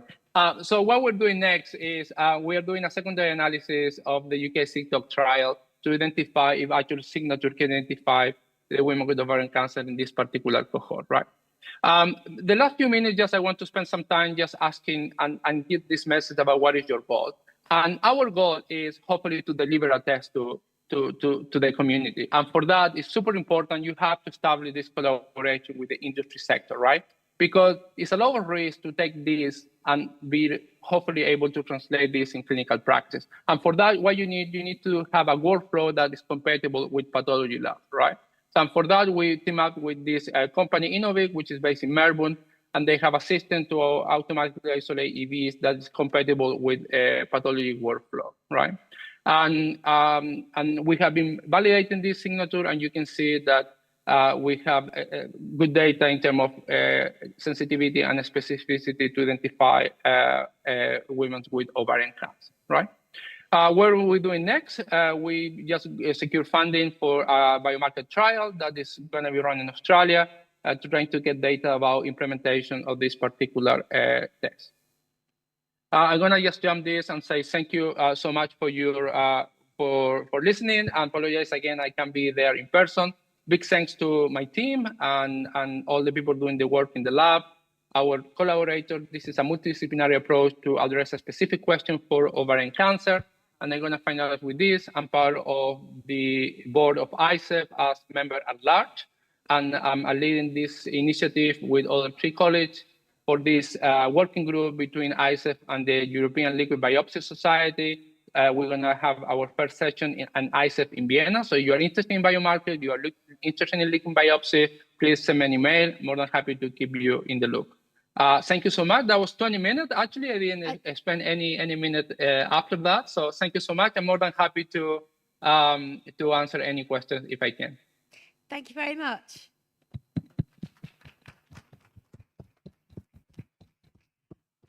Thank you so much. I don't know why I'm looking that way. I should be looking this way. In the interest of time, I think we've got time for one short question. If anyone has a burning question. You can contact me directly by email as well. I'm more than happy to have give you some feedback in some of the stuff that we're doing. Thank you. Okay. I think we don't have any questions, and so I'm going to say thank you so much. Is it the middle of the night for you? Early in the morning? No, it's almost 7 p.m. actually, so it's fine. Yeah. Thank you for joining us, and we'll now move on. So next. Thank you, and good luck with the conference. Thank you so much. Thank you very much. Bye. And just our next speaker will be Renee Temp. How do I say your name? Yes. And he's going to be speaking about characterization of CD44, FASN, and PTEN mRNAs from EVs in gastric cancer patients. What I've realized.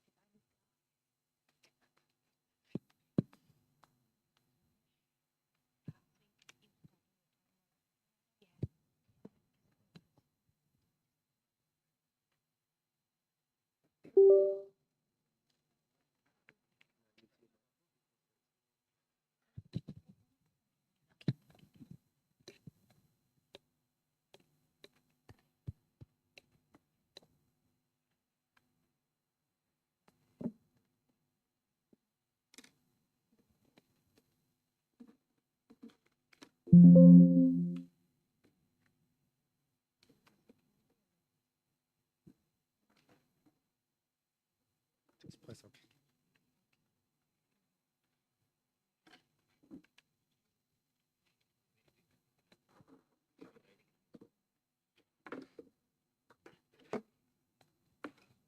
So thanks a lot for your kind introduction. And so our working group is focusing on esophageal adenocarcinoma and gastric cancer. And today I want to show you a study we have done with our gastric cancer patients and what we have gathered there in regard to EVs. First of all, why we are interested in gastric cancer. So gastric cancer is the fifth cause of cancer deaths worldwide. So we have an increasing number of gastric cancer patients. And somehow we are all here to find a cure for a disease. And I think that is a very important thing to find new diagnostic and therapeutic tools for gastric cancer patients. A short introduction to gastric cancer. There is a high incidence, just I told, and most patients are diagnosed at advanced stages. That means they have stage 3 or even stage 4 disease, and therefore their prognosis is very poor. And we know that about 40% of all patients which are diagnosed still have metastasis. Systemic chemotherapy represents the primary treatment for these patients. And if you are in metastasized gastric cancer patient, you have an approximately survival of only 12 months. We know that the intratumoral and intertumoral heterogeneity in this cancer type is very high. That means it is difficult to find personalized diagnostic tools and also therapies for this patient. And also the histology is difficult, and we need to improve also special immunohistochemistry to personalize treatment. Recently, there was shown a new chemotherapy regime as a flood regime, but this was only for non-metastatic patients, and there we have a 5-year overall survival now, at least in Europe, of about 50%. There are new therapeutics, a few are well validated. This is immune check inhibition, HER2 treatment, and also Claudin 18.2.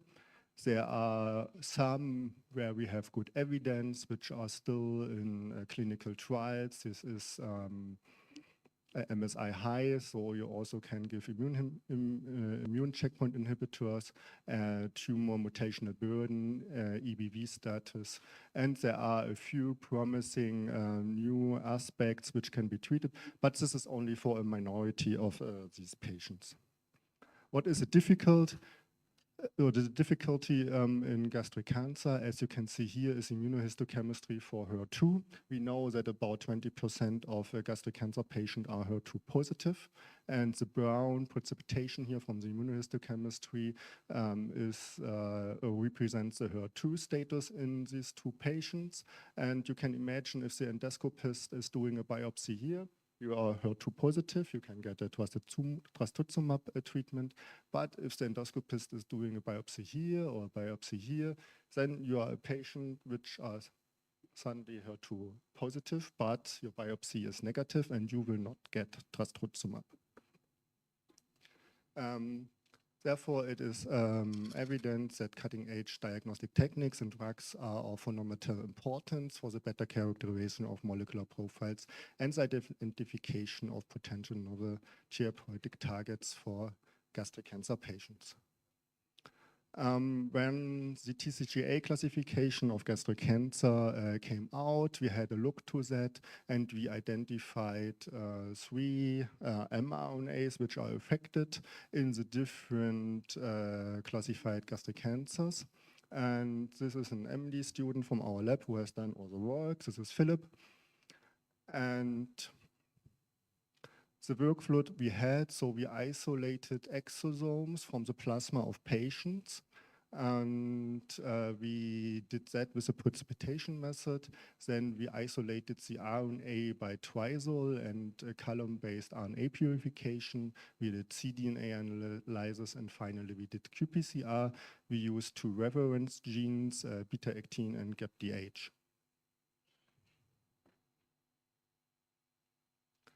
Our patient characteristics, so we included a couple of controls. I think it was 67, and we had two cohorts of patients. One cohort is non-treated patients, so these were patients at diagnosis, and another cohort because we have a treatment regime in our department for advanced cancer. So we have here a cohort of patients which are at late stage disease with several treatment regimes, but they still had cancer, and they are all peritoneal metastasized. Here our EV characterization, we did in transmission electron microscopy analysis. We also confirmed our EVs with nanoparticle tracking analysis, and we did some Western blot analysis for CD9, CD63, Syndentin-1, as you heard in the morning, and they were negative for calreticulin. Here are our results. So first we measured how much RNA we can get out of the 250 milliliter from the EVs isolated from 250 milliliter plasma. And there we could show that in the gastric cancer patient we have an increased mRNA amount compared to the controls, and at least also in these advanced multiple treated patient we also have an increased mRNA amount compared to the controls. When we look to the three mRNAs we wanted to analyze, this is the fatty acid synthesis. We see that here in these patients we have a high diversity or a high diverse abundance of this mRNA. And if we have a look to P10, we see that we have an increase in the patients compared to the controls. And here for CD44 we could not see any change. When we go further in the clinical characterization, here are the results for the fatty acid synthesis. We could see that there is a difference between the grading the pathologist did, and we see that there is a less abundance of this enzyme, of the mRNA of this enzyme in G3 patients. Then we had a look to a special cohort of patients. These are 12 gastric cancer patients where we have a longitudinal study. So in this patient, we took blood at the diagnosis. Then we take a second time blood after chemotherapy and a third time after surgery. And what we have seen is that after neoadjuvant therapy, the total amount of RNA was going down. And we also saw that after surgery, however, after surgery, the total amount from the EVs was a bit higher. We took this blood approximately 10 days after surgery, so this might be coming from the injury, the surgery, and all the healing processes which are going on in the body. Maybe this is not only reflected by the tumor. For the fatty acid synthesis, we see a decrease in this mRNA abundance over treatment. So this is a potential biomarker for treatment success, and also for CD44. We also saw a decrease of mRNA abundance after treatment. We did in-depth analysis for CD44 because the patients are all operated, and the pathologist can tell us whether the patients are responder or non-responder to the chemotherapy. And we have seen that a drop in CD44 mRNA levels after neoadjuvant therapy might be associated with a poor response to therapy. I like to summarize and to conclude that EVs from whole blood and their containing total RNA and relative RNA abundance in patients with gastric cancer appears to be strongly influenced by the tumor, and that the characterization of total mRNA from EV and the relative abundance of PTEN and fatty acid synthesis are significantly affected by chemotherapy and are a potential marker for response to treatment.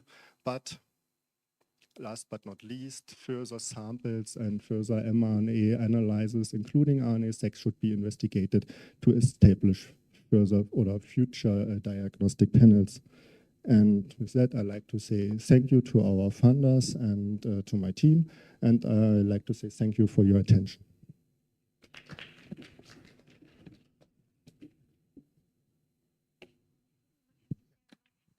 Thank you so much. Do we have any questions? We have a question towards the back. I'm not sure if we have another microphone. Oh, we do have another microphone. Perhaps while we're just getting the microphone, I had a very naive question, which is you mentioned that you had 250, you used 250 mils. Is that for the initial plasma? Oh, it was microlysis. Okay, I was thinking that sounded like a lot. So actually, that's very feasible for all of your patients. Yeah. So you can do the you can take blood several times, and 1 ml blood would be enough for such an analysis. Yeah. That was an excellent talk. Thank you so much. My question is related to the functional implication of mRNAs in these EVs. Do you think it's a functionality of the tumor burden, or does it have a regulatory role like the microRNAs in this case?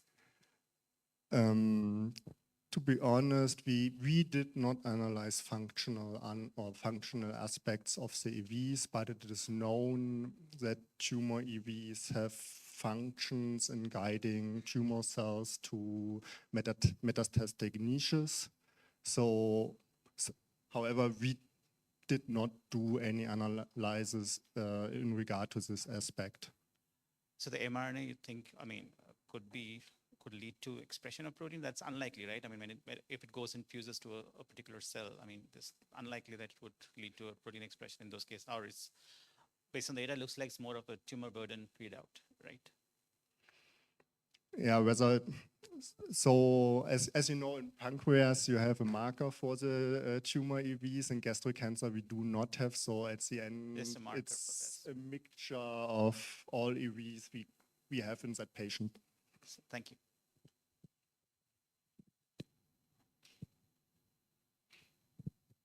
Do we have any further questions? Okay. In which case, I'd like to thank you very much for your presentation, and I'd like to call Professor Ramarao from Gittam University to present a small memento for you. Thank you.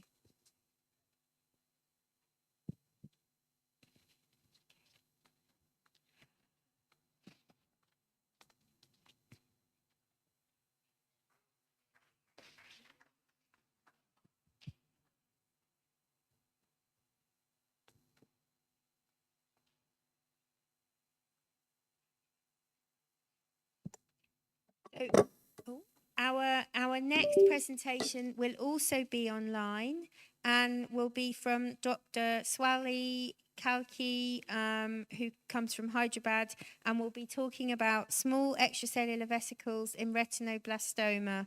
What do we know so far? Hopefully they will appear on the screen magically soon.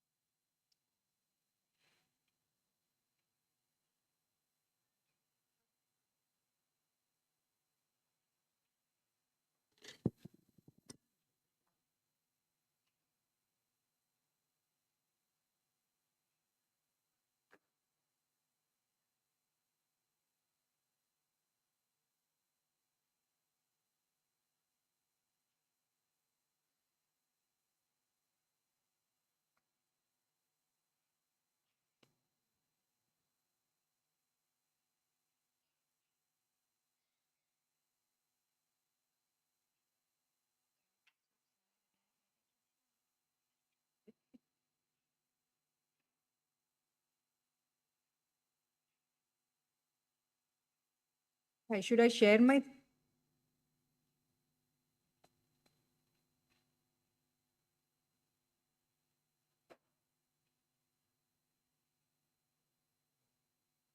Should I share my screen? Should I wait? Yes, please. You should be able to. I think we've made you a host. Yes. Thank you.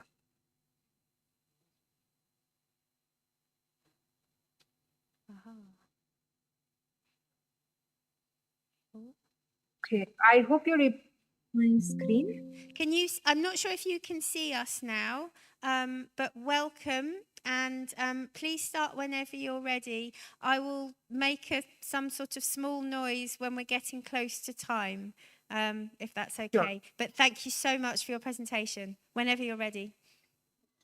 Yeah. So yeah, if you can see my slides, I can start.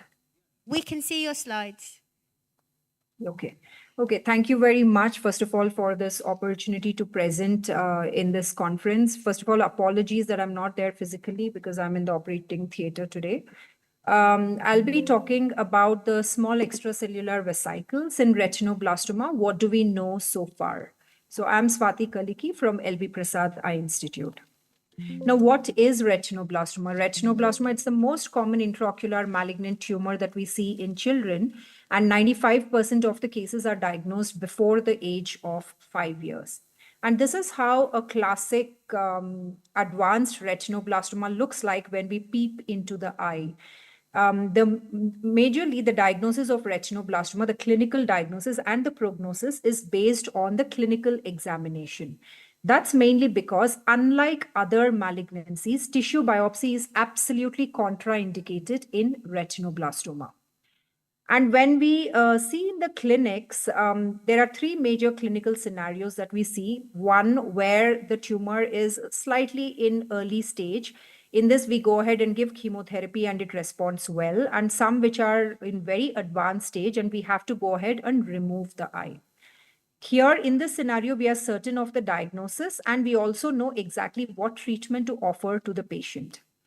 In the next scenario, the patient may present with advanced tumor, but there is a chance that we will still be able to salvage the eye. In these cases, we give a trial of chemotherapy.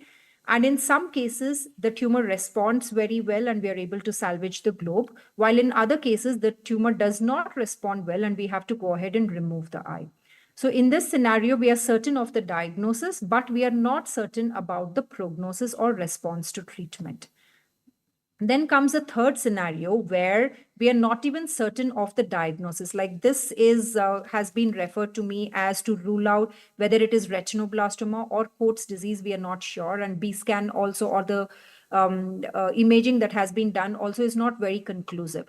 Or the child might present with cataract and we may not be able to look into the retina at all. So we do not know what's the diagnosis also. And we end up removing the eye. So the question that comes to mind is, since tissue biopsy is not an option for retinoblastoma, is there an alternative biopsy that can be done for confirming the diagnosis and predicting prognosis in retinoblastoma? So with this biopsy, with this question in mind, what we were looking for is whether liquid biopsy is possible in cases of retinoblastoma, because there has been enough evidence that liquid biopsy is being successfully tried in many other cancers like the lung, breast, the brain, the gastrointestinal cancers, and many others such. And it has been useful for establishing diagnosis, prognosis, and giving personalized medicine to the patient. Now, if we look at what is available in the area of liquid biopsy in retinoblastoma, there are two groups which are currently working on this concept of liquid biopsy, both from the US.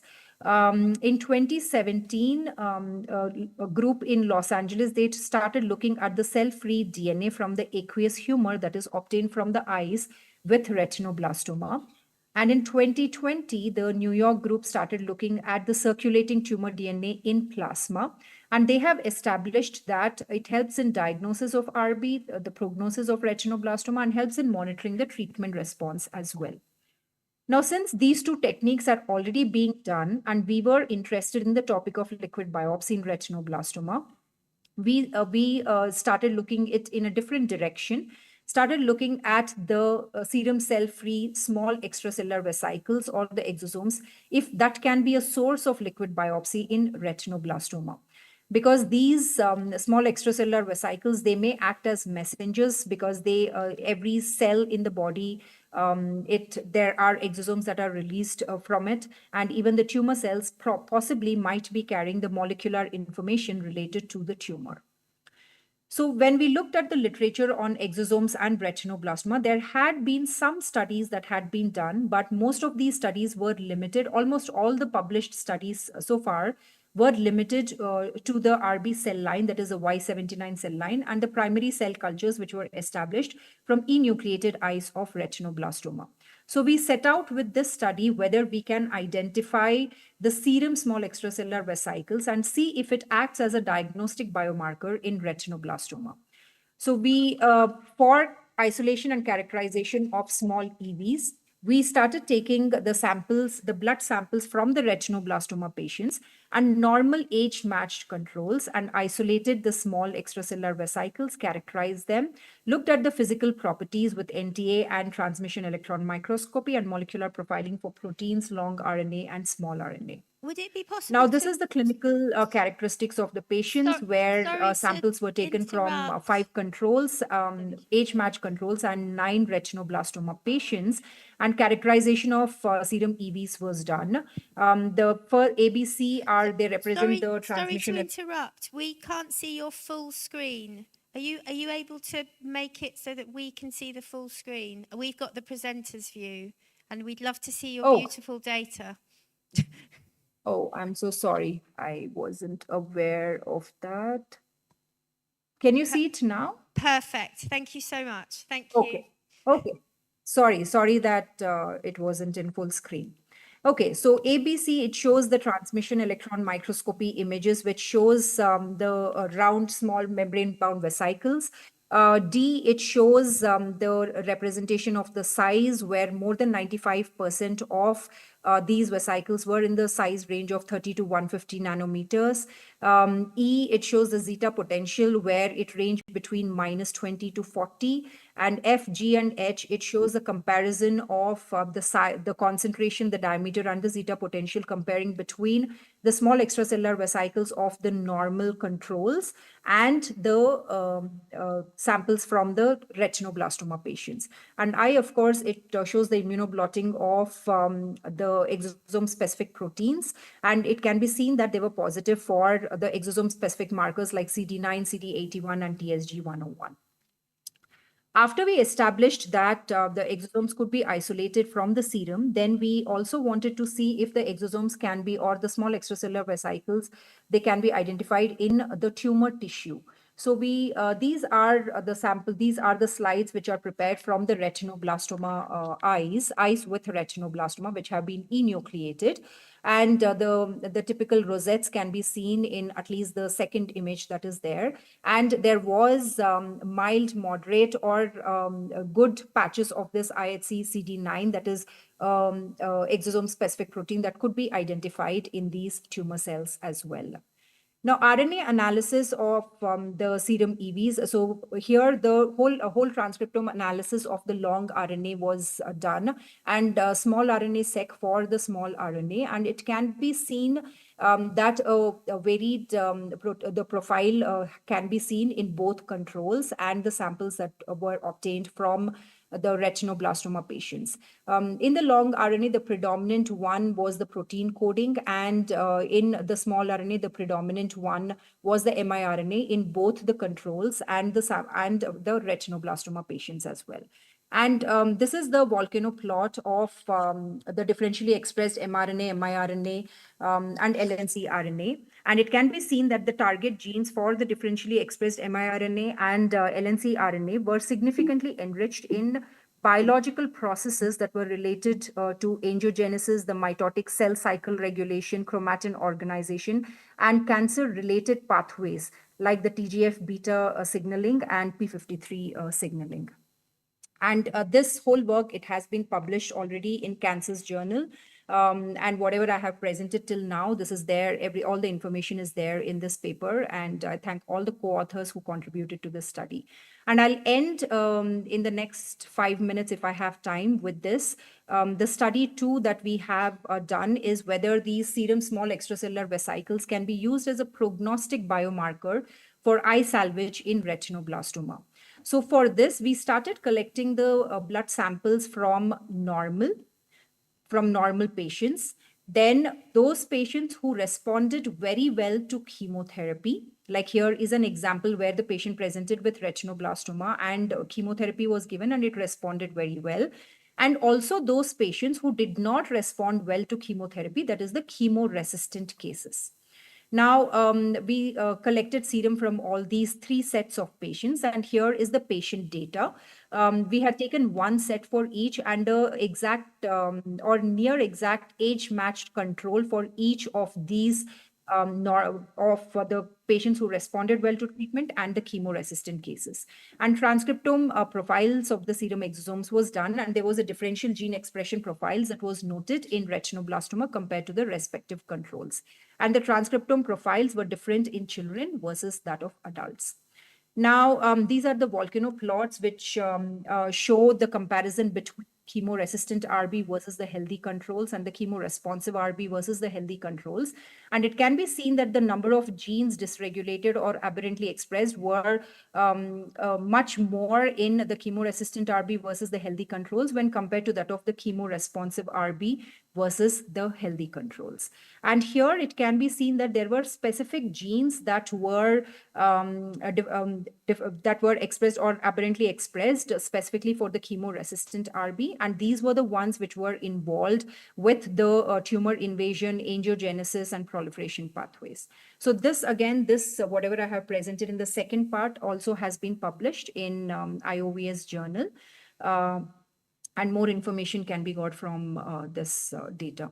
So to conclude, whatever we have done so far, we believe that the small extracellular vesicles can act as a potential source of liquid biopsy in retinoblastoma. It can serve as a diagnostic biomarker and probably can also be a prognostic biomarker.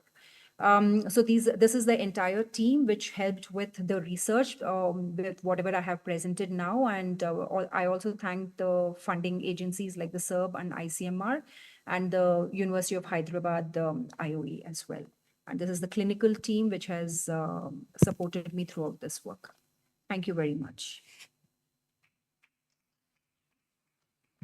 Thank you very much. I don't think you can see us. I'm going to see if I can make that different. Hello. So you can see me at least. Thank you very much for that very lovely talk, and good to see that you've got data and you're using it, and it's helping people. Do we have any questions from the audience? I have one here. One question. You might have to come up actually and use the microphone here. Yeah, Madam, very nice talk. But I have one query that the exosomes exist in tumor tissues, right? Exosomes are present in the tumor tissues? Yes, so we just did, at this point of time, we are only in the initial stages of trying to see that. And we have done IHC, we have used only we have, in fact, like, right now we have used multiple IHC markers. Whatever slide I showed was the CD9. We have tested with the CD9, and there was expression in the cytoplasm of the tumor cells. Have you not isolated the exosomes from the tissues? No, at this point of time, we have just kind of done only the IHC markers. We haven't, we are in that is the plan. We are collecting tumor tissues so that we can kind of do that work as well. Thank you, Madam. Thank you very much. I have one small question as well. In your second study, you showed that there were a lot of differences between your non-responders and your normals, but then your responders and your normals were relatively similar. Did you see any differences between the non-responders and the responders when you if you did that comparison? Yes, I think that's a very valid and a wonderful question. Yes, we did see, and in the subsequent slide after the volcano plot, I think the subsequent slide I showed, there we had seen that there were certain genes which were specifically dysregulated in the chemo-resistant cases, which was not so when we looked at the cases which responded to chemotherapy. So yes, there is difference between the two as well. Thank you so much. Thank you ever so much for coming to speak to us. I can tell that you're very busy saving lives by the look of it. Thank you so much. I'm going to hand over to my co-chair for the rest of the session. And please, if you can keep watching on the live stream, then that would be great. Thank you once again. Thank you. Thank you so much. One more round of applause. Thank you.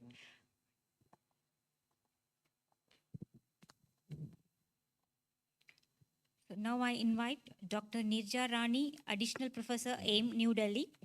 She's going to deliver a talk on role of small EVs in pancreatic neuroendocrine tumors.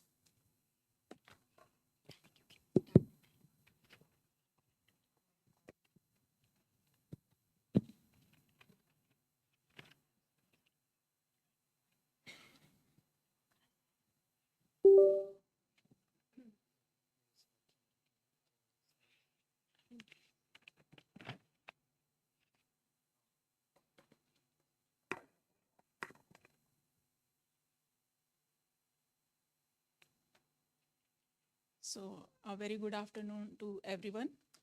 First of all, I would like to express my sincere thanks to the organizer who invited me as a speaker.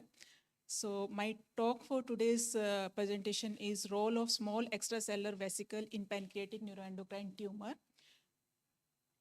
So before I move into today's talk, I would like to have your attention on these two personalities. One is Steve Paul Job, and the another is Irfan Khan. You all know that Steve Paul Job, he's a co-founder of Apple, and Irfan Khan, we all know he had entertained us in past few decades. So these two personalities, they died because of a common disease that is known as neuroendocrine tumor. So neuroendocrine tumor is a very less known disease, which actually people are not aware of it. And these two personalities, the common thing about these two personalities is they died because of neuroendocrine tumor.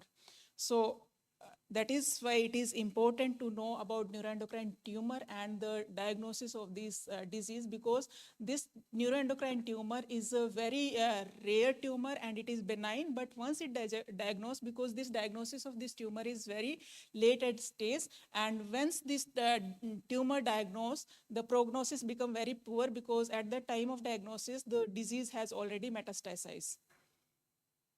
So the neuroendocrine tumor are of various type. It is developed from the neuroendocrine cell, which is present throughout the body, and these tumor can be present anywhere in the body. It can be of pituitary, it can be in the thyroid gland, it can be in the lungs, and it can be in the GI system.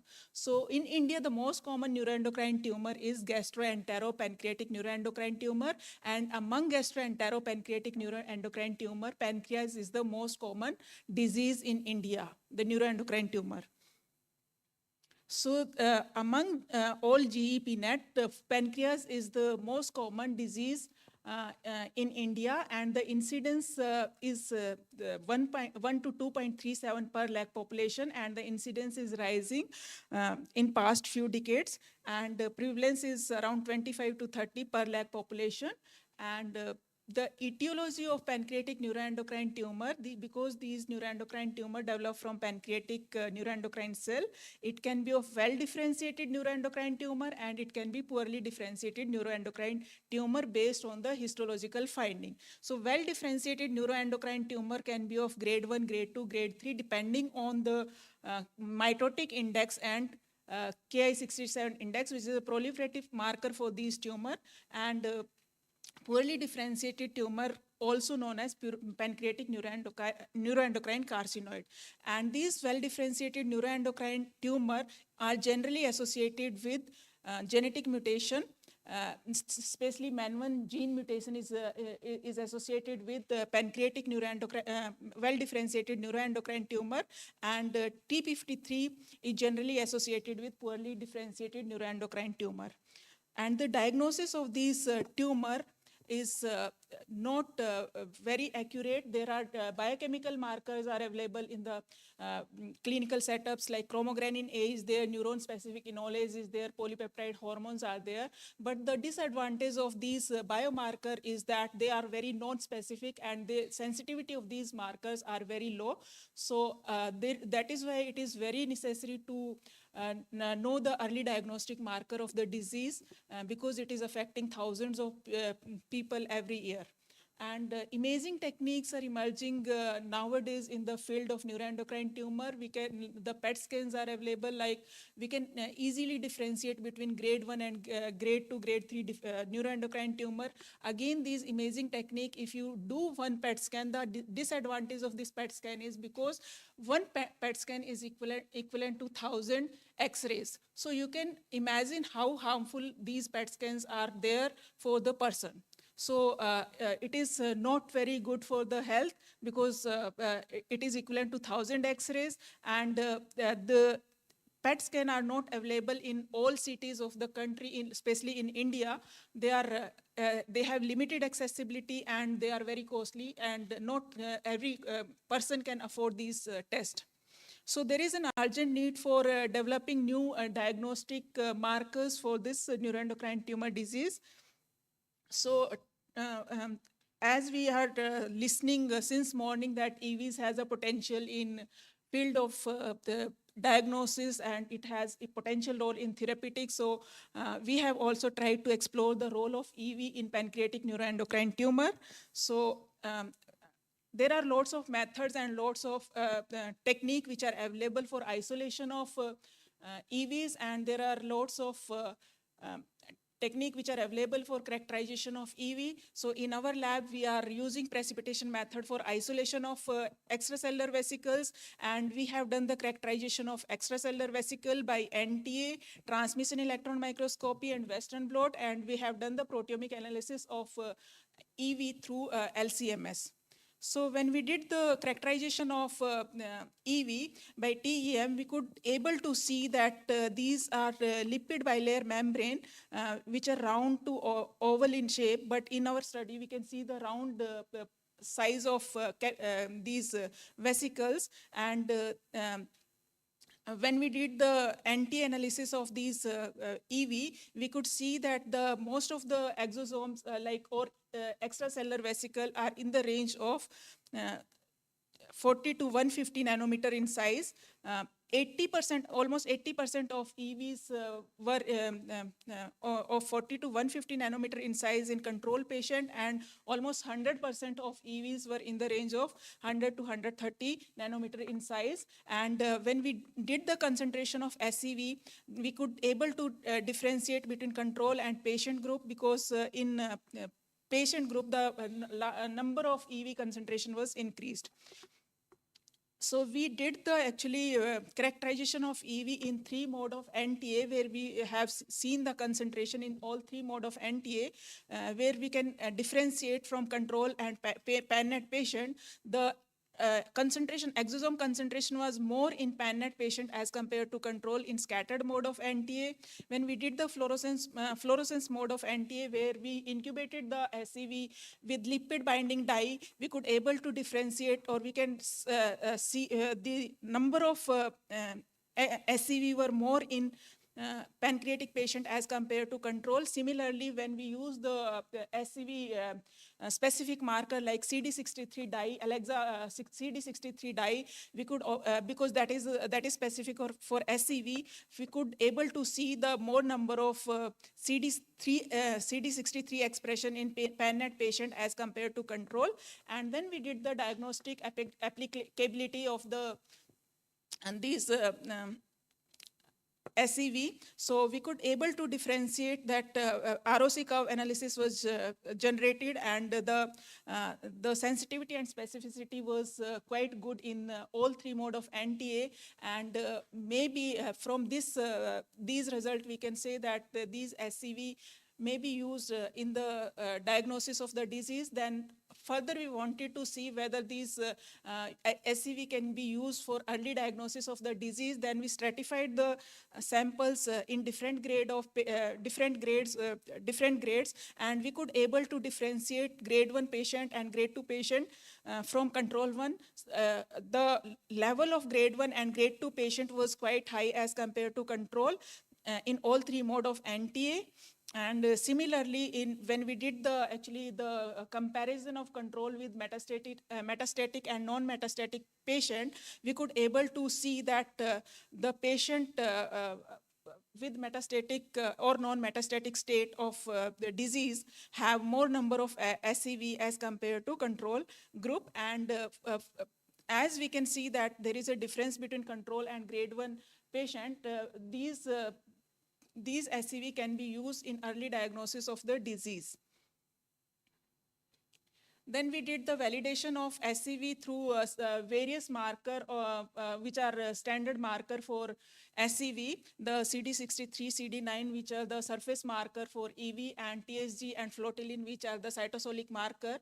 We have done the validation and quantification of these marker, and we could able to differentiate between control and PANNET patient. Similarly, we wanted to check whether these actually EV are derived from pancreas or not. So we have used GAD65 marker, which is actually islet specific marker. So we checked the concentration of GAD65 marker, and we could able to differentiate between control and PANNET. In the expression of GAD65 was more in PANNET patient as compared to control.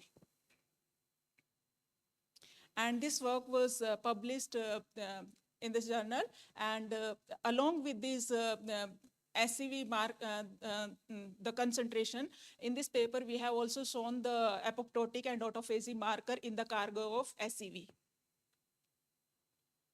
Then we wanted to check the proteomic profile of SEV cargo, where we have done the proteomic profile of extracellular vesicle, and we have done the analysis. We could able to identify 356 protein, and out of these 356 protein,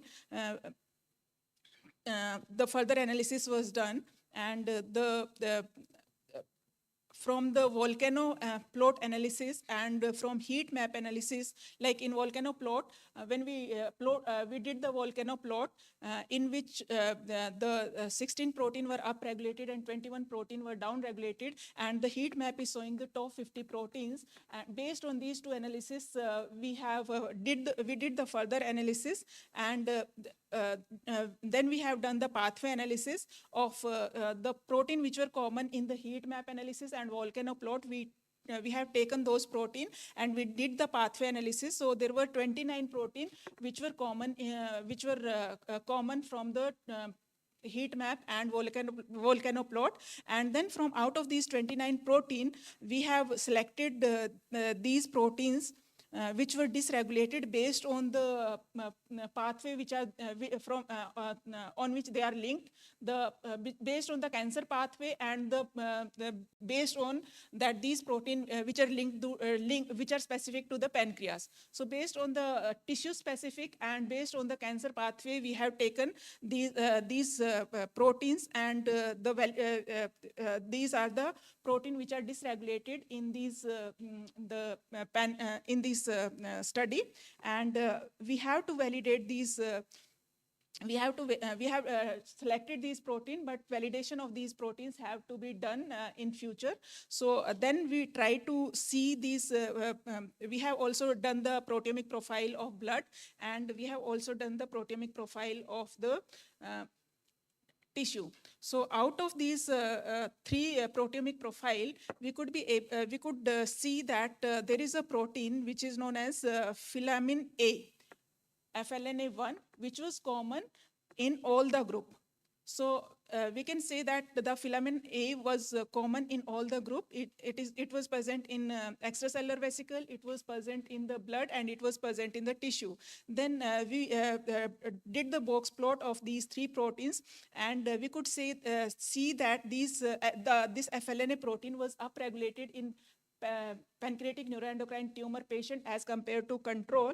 And when we did the validation of this protein in extracellular vesicle by Western blot in SCV cargo as well as in tissue sample, we could able to differentiate there is more expression in SCV of PANNET patient.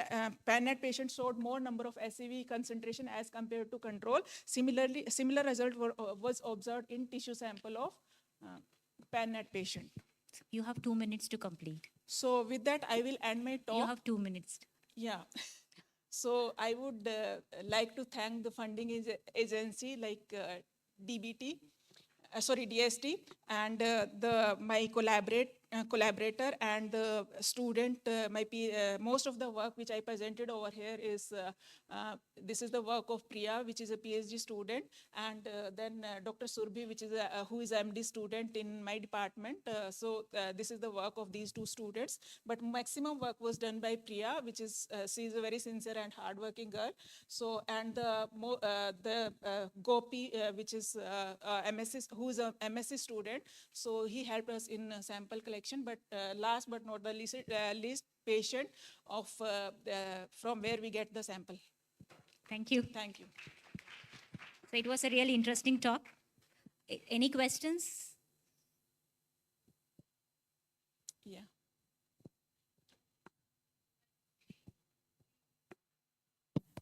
Sorry.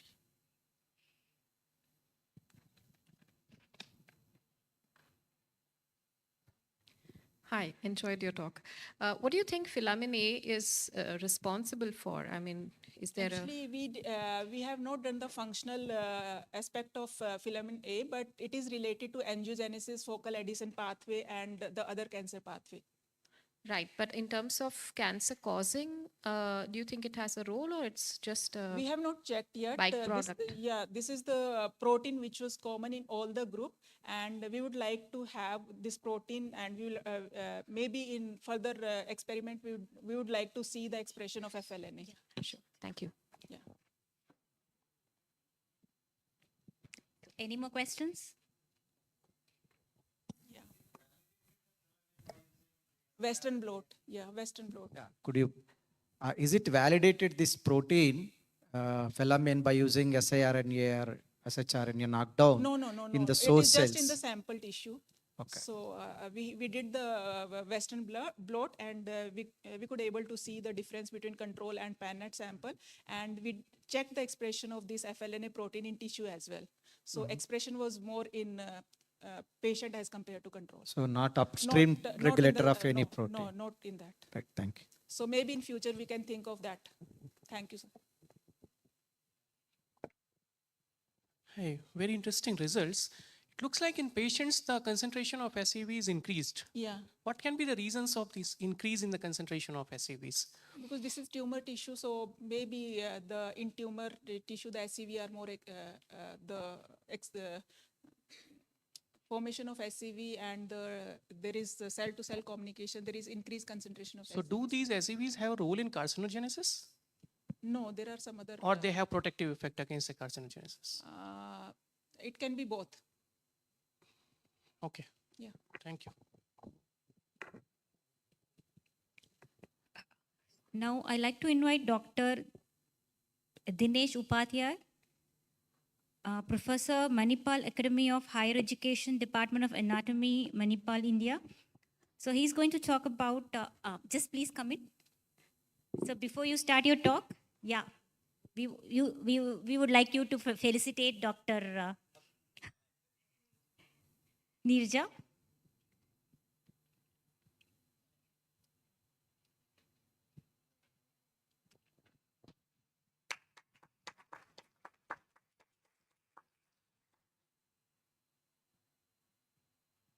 So he's going to talk about extracellular extravaganza, macro manager of nano entities.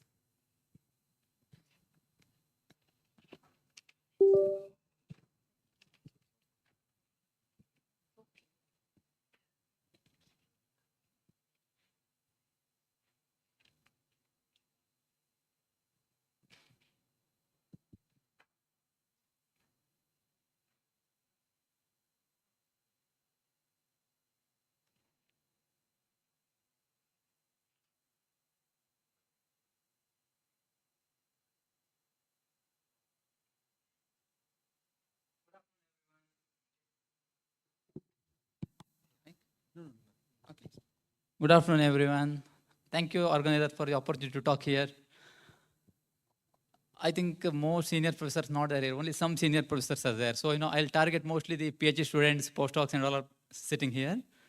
Okay. I don't talk much about EVs and all. You probably knowing all the things. Okay. So, adult humans have almost 400 cell types. And EVs from each cells or each cell's compositions are very different, isn't it? So if you want to study something, you have to do cell-specific analysis. So the nano cargo of EVs may modulate the entire physiological processes. So if you have to study anything regarding the mechanisms, what these EVs mediate, you have to isolate cell-specific EVs. Right, so this is one part. Second part is, suppose if you want to use for therapeutic purposes, mostly as of now, even morning Dr. Sachin Sharma told, and a lot of other literature says MSCs are the best choice if you want to use for regenerative medicine. So lastly, a lot of people are working using EVs for drug delivery. I mostly speak on that parts, okay? So what EVs to use for drug delivery? Maybe some people want to use MSCs, some people want to use NSCs, or serum-derived EVs, whether it's autologous, or you want to use mostly, currently, the big trend of using milk EVs for drug delivery. So what do you want to use? I'll give you a hint of, with our lab, what we have done last 4 years, okay? So I'll give you 2 scenarios. In one scenario, is you use MSC EVs for drug delivery of anti-VEGF drug, bevacizumab, for diabetic retinopathy. Diabetic retinopathy is such a big problem. It's almost there for every 1/3 of the patients of diabetes. You need to inject them, anti-VEGF drugs intravitreally for every month initially. So we thought whether, using EVs for loading this bevacizumab and delivering that, whether it may impact something there. We wanted to test that because it's a single-time injections mostly.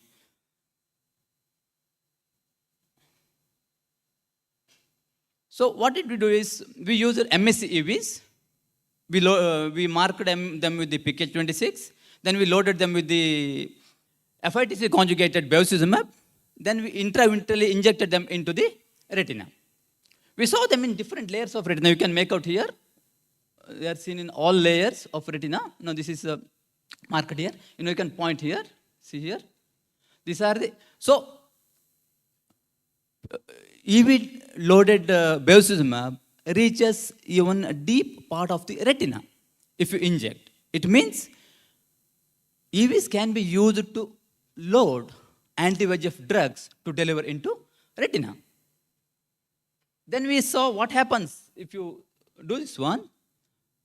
So retinal leakages are so common in diabetic retinopathy. We evaluated retinal leakage at 1 month and at 2 months. At 1 month, what happened is, you can see both this group is diabetic retinopathy. You can see a lot of retinal leakages here. Whereas with the EVBZ and DRBZ groups, it's very low. Retinal leakages are very low with the bevacizumab as such, as well as bevacizumab with EVs. Both are there. So, but in the next month, this is in the second month. Second month, what happened? Bevacizumab alone, when we loaded and when we injected, its effect was not seen at the second month. Whereas EV containing bevacizumab has the effect, you can see it's significantly low even at the second month. We studied that at the 3rd month. I don't have the data here. 3rd month, EV-loaded bevacizumab didn't have any effects. Bevacizumab alone have the effect for 1 month. EV-loaded bevacizumab had effect for 2 months. It means we can try to reduce the frequency of intravitreal injections. Then we tested whether it really reduces the VEGF levels. See, at first month, you can see here, both bevacizumab and EV bevacizumab has very reduced levels of VEGF. But in the second month, we are seeing only it in the EV-BZ group. This is EV-BZ group. But in the third month, there is no reduction. It means what we observed with the retinal leakage studies is correct. It means EV can be used to deliver anti-VEGF drug to the retina, and it is have a sustained effect. And we can, its effects are seen even at the second month, whereas bevacizumab alone has its effects only for a month. So this is a monthly injections. So in this type of studies, why I shown this type of studies, here MSc EVs were used for drug delivery, because only once in a month we can inject this one. In next set of experiments, see, this is for epilepsy. Epilepsy is a disorder where, there is, in a simplified ways, you have to tell means there is an imbalance of GABA and glutamate. Imbalance of GABA and glutamate. Mostly commonly what the drugs they use is sodium channel blockers, fluoride channel blockers, potassium channel, such things they use, or GABA enhancers they use, agonists. But GABA as such, no one tried to load, deliver into the brain. What we thought, we will use some brain-derived EVs and then load GABA and see, because GABA doesn't cross the blood-brain barrier. It doesn't pass. So we used different cell types. We use neural stem cells. These are from pluripotent stem cells. We use neural stem cells. Neural stem cells are then differentiated into medial ganglionic eminence cells, which are GABA progenitor cells and GABA interneurons. This is a hypothesis study. This is not a study for clinical trials or anything. This is a hypothesis-based study. We used neural stem cells, medial ganglionic eminence cells derived from neural stem cells, and GABA interneurons, which are derived from MG cells. So this is a first cells. What I'm showing here is NSCs. Is the precursor. So iPSCs to NSCs to MG to NSCs. We use the EVs from all cell types. We isolated the cell. This is the marker for NSCs, marker for MG cells, and marker for GABA interneurons. And then we characterize them. There is not much difference in EV size or molecular markers or anything. It means you can use any of these EVs generally, because morphologically there are no much differences. Next, we wanted to use that for, in an epilepsy model. You can see here, these are epileptic mice.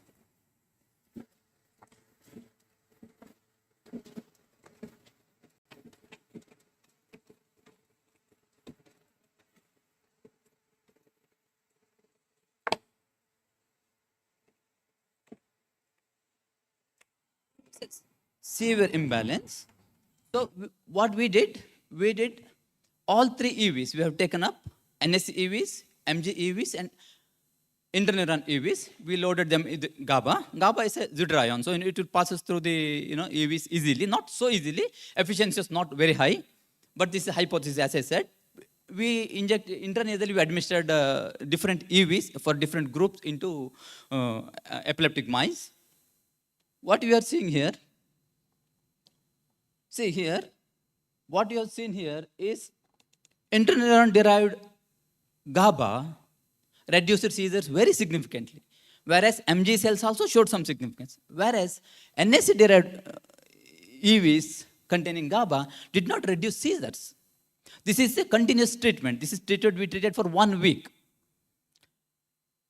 So even that much things, NSC EVs did not significantly reduce the total number of seizures. So what it says, MG cells are precursors for GABA. Interneurons are GABA producing cells. It means if you have a cell type which produces that, or which are maximum in the brain, if you use that, effect may be far higher.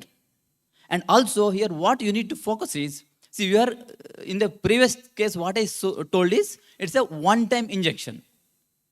So you can use MSc EVs. You can't inject daily MSc EVs to the brain intranasally. It's not we have no idea what happens there.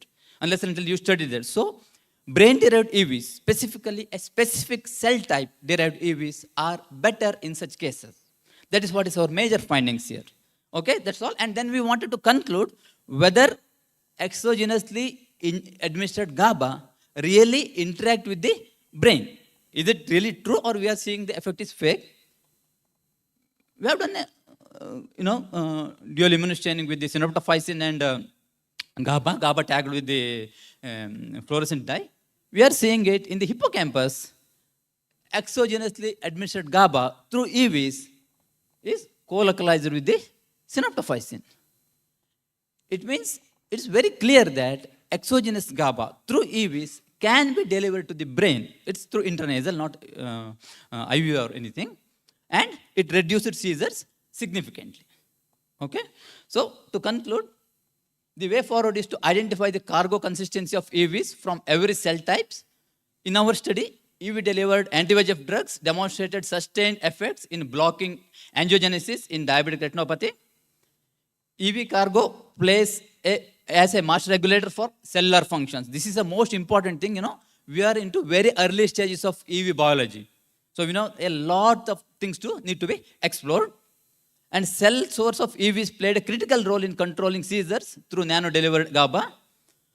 And one more thing, why I'm telling this one is, it's all the time students, PhD students, they have questions all the time. Which EVs to use for drug delivery? They want to use, some people use cancer cells, some people use, normal cells, some people use serum. Ensure long-term nano-drug delivery through EVs do not harm the cellular homeostasis. This is very important. You are not going to disrupt the cellular homeostasis. Then in that case, they are not ideal. You need to see which EVs to use for drug delivery. You need to be very, very careful. That's all. I thank the organizers, Shashidhar sir, thank you, and Saroj Kumar sir, and all the team. Thank you very much. Thank you. It was a good presentation. I have a question. So in that you talked about the best result you got it with the GABA producing cells.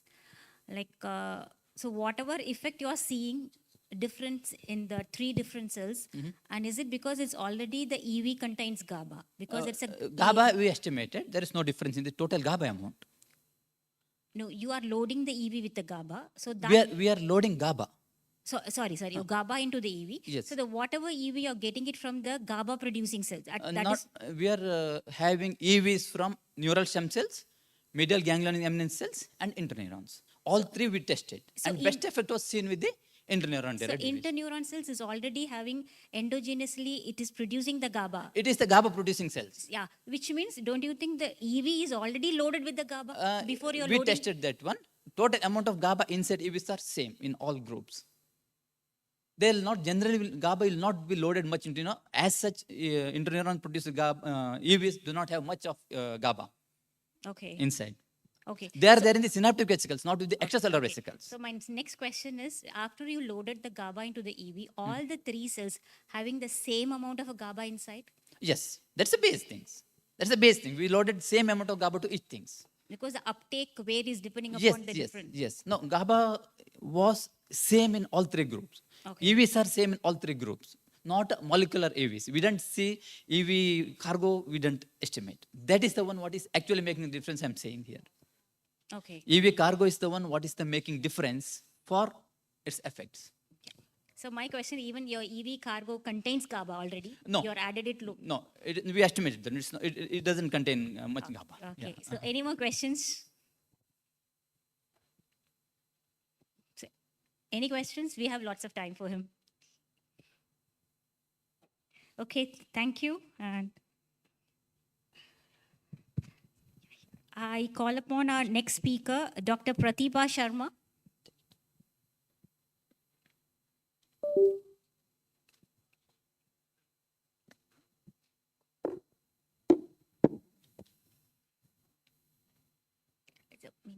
Just wait for us.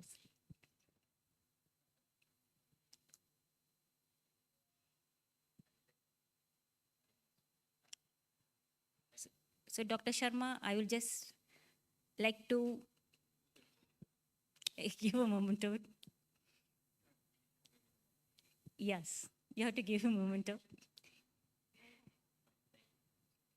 Yeah.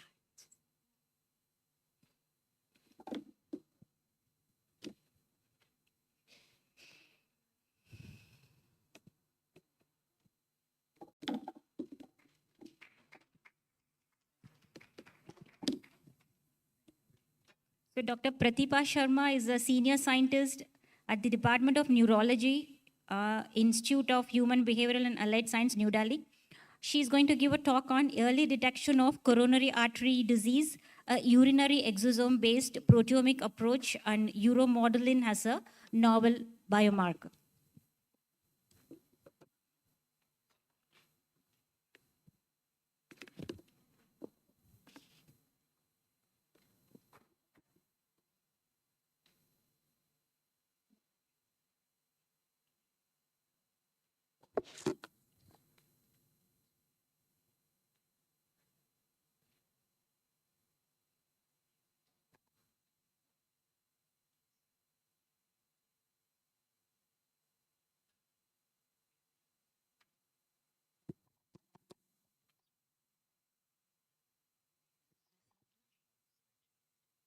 That's right, change pointer.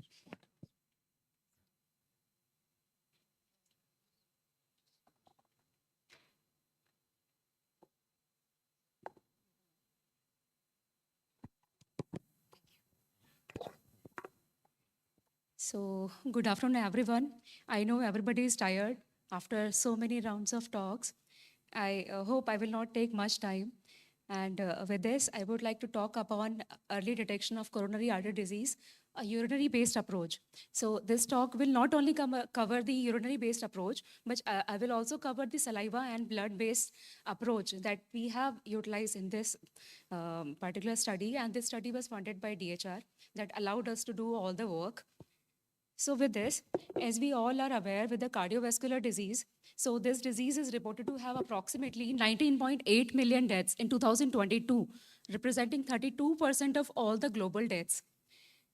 So this is overall the quarter of deaths that take place in the middle and lower income countries. India is having the high CVD burden, which necessitates the urgent need to prevent having the preventive strategies. As we all know, when the disease is developed, so this disease is actually preventable with having all the treatment options available. So one can go for the medication-based treatment, others can go with the stenting and CABG-based treatment, carotid endarterectomy, and likewise there are treatment options are available. But the only problem is that until now there is no specific biomarker that can be specifically identify the cardiovascular disease. When we talk about atherosclerosis, there are other atherosclerosis parameters like peripheral artery disease, there is a stroke, and there are other different forms of the heart disease itself. So the biomarkers that are being tested in the laboratories are the common for all the different disease conditions.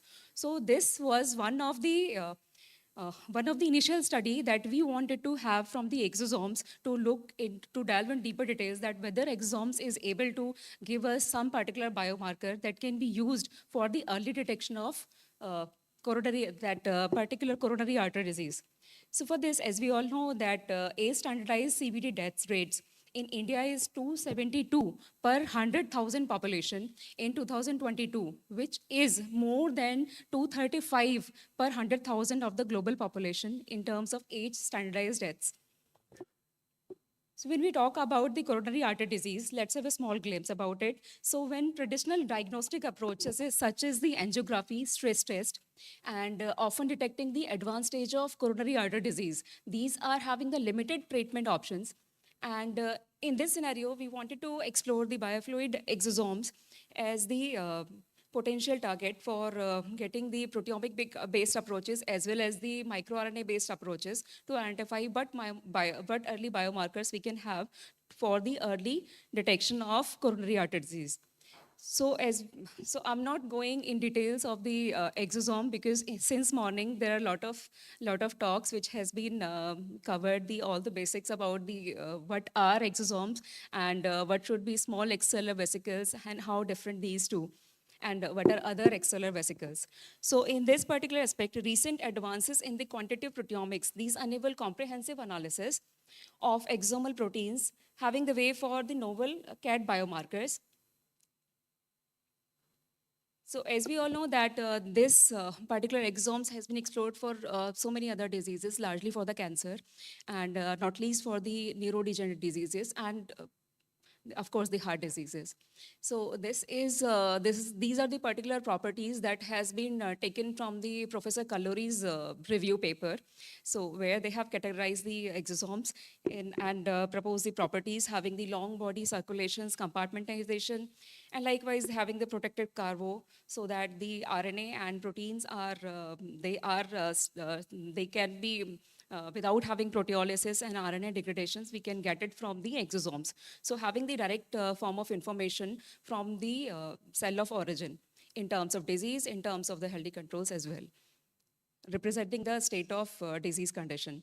So the major challenges that we face is to separate the exosomes from the apoptotic bodies and the microvesicles, whereas the apoptotic bodies being larger are easily excluded, while as microvesicles and exosomes, they are largely found together, and for separating them, we need separate approaches based on their particular markers. So these can be based on their particular size, density, the markers they are having. They have different mechanisms. Among that, the exosomes is something which corresponds to intraluminal vesicles of the amoebas. There are several applications related to the exosomes. Since morning, we are listening to the biomarker, the drug delivery, and the potential therapeutic options that can be available for this, whereas the cancer is the topmost, which is undergoing in the clinical trials. And not all the human samples, there are several other regions where exosomes is being explored, including the animal, plants, and the microbial organisms as well. So in terms of the clinical trial, there are more than 40% clinical trials which are cancer related, and these are largely into phase 1 and phase 3 regions. And nevertheless, there are other clinical trials which are being going on the cardiovascular disease as well. But there is a need for transforming the clinical trials into the practice. That will take another decade. So as in terms of the conventional method that had been used, in this one, there are several methods depending on the choice and availability. One can use the different methods in their laboratories. So in this one, we can, for my particular work, I have chosen the ultra centrifugation with additional steps of sucrose density gradient for the additional purity steps. Among this, we have available characterization methods, which are there, TAM-SAM and flow cytometry, microarrays, NGS. So these exosomes, this is the, so here we have characterized these proteins from various regions of saliva, urine, and plasma. We have performed these protocols in the lab and then streamlined the protocol for having what concentrations for saliva, plasma, and urine are required and how to go about it. So initially, what amount we need to take for getting the optimum amount of exosomes, because depending on the heterogeneity of the sample itself, the exosome population and the characterization also varies largely among the samples. So this particular study based on the biofluids, this particular work we have communicated and got 2 citations. So the main rationale of my work was to analyze the exosomes from the plasma, saliva, and urine from coronary artery disease patients compared to the healthy controls. Whereas we selected the 45 patients and 45 healthy controls and isolated all the samples, all the 3 different samples, and characterized the exosomes. After characterization, we led to the downstream applications of proteomics as well as microRNA analysis. This is the work we have published for the urinary exosomes, which has been published in Journal of Proteomics. And with this, so as we all know that exosomes are some kind of the round shape. This is a round shape having the cup, having a cup-shaped, normally having the spherical regions and bound by the particular plasma membrane, which has been seen here. But this is not the real picture. So not always we get this kind of shape and structures for the exosomes. Particularly when we talk about the plasma, saliva, and urine, there are differences among the samples as well. So as in the morning, Dr. Kalluri sir has told that there are heterogeneities. So those heterogeneities I have also seen among the patient and the control samples, as well as among the samples itself, the source which is plasma, saliva, and urine.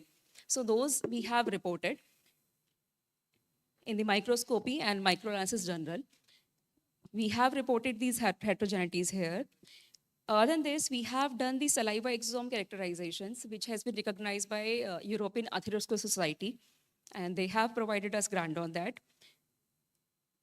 I have received this Best Oral Presentation Award, having the comparative analysis for the saliva, urine, and blood identifying from the coronary artery disease. With this, I want to move forward and go into the clinical parameters that we have chosen for the coronary artery disease patient and the healthy controls. Whereas we have done the LFTs and KFTs profiles were there for the patients, we have compared with the, we have also collected data with the lipid profiles for the controls and compared these two. We have compared all the parameters here, and then hypertension, 25 patients. Likewise, we collected data for the medications and the patients who were undergoing surgeries.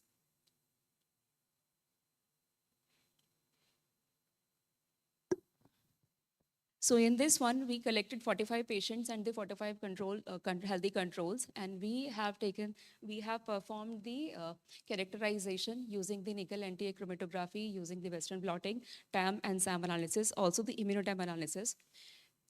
Here we have done the iTrack-based labeling for the samples, and then we have identified these proteins which were differentially expressed in the coronary artery disease patients, and we were able to have 508 proteins differentially expressed in these two. Among them, 22 were as per the criteria of the proteomics, having the more than 1.5-fold differences and having the differences based on their particular P values and Q values. So these were the dysregulated proteins which we have reported. These are the proteins which were dysregulated, and these were the proteins which were down and upregulated likewise.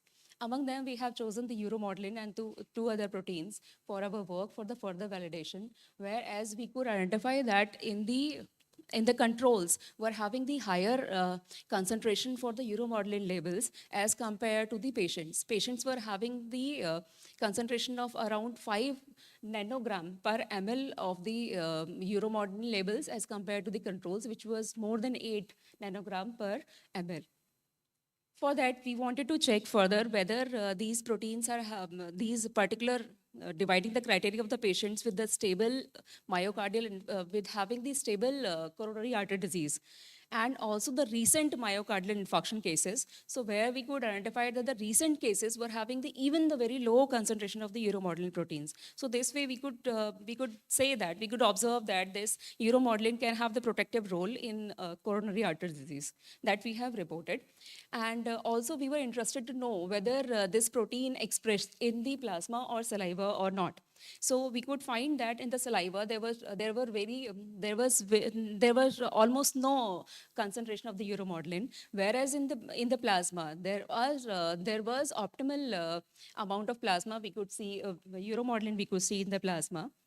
So in this one, this uromodulin is actually not found in the blood samples, but these are expressed from the renal, nephron loop of Hamble that is expressing this uromodulin labels. And there's a very abundant protein found there. But what we could observe is this protein is having the polymer-based aggregation properties, which we could not have in this one. That is why we are getting this protein uromodulin higher in the controls and less in the patients, which we have reported. And these are the other differentially expressed protein that we have identified. So to characterize these proteins, we could identify the protein interaction networks, where we have, there are 508 proteins, 300 proteins were having the network of around more than 800 edges. They were connected. They were having the high network with the proteins that clears that these proteins are having some significant roles in the disease processes. identified from the exosomes. These are the proteins, these are the string maps we have developed. For the gene and ontology enrichment analysis, we could identify that most of the proteins were even having the more than 66% proteins in the biological processes were involved in the cell-cell adhesion pathways. And and there were more than 80% proteins which were found in the exosomal regions, in the extracellular regions and in the exosomal pathways. Other pathways like renin angiotensin systems, which are present in the coronary artery disease, and the pathways which are angiogenesis related pathways, the pathways which were having the calcium adhesion molecules and cell adhesion molecules, having the role of the calcium, which is an important role in the coronary artery disease patients, are being found. That we have reported, and the other proteins were involved in the complement coagulation cascades, having the inflammations and other pathway-related proteins. So this I've already discussed, that this Euromodel levels have been reported. So when we compare this, when we talk about the characterization, we have characterized these proteins using the Western blotting from the plasma, saliva, and urine exosomal controls, whereas we used ApoA1 proteins, which is also a marker for the coronary artery disease. 1 minute. You have 1 minute to complete. Yes, ma'am. I'll try my best to conclude. So this ApoA1 protein is a marker for the coronary artery disease. Normally we see the ratios of ApoA1 and ApoB proteins, which has been reported. We could identify that patients were having these expressions of the ApoA1. Another characterization technique we use the TAM and SAM analysis, where we have the scattering and the penetrating principles for the electron beams. Based on that, we analyze the whether we have exosomes, what shapes we have. I have reported this one in the microscopy microanalysis journal, whereas I have seen that this was a main observation where the plasma proteins were having the similar kind of structures, while as the exosomes which were from the saliva and the urine from the patient itself were very distorted as compared to the controls. So these discrepancies in terms of their shape and distortions we have reported. We have also performed the immunotime analysis to see whether we are having the exosomes. Flotilin-1 is a marker, which is a membrane marker, and TSG1 is a intracellular marker for the exosomes that we have labeled. Also, to have the topological informations, we have performed the SAM analysis, where we could identify that the diameters for this were little larger than the TAM analysis. And in the SAM analysis, the overall topology were round, circular. The saliva, these are the blood samples. This is a control sample. This is a patient sample. Here, likewise, is a saliva control and the saliva patient. There's a urine control and urine patient. So the patient samples were itself having the lot of discrepancies as compared to the control samples that we have reported. And we have also observed the comparative analysis for the NTA, and that was in line with the sizes that we have presented from the TAM and SAM analysis. Western blotting we have performed with the exosomal markers. So for the saliva, small extracellular vesicles, we have performed this study where we could identify the differentially expressed proteins. Serum, albumin, and apolipoprotein was found to be downregulated. I skipped this one. And with the plasma exosomes also, we have performed this study. This is a volcano plot having the expressions levels of the more than twofold differences in the down and up regulated proteins, where the list represents the differentially expressed proteins here. So to conclude the overall study and the comparative analysis, I would like to say here that we have identified 2,976 proteins from the plasma, 583 proteins from the saliva, and 508 proteins from the urine regions. And among them, differentially expressed proteins were identified. The proteins which were there, they were mostly involved in regulating the biological metabolic process, cellular communications, cell component movement, defense response, and transport. Apolipoproteins were mostly found in the plasma samples and also reported in the all three groups as well. We have observed from the saliva extracellular vesicles that cystatin S can be a significantly expressed protein, which can be a good biomarker. Depending on the validation in the further populations. We have observed the decreased level of uromodulin in the urine exosomes. And to conclude this, there's a comparative study. We have used the vesicle PDA software and compared our results. We could find that more than 80% proteins were in the vesicle PDA. So these are the normal terminologies in exosomes that we have. These are the motifs in the exosomes. So with this, I have a take-home message for... I think they will take it. So with this, I would like to thank you and here one.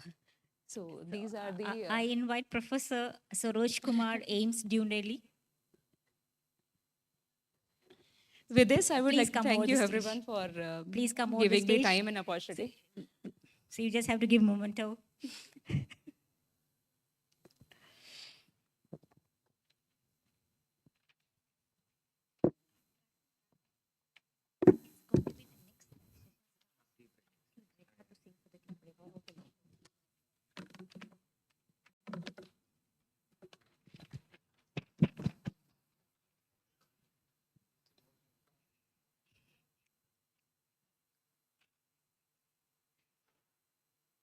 So Dr. Pratibha, is really a nice talk. So we all enjoyed your talk. And there are so many new things we identified. Thank you. And now we can break for a short tea break. And we hope to be back here within 10 to 15 minutes.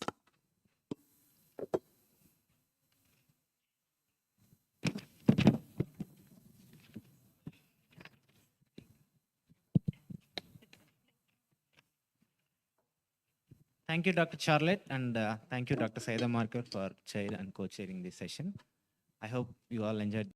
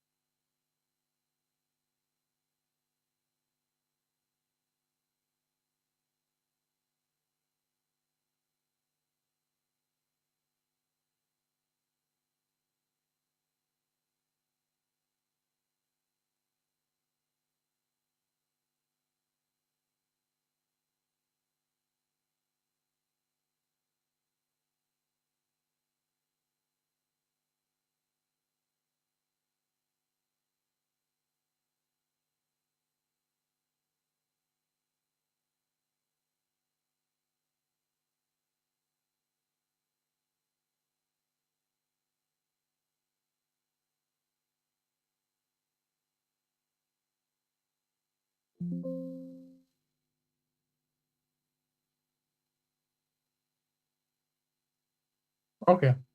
I can stop sharing and start when the meeting will be there. Or do you prefer to just keep it like that?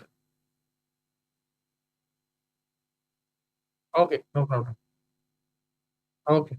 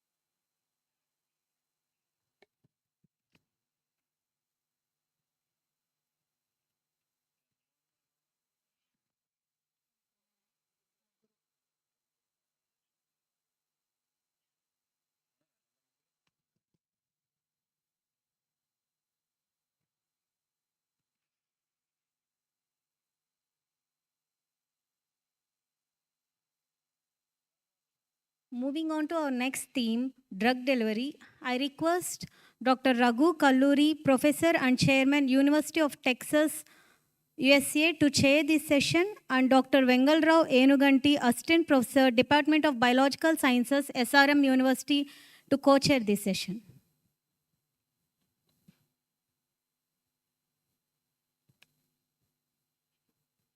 Over to you, sir. Keynote speaker, he's on, he's waiting.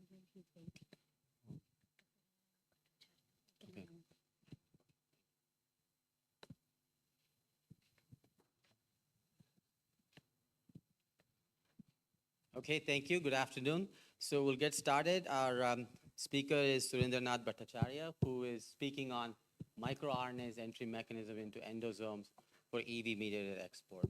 Welcome. Yeah, I hope I am audible. Can you hear us? Yeah, I can hear you. So I hope I am audible, Dr. Kalluri. So you can get started, please. I Yeah. just introduced you. Please go ahead. Okay, thank you. I would like to thank the organizer of the VESICON 2025 for giving me the invitation as a speaker in this gathering. So it's very nice to be here and talk about. I just have some issue just here. Talk about our work, which is on microRNA entry mechanism into the endosome for extracellular vesicle mediated export. So we all know about microRNA.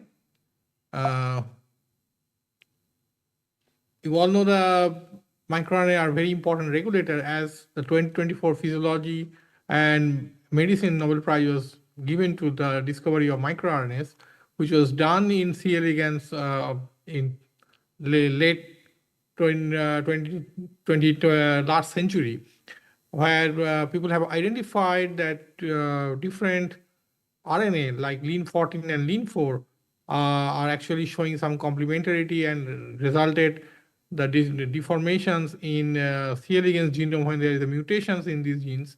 And the complementary mutations can sometimes be rescued by each other, and that led us to discovery of some non-coding RNA like Lin4 microRNA in C. elegans, and later that has been revealed to the world that there are thousands of this kind of small RNA present in our system, not only in this nematode, but also in higher animals that plays an important role.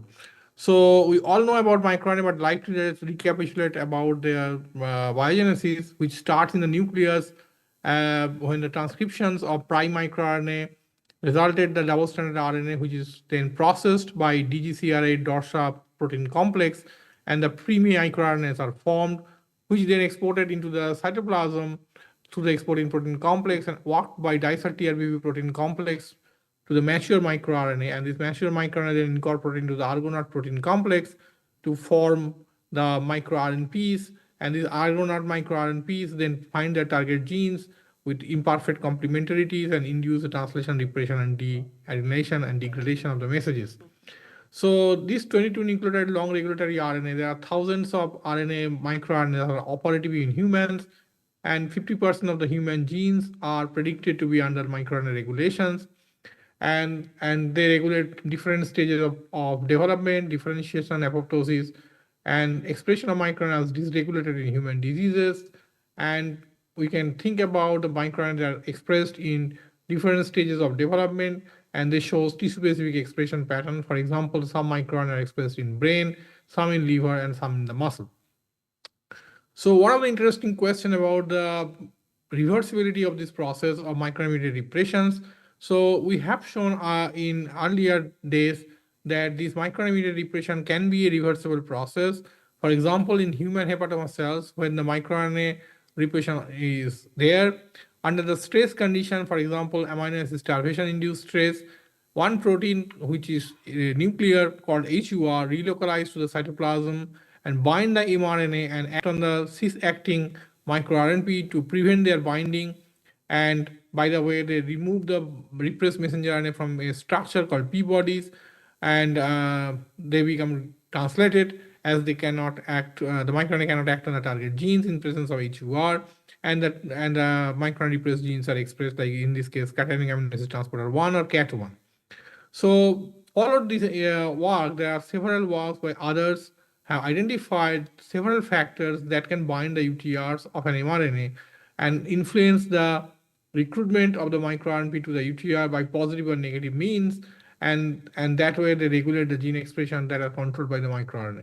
So interaction of multiple RNA binding proteins and microRNA act in a very synergistic or antagonistic way to control the gene expression process.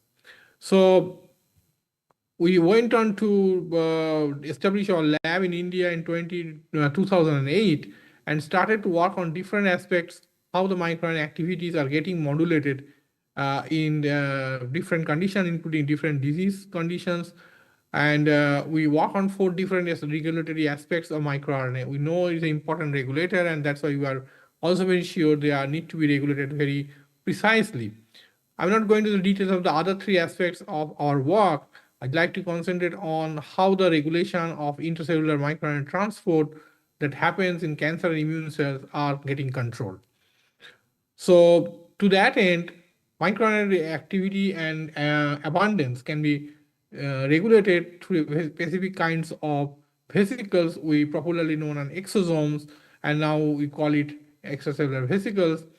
They are generated, as we know, through the endocytosis process when the early endosome matures to the late endosomes to the multivesicular bodies, and somewhere the microRNA get packaged into those vesicles and get secreted as part of exosome or extracellular vesicles, and which they are 30 to 100 to 120 nanometer size. They have multiple, they have an origin of multivesicular bodies, and they help cell-cell communication by transporting different cargos, including the proteins, mRNAs, and of course microRNAs. So one of the important questions about how the microRNA are getting exported out of the mammalian cells via these kind of extracellular vesicles that contribute to the regulation of microRNA activity and abundance in the cells itself, and also it carried to the other cells, and that's why it also affects the expression of microRNA into the target cell as well. So I'll concentrate on the topic that how the microRNA getting packaged into extracellular vesicles for the export to occur. To that end, we initially have discovered one interesting protein, as I mentioned, about the HUR, which is a stress response protein, that by binding the UTR affect the microRNA activity. And we know from our work that this HUR protein, when replace the microRNA from the Argonaute protein, and it itself get bound under the starvation condition and facilitated its loading into the endosomes. In the process, the protein itself get ubiquitinated that allowed the unbinding of the microRNA with the HUR protein, and the microRNA get exported out from the cells under starvation condition, which otherwise don't happen in the normal conditions because the HUR is present in the nucleus. It cannot see the microRNP and cannot make the export to occur. So this is HUR-driven export of microRNA happens in human cells. We want to check how microRNAs get packaged into the endosomes, as I've shown that HUR is one of the important candidates that facilitated the export of specific sets of microRNA that HUR binds and make the export occur. So to study this kind of assays, we need to have some in vitro and in vivo model system to study microRNA packaging. And that way we can explore the potential of small molecular inhibitors against candidate proteins that are responsible for the export to occur and score their effect in infection, inflammation, and metabolic regulation processes. So to start with, how can we develop an in vitro assay to identify the factors and the mechanism that allow the packaging of microRNA in the multivesicular bodies for the export to occur? So we want to do that with isolated endosomes. What we have done, we can isolate those kind of endosomes by simple biochemical methods like ultracentrifugations. What we exactly did, we use the C6 cells and use the post-nucleus lysate to separate on an endoxinal gradient, and the fractions like endosome, mitochondria, lysosomes, ER, and polysomes all are getting separated with these gradients. Technology is in 3 to 30% gradient. But if we use a 5 to 15% gradient, we can separate the endosomes into early and late phase.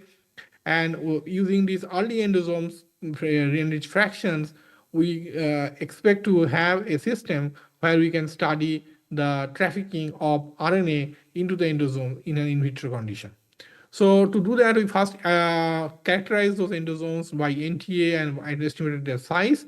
And then we try to do some assays in a buffer containing ATP and those isolated endosomes, and then incubate them with a free RNA, single stranded RNA, and then after a certain time of incubations, we digest out all the other RNA that are not getting imported into the vesicles, but what are the RNA that are protected from this RNA treatment would be recovered, and they are estimated how much microRNA are get protected during the incubation point. So this will give us an idea about the way we can measure the input level.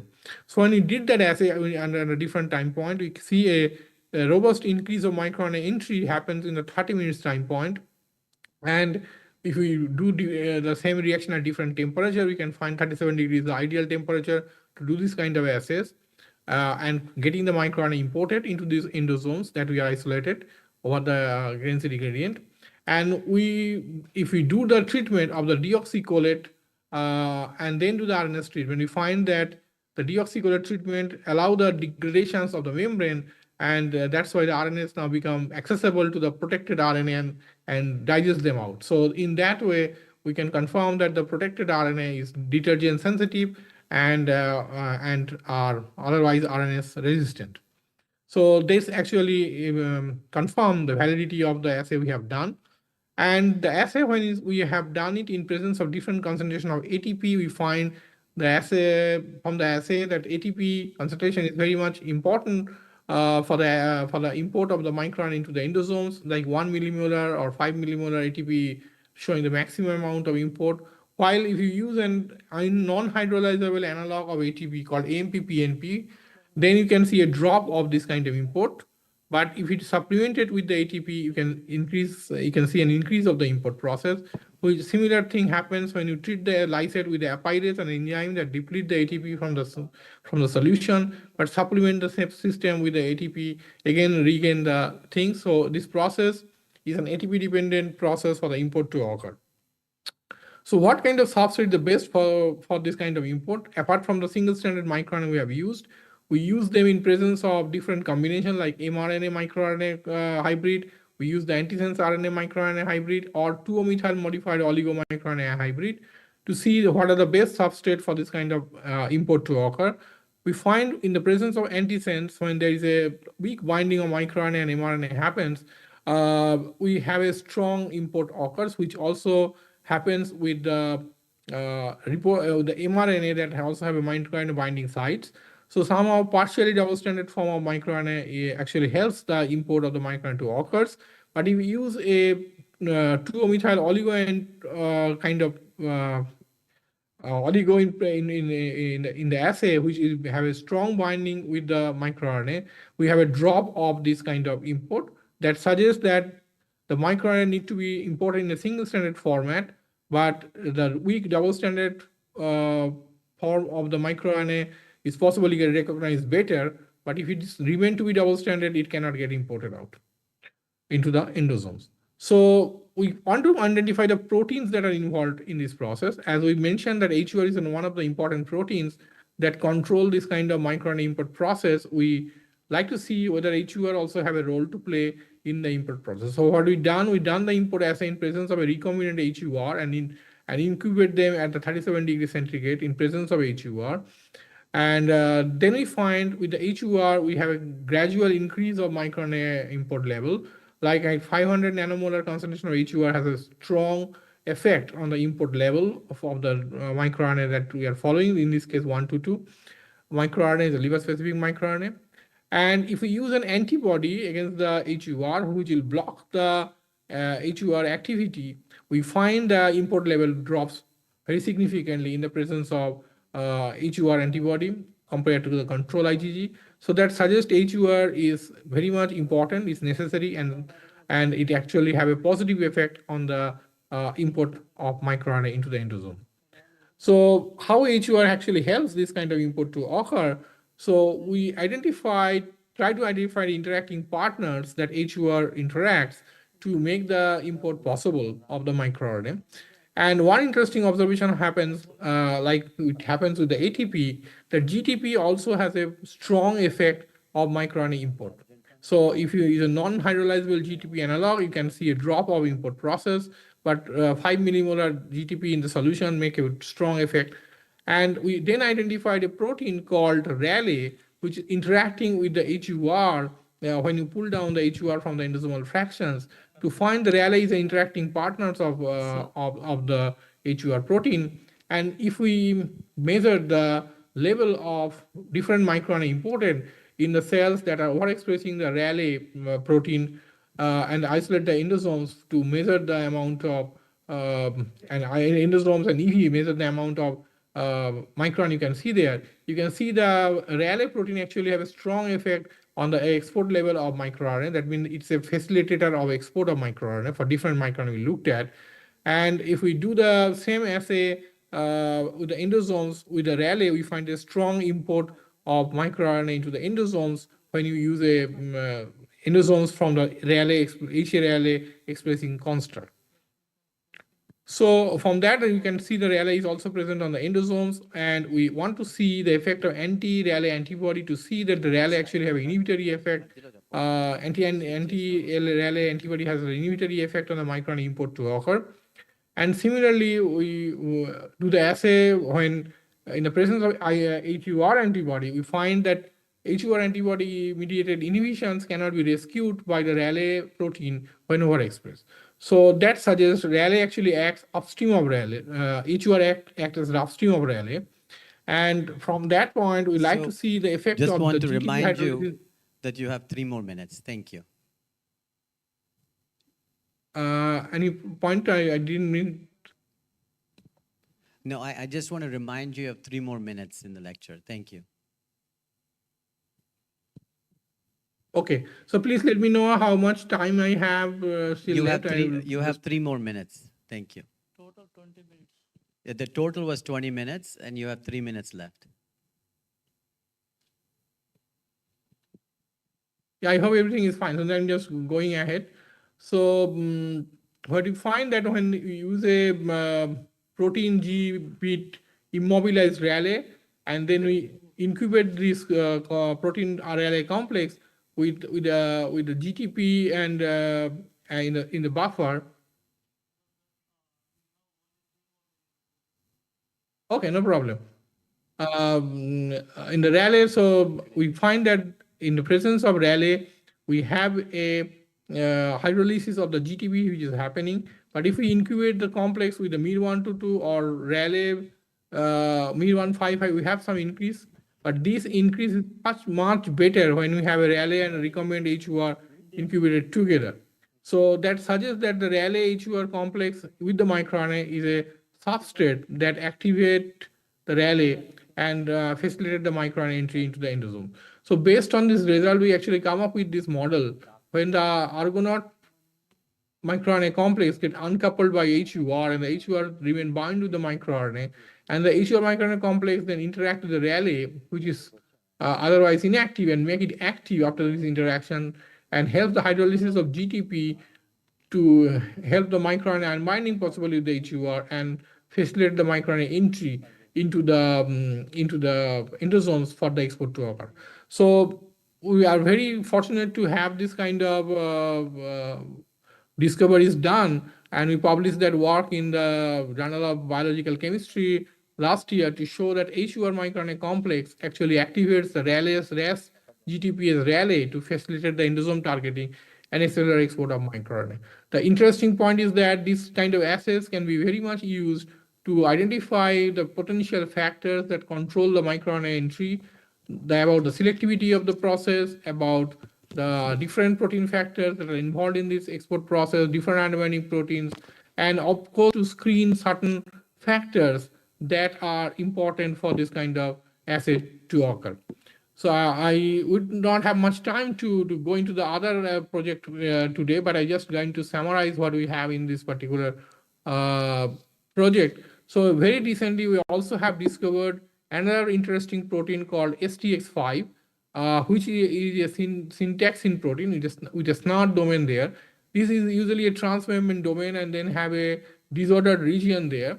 So we have identified in this particular work that HUR under the starve procession conditions or stress conditions can transfer the microRNA to this STX5 protein, which actually binds the microRNA through this disordered domain, and then ultimately helps the binding of the microRNA with this disordered domain, help this trafficking into the late endosomes or multivesicular bodies, and its binding is essential and it gets trapped into those small vesicle within the multivesicular body for the export to occur. But other molecules that are not binding with the microRNA, like of the same STX5, actually present on the membrane and helps their trafficking and membrane fusions of the allied endosomes with the plasma membrane and release of the EV. So this STX5 actually is an interesting regulator. It has a dual role to role in the microRNA export process. First, it binds with the microRNA and facilitates entry into the multivesicular bodies for the export to occur and HUR can transfer the microRNA to the STX5. On the other hand, the same protein acts as a membrane anchor protein and helps the fusion of two membrane and the release of EVs into the extracellular space.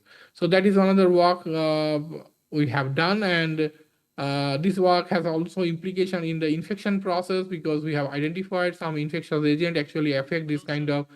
Can you summarize? Yeah, this is fine. Yeah. So we have this Leishmania donovani, which is also regulated. The cytokine expression is also get influenced by this STX5 protein, which actually affect the microRNA export process to affect the cytokine expression there. And this paper also get published in JVC last year by Saurabh, where human antigen R, the HUR, transfer the microRNA to syntaxin 5 to synergize the microRNA export from activated macrophage. And I like to conclude by acknowledging the support from different funding agencies that were very helpful for my research during my days in India when I was in chemical biology. And after moving to the University of Nebraska Medical Center, I am using the startup fund from the UNMC. And these are the people who have already graduated with me. And Sritama will submit the thesis maybe in a couple of days. She also get a very exciting paper accepted in and published now in Structure with a cover article. So with that, I would like to end and we'll be happy to answer the questions that you may have regarding this work. Thank you.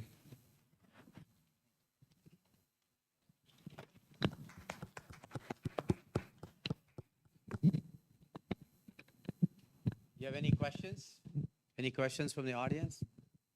So let me ask you a question about the transport of these microRNAs. Do you think that the same RNA binding proteins are relevant in the normal cell, putting these microRNAs in endosomes versus cancer cells? Do you think the same machinery operates, or are there different machineries to take these RNAs into endosomes? Yeah, I think it could be the similar proteins that are also playing a role in this export process to occur. But as you know that HUR is also an oncogenic protein, and several reports have been there to show that HUR has a role to play in cancer. So it may be a possibility that HUR mediated microRNA export that we're already observing is somewhere getting altered in the cancer cells because of the modification of the HUR or its misexpressions. And that can cause the change in the export process. We have already published a paper on that, looking into the HeLa and other kind of cell lines to see that their regulations are very much there about the microRNA export, which is mediated by the HUR protein. So I will guess that a lot of RNA binding proteins that are getting misregulated in cancer cells may be contributing to the export of microRNA to show their effect. So I have one more question. If you knock down that protein permanently, so then microRNA export totally will be absent in the cells, or there is any alternative microRNA transport will be there into the endosomes? I didn't get it. Can you just repeat it once more? So, for example, if you knock out that protein that taking place the microRNA to the endosomes, so yes, it permanently block the microRNA transport to the endosomes, or there is any alternative mechanisms evolved to transport the microRNA to the endosomes? Yeah, it's possible there are some redundancy of some of the factors that we're looking at. For example, HUR and the STX5 sometimes act in a very redundant way. For example, in the non-activated macrophage, you can see the STX5 is the main protein that controls this kind of export process as a binder of microRNA. But when you have a LPS kind of activation, when you have a strong export to occur for those microRNAs, then you find that HUR is more prominent and then the STX5. So probably they have some redundancy in their actions, and depending on the context of the cells, they may switch the role in between. Thank you, sir. Thank you. So there is any questions? No. Thank you, sir.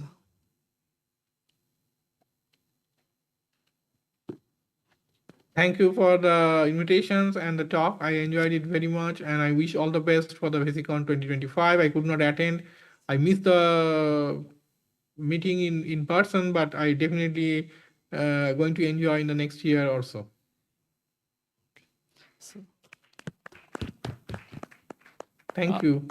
I would like to call on the behalf of Geeta Vemuganti Madam, Dean School of Medical Sciences, University of Hyderabad. Jyoti she is going to deliver talk on the drug-loaded small extracellular vesicles for target therapy in retinoblastoma. She is from Medical Science, School of Medical Science, University of Hyderabad.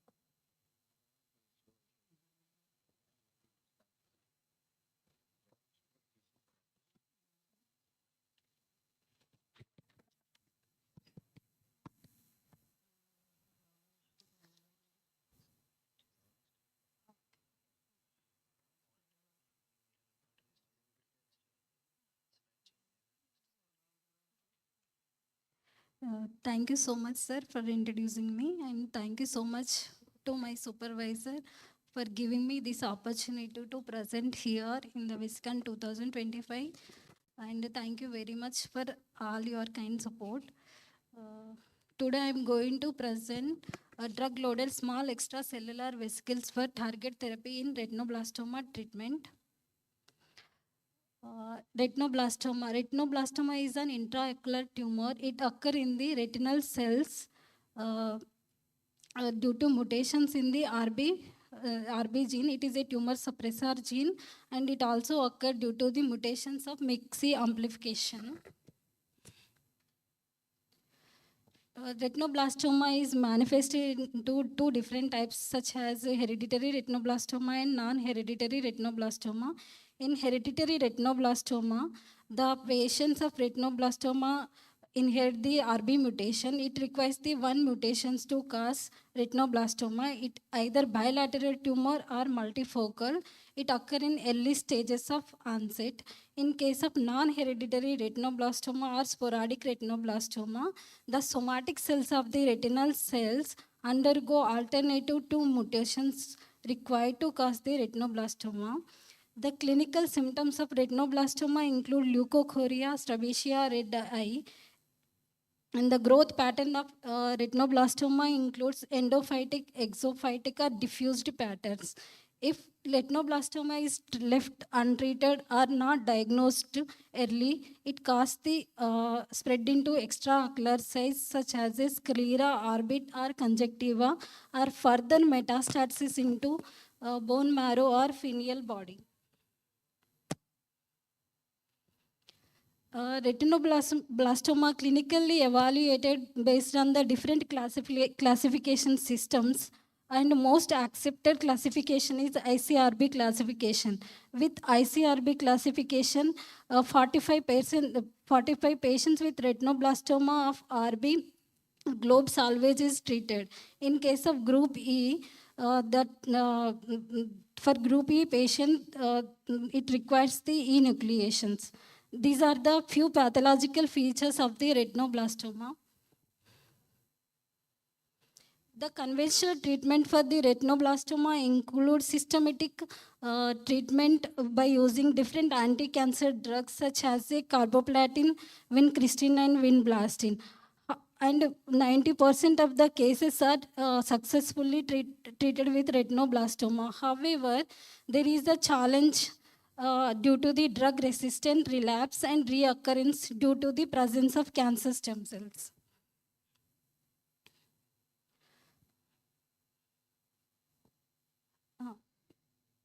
What are cancer stem cells? Cancer stem cells are the few population or subpopulation of the cancer. They have self-renewal property, and that gives rise to phenotypically diverse tumor population that promote the tumorigenesis. And the cancer stem cells discovered in 1994 in leukemia cancer, they have showed that the tumor initiating cells are expressing the CD34 and CD38 markers. They consider these are promoting the tumor propagation. These are the few characteristics of the cancer stem cells. Cancer stem cells undergo self-renewal and differentiation, and they are also having the invasination and metastatic property, and they also promote the tumorogenicity and drug resistancy. In our study, we are focusing on the drug resistancy property of cancer stem cells. Cancer stem cells promote the drug resistancy due to the altered expression of the drug resistant ABC transport proteins. They are involved in the effects of their drugs, and due to damage of DNA and alter the function of apoptosis, or due to the increased production of the free radical scavengers or other cytokines are required for the dysregulation of the metabolism, cell metabolism mediators. In case of retinoblastoma, cancer cells, due to loss of retinoblastoma genes, they undergo dysregulation. Due to that, the loss of cell regulation process and proliferation of the cells, and it also promotes the EMT progression and metabolism, dysregulation of the metabolism of the cancer cells that promote the cancer stem cells formation. There are the different nanoparticles or nanomedicines are available for the overcoming the cancer stem cells. In our lab also we have used lactopherine nanoparticles to overcome the cancer stem cells property. However, in our study, to move on to natural carriers, we used extracellular vesicles as a carrier to overcome the drug resistance of the cancer stem cells. Coming to extracellular vesicles, they are cell-derived membrane vesicles having 30 nanometer to 1 micronanometer. And we are interested in the small extracellular vesicles. They origin from the endosomal pathway. And this is the composition of the small extracellular vesicle. They containing lipids, proteins, and microRNAs, and different nucleic non-coding RNA molecules, and different soluble growth factor receptors. And it will uptake by the different cell types based on the receptors expressed in the recipient cells. The function under normal conditions, small extracellular vesicles involved in the cellular differentiation or cellular waste management to maintain the cellular apoptosis. In case of cancer, tumor-derived extracellular vesicles involved in the different functions of the cancer cells that promote the tumor progression. The therapeutic applications of the cancer stem cells includes like gene therapy, vaccination as a biomarkers and carriers. In our study, we are using small extracellular vesicles as the carrier to overcome the drug-resistant property. It showed that small extracellular vesicles involved in the retinoblastoma tumor these papers and whatever I am presenting today here also published in the biomedicine and pharmacotherapy journals. Our hypothesis to do this work is that drug-loaded small extracellular vesicles can effectively overcome the drug resistance in retinoblastoma. So our key questions is that, do RBY79 derived small extracellular vesicles is internalized by RBY79 cells? How efficiently of loaded CPT or carboplatin drug in RB derived small extracellular vesicles is uptaken or released, and its cytotoxicity on both RBY79 cells or drug resistance Y79. And other question is that does small extracellular vesicles loaded with CPT is effectively reduce the tumor growth in vivo by using CE-CAM as the animal model? This is the graphical representation of the work done. We have generated the drug resistance clones of the retinoblastoma Y79 cells by increasing the concentration of the carboplatin drug, and we isolated the RBY79 derived small extracellular vesicles by using ultracentrifugation method. Further, we characterized, then we have used incubation method to encapsulate the drug into small extracellular vesicles. Followed by, we studied the drug uptake by the RBY79 cells, and we studied the drug release. And finally, we have done cytotoxicity assay on both RBY79 cells and drug-resistant cells with the free drug and drug loaded with small extracellular vesicles. And to overcome the drug resistance property, we have done apoptosis assay and DNA fragmentation assay.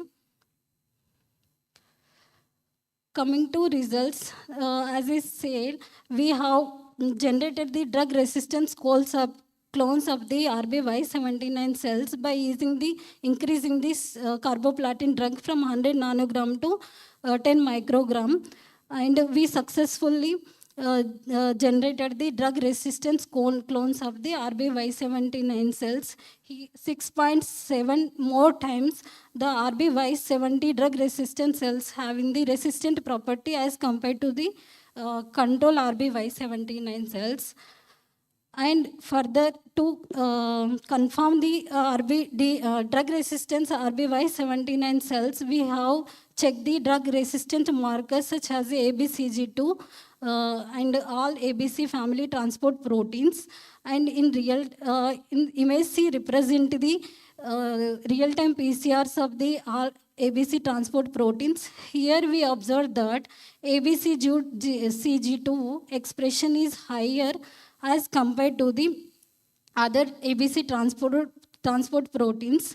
And so we have used ABCG2 as a marker for drug resistance to confirm we have done flow cytometry to quantify the drug resistance of the RBY79 cells. We isolated the small extracellular vesicle to confirm that small extracellular vesicle. We have done the FSM and TEM and NTA, and we further confirmed with the marker expression of the small extracellular vesicles. Jyoti, finish in 2 minutes. We encapsulate the small extracellular vesicles with drug, and we have used the different concentration of the drug versus small extracellular vesicles, and we identified that 1:1 ratio of the drug, and with small extracellular vesicles, we got the good encapsulation efficiency as compared to the other concentrations. And here we characterize the drug-loaded small extracellular vesicles after encapsulation. And we also found that the drug release of the carboplatin from small extracellular vesicles is significantly high at pH 5 as compared to pH 7.2. And we confirmed that the RBY79 exosomes are uptaken by the RBY79 by studying the in vitro cellular uptake assay by confocal imaging. And we also studied the drug uptake by quantitatively we measured we lysed the cells, and we have observed in different time points the uptake of the cells. And we have seen that at 4 hours the drug uptake is not significantly increased. As time increases, the drug uptake of the cells is increased, and after 24 and 48 hours, the drug uptake is reduced. And as the image C represents the carboplatin drug available in the media after treatment for 48 hours. And drug image D represent the percentage of the drug retention in the cells with CPT and small extracellular vesicles after 48 hours, and that increases significantly. Jyoti, finish it. 1 minute left. And here we have studied that what is the effect of small extracellular vesicles on both the cells. We found that there is no significant effect of small extracellular vesicles with the small extracellular vesicle. If after loading with carboplatin drug, the RBY79 cells cytotoxicity is increasing and compared to carboplatin alone. In case of drug-resistant cells also, the carboplatin loaded with small extracellular vesicles is significantly decreasing as compared to carboplatin alone. This is the confirmation that DRY79 cells are undergoing apoptosis.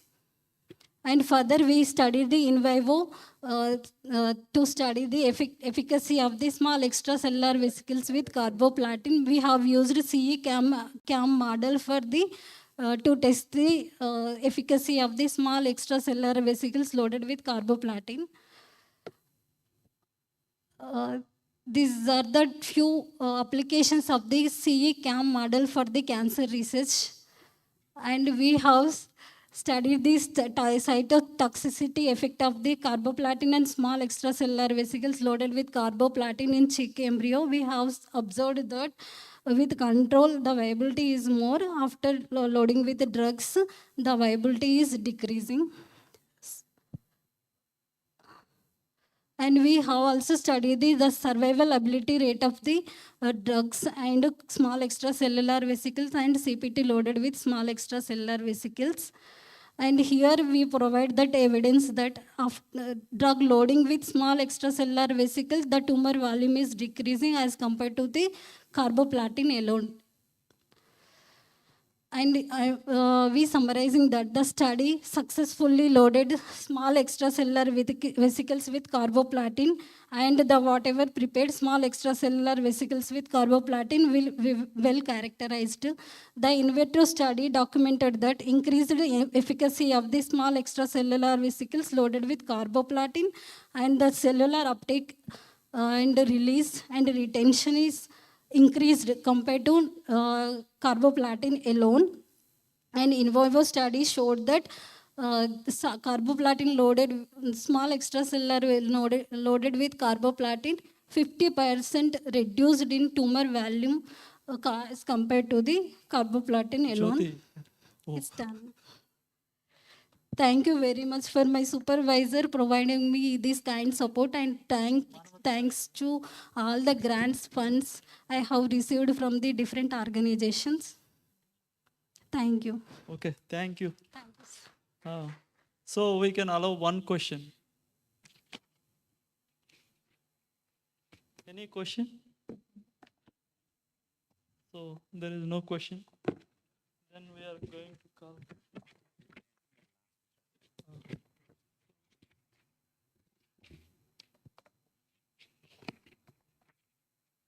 Jyoti.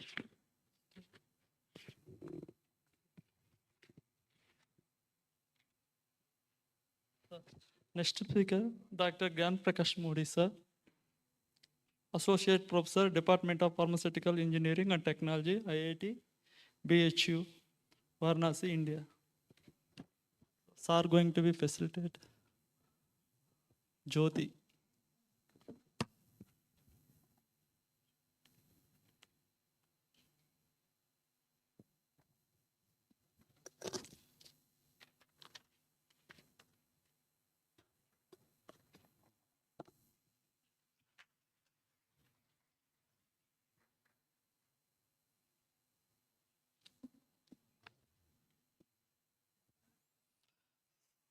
Dr. Gyan Prakash Modi is going to deliver development of exosome-based formulation of naturally inspired multifunctional molecules for Alzheimer's diseases. Good afternoon to one and all, and I am very much thankful to the organizers for this opportunity to present my work over here. So I'll deliver this topic, which is focused on the development of the exosome-based formulation of naturally inspired multifunctional molecules for Alzheimer's disease. So just for the people who are not aware that this is the picture of, this is a photo of Pandit Madan Mohan Malviya, who has established the nice, beautiful BHU campus. This is just a view of the campus. So, let's come to the Alzheimer's disease. We all know, AD is a multifactorial neurodegenerative disorder, and which is being mainly characterized by the loss of memory along with the other cognitive symptoms. It's a sort of the multifunctional disease, and is pretty much prevailing in the developed countries, and this can be a major issue in the developing countries as well. So as you can see over here, it affects around 1% population at the age of 65 and then increases to 5% at the age of 85. 6 leading causes in the USA is a big challenge over there. And when you talk about the statistics, the facts and figures indicates that the death rate has been decreased due to some other diseases, but it has been increasing because of the CNS disorders, including the Alzheimer's disease. The major concern over here is that this can be a major issue in the developing countries. Right now, we do see the number of the patients are less, but gradually as the societal structure is changing, this can be really a major problem. There is a projected of approximately around 68% is increase in the AD cases, which is really in the middle income countries or low income countries, including India. So this can be a major challenge in the coming years. Certainly the cost is quite a bit.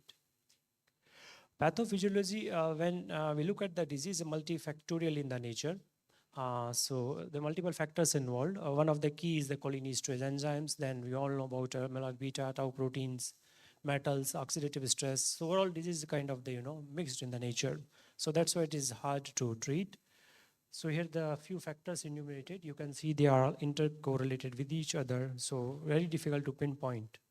So when you look at the current treatment, which is the mainly is the donepezil and rivastigmine and the NMDA receptor antagonist memantine available drugs for the market. These drugs, they are only targeting the single factor of the disease, which is mainly is the cholinesterase. Rather than they are not effective against the pathological hallmarks of the disease. So we looked into the natural product, as natural products are very abundant in India, and our ancestors has been keep using. And there are low cases of the AD in the developing countries, including India. So we looked at the natural product. What we realized that these natural products they are having pretty much some of the common structural features which makes them unique, and specifically their antioxidant property, which we all know. So to start with, we don't know which natural product to pick up, but they have some sort of the common problem. So when you look at their chemical structures, their common chemical functionalities are present. So we like to have one natural template as a start with, and then try to apply this one to other natural products as well. So we picked up ferulic acid as a template molecule to carry out the structural modification. So in my talk, I'll explain you what are some of the challenges which we face while during the drug development process. As you know, this is a very hectic process, very tedious task. So we selected ferulic acid as a template molecule, and then systematically we look into the problem of this molecule, which is associated with pretty much majority of the natural products. So they are weak, interacting with the key targets. Their log P value is certainly always problematic, So that's why the brain entry is always difficult. Their solubility and all those challenges are there. So we looked into the structure of the enzyme. We looked into the structure of the natural product, and then realized that these mostly are their structure is a bit small in the nature, and they are missing some of the components. So then, based on the structure, as I'm not discussing in detail, we carried out the systematic structural modification and came up with the new molecules, and which has shown promising activity. So first, I'll discuss about some of the biological aspect of these molecules.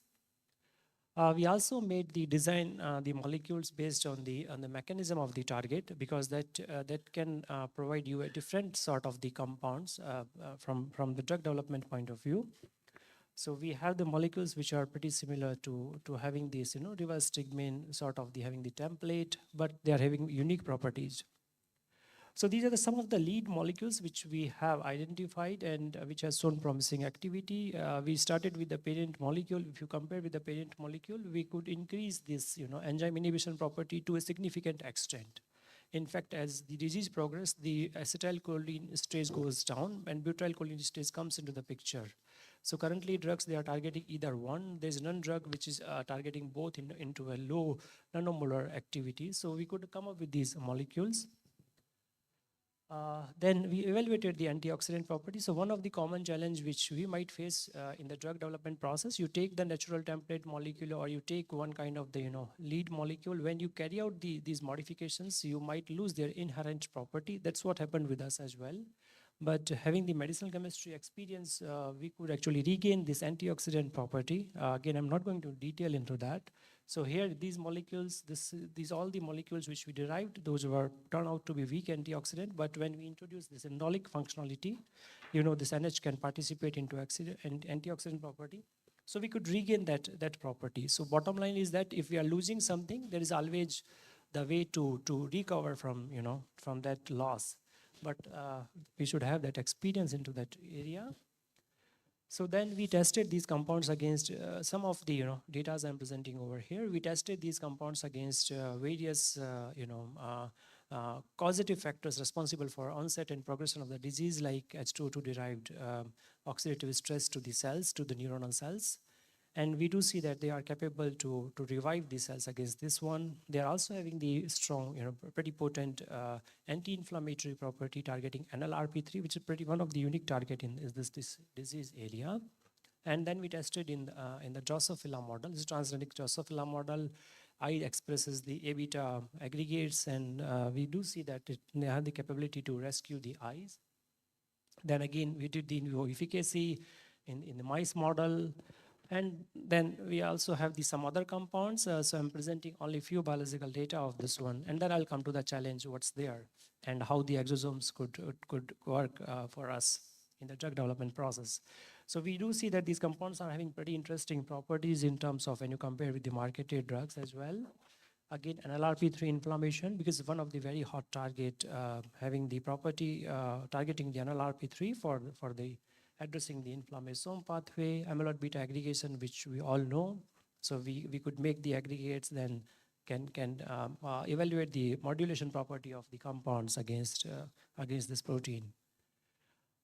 In vivo efficacy, interestingly, what we do see, even with our developed compound, even with the 10 times less dose, with rivaroxaban is a marketed drug, the dose is 3 mg per kg, which was given to the animals. But with the developed molecules, we could administer at 0.3 mg per kg. So 10 times less dose was turned out to be efficacious. So obviously, it is indicating these are really promising compounds. We are also working into this biochemical parameters, some other parameters over here to show that yes, these are the promising molecules, has an ability to take forward for detailed preclinical studies. It's an exhaustive process. So these are all the preclinical studies, but we need to do much more as well. We are also working onto the theranostic and diagnostic area for the Alzheimer's disease. So we developed a couple of the probes, and these probes are also able to detect these A beta aggregates into autopsy samples as well as into the animal model as well. And this manuscript is under revision. So we published a couple of papers, and patent has been granted specifically. So what's the major challenge is there that when we go for the drug development process, as you know, is an iterative process. You start with the compound and then you come up with the new molecules. And during this process, the solubility is really one of the major challenge. And once the solubility is an issue, then obviously all the things comes into the, pretty problematic. Then the dose, how much efficacy and how much drug is reaching to the target, all these things are very challenging. So one of the possible ways that we can improve the water solubility of these compounds, although we tried our level best when we design the compounds that their C-log-P should be ideal and they should be water soluble, but most of the times we face this common problem in medchem. So we thought to have I and Dr. Saroj, we are always collaborator in the project. So then I had a discussion with him. So one of the possible ways, his lab is working quite a bit extensively on exosomes. So we thought to come up with the exosome-based, develop the exosome-based formulation of these compounds to improve their water solubility. Obviously, if it is going to improve, then we can work around many other things as well. So I'm not going to talk about this one because already, many of the speakers has talked about in detail, and I'm just the beginner into this area, so I'm also learning many of the things over here. So exosomes, as we know, is the natural immunogenicity. A lot of the advantages are there over the existing methods to formulate the compounds to overcome the solubility issue. If you talk about the liposomes and other formulation, exosomes are really having unique advantages because they are the inherent. So immunogenicity is one of they are expressing so many of the markers. So they can be used for the targeted delivery. So obviously, even though the less dose will be good enough for the therapeutic efficacy. So not only the solubility, but in terms of the therapeutic efficacy, you can get an additional advantage using the exosomes. So this is a mechanism, all of you know about it. The one important other point is that we can always try to do the surface modification on the exosomes due to presence of the functional groups. One of the common is the click chemistry. So that is an additional advantage. So even though the loading may not be very high with the exosomes, but the advantage is that the surface functional groups which can be modified. And additionally, if it is targeted, then obviously we don't need to have the load to too much of the drug as well. So this is the process of the isolation of the exosomes. We actually learned it from Dr. Saroj's lab. Now we are doing in our lab as well. So we started with, so our goal is to compare that once we actually load these molecules in the exosomes derived from the healthy control versus the AD patients derived saliva and blood derived exosomes, and we would like to see what happens in case of once the disease is there. In that case, is there any kind of the change happens once we load the drug molecule and then we carry out the remaining of the studies. So that was our main goal, and we started with carrying out the studies with the healthy control over here. So exosomes were isolated, and then they were well characterized using the different of the through the different techniques which Dr. Saroj was presenting in detail. This is then we made the molecules to load it, and then we actually work around the different methods for the loading, and what we came up that incubation and sonication works best for us. Obviously, there's scope to improve it further as well, but this is good enough to move forward. Then we went for the characterization. The particle size is very important. Then through the different ways, PDI also characterized. These are some of the images for the surface morphology. This is FTIR to show that once you formulate, then we are not losing any sort of the functional groups. So this indicates that yes, most of functional groups remains intact. Then XRD.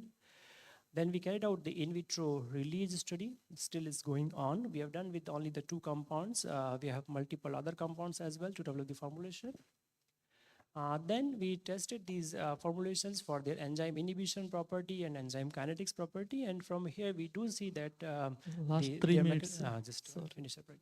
So we are able to maintain their inherent property. So with the healthy control, we do see that we are not losing any kind of the inherent property of these molecules. So the enzyme kinetics and the antioxidant property, and then in vitro A beta release studies. Then the metal chelation property, cytotoxicity of these compounds as well, and the pharmacokinetic studies, which also indicates that these are the good to take it forward. And we have done some of the animal studies data we are processing yet. So with this, just I like to conclude it over here. We need to work quite a bit around it. So we have the compounds which have shown promising activity in various models. These are the lead compounds which we are testing, which being developed based on the structure as well as the mechanism. And if this works successfully, then we'll try to apply this for our theranostic and diagnostic probes as well, because the solubility, as I said, is one of the major hurdle to move forward. I'm very much thankful to the lab members, the students who are working, and I'm very much thankful to my collaborators. They have been very, very helpful always. Dr. Saroj, Dr. Sri Krishna, Sarika Gupta from NII, Sri Krishna at BHU, Concord and Harvard, and and Professor Prabha from Naipur Mohali, and my mentor, PhD mentor from Wayne State, postdoc from Brandeis, and my supervisors, masters. And thankful to IIT BHU for funding, and to SERB and ICMR. We are very much thankful to the funding agencies to support us heavily. Thank you very much. Thank you, sir, for completing in time, sir. So there is 1 minute left, so I would like to allow one question. If you have any question, please. Let me start by asking you.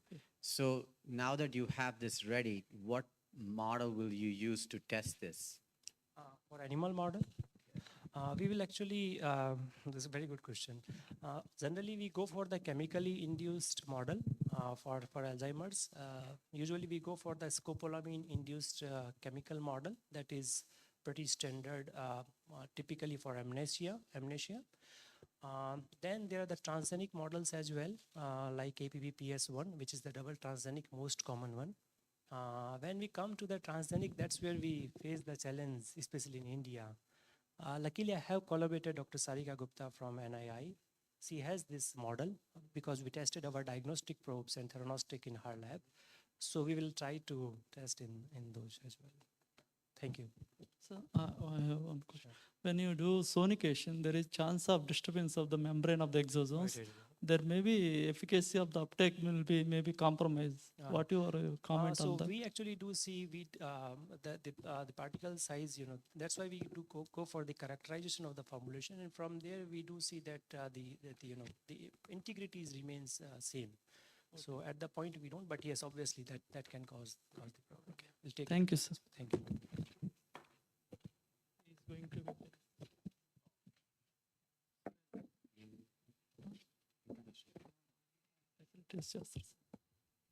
So I would like to call Suresh Manavati sir to felicitate the Gyan Prakash Modi sir.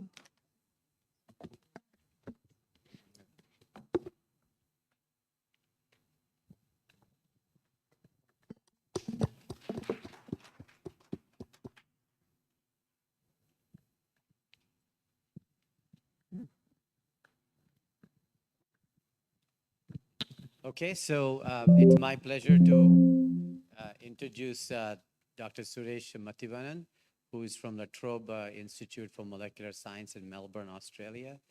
And he will talk to us about how to harness EVs for cancer therapy.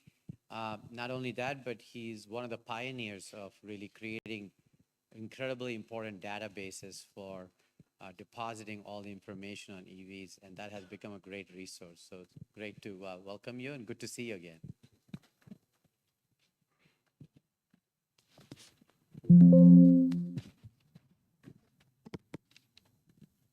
Thanks, Raghu, for the introduction and the kind words. I also thank the organizers, Dr. Shashi, as well as Dr. Shashi, for the invite. So what I'm going to do today is spend a bit of a time on just focusing on one story from the lab, but I'll just give a brief overview of what we do in the lab. Okay, so I first of all would like to thank ICEV for sponsoring my trip. So I just recently initiated, along with the ICEV board, the ICEV Ambassador Program, where we will sponsor a few of the ICEV members who can participate in conferences. And me and Carlos are participating in this event.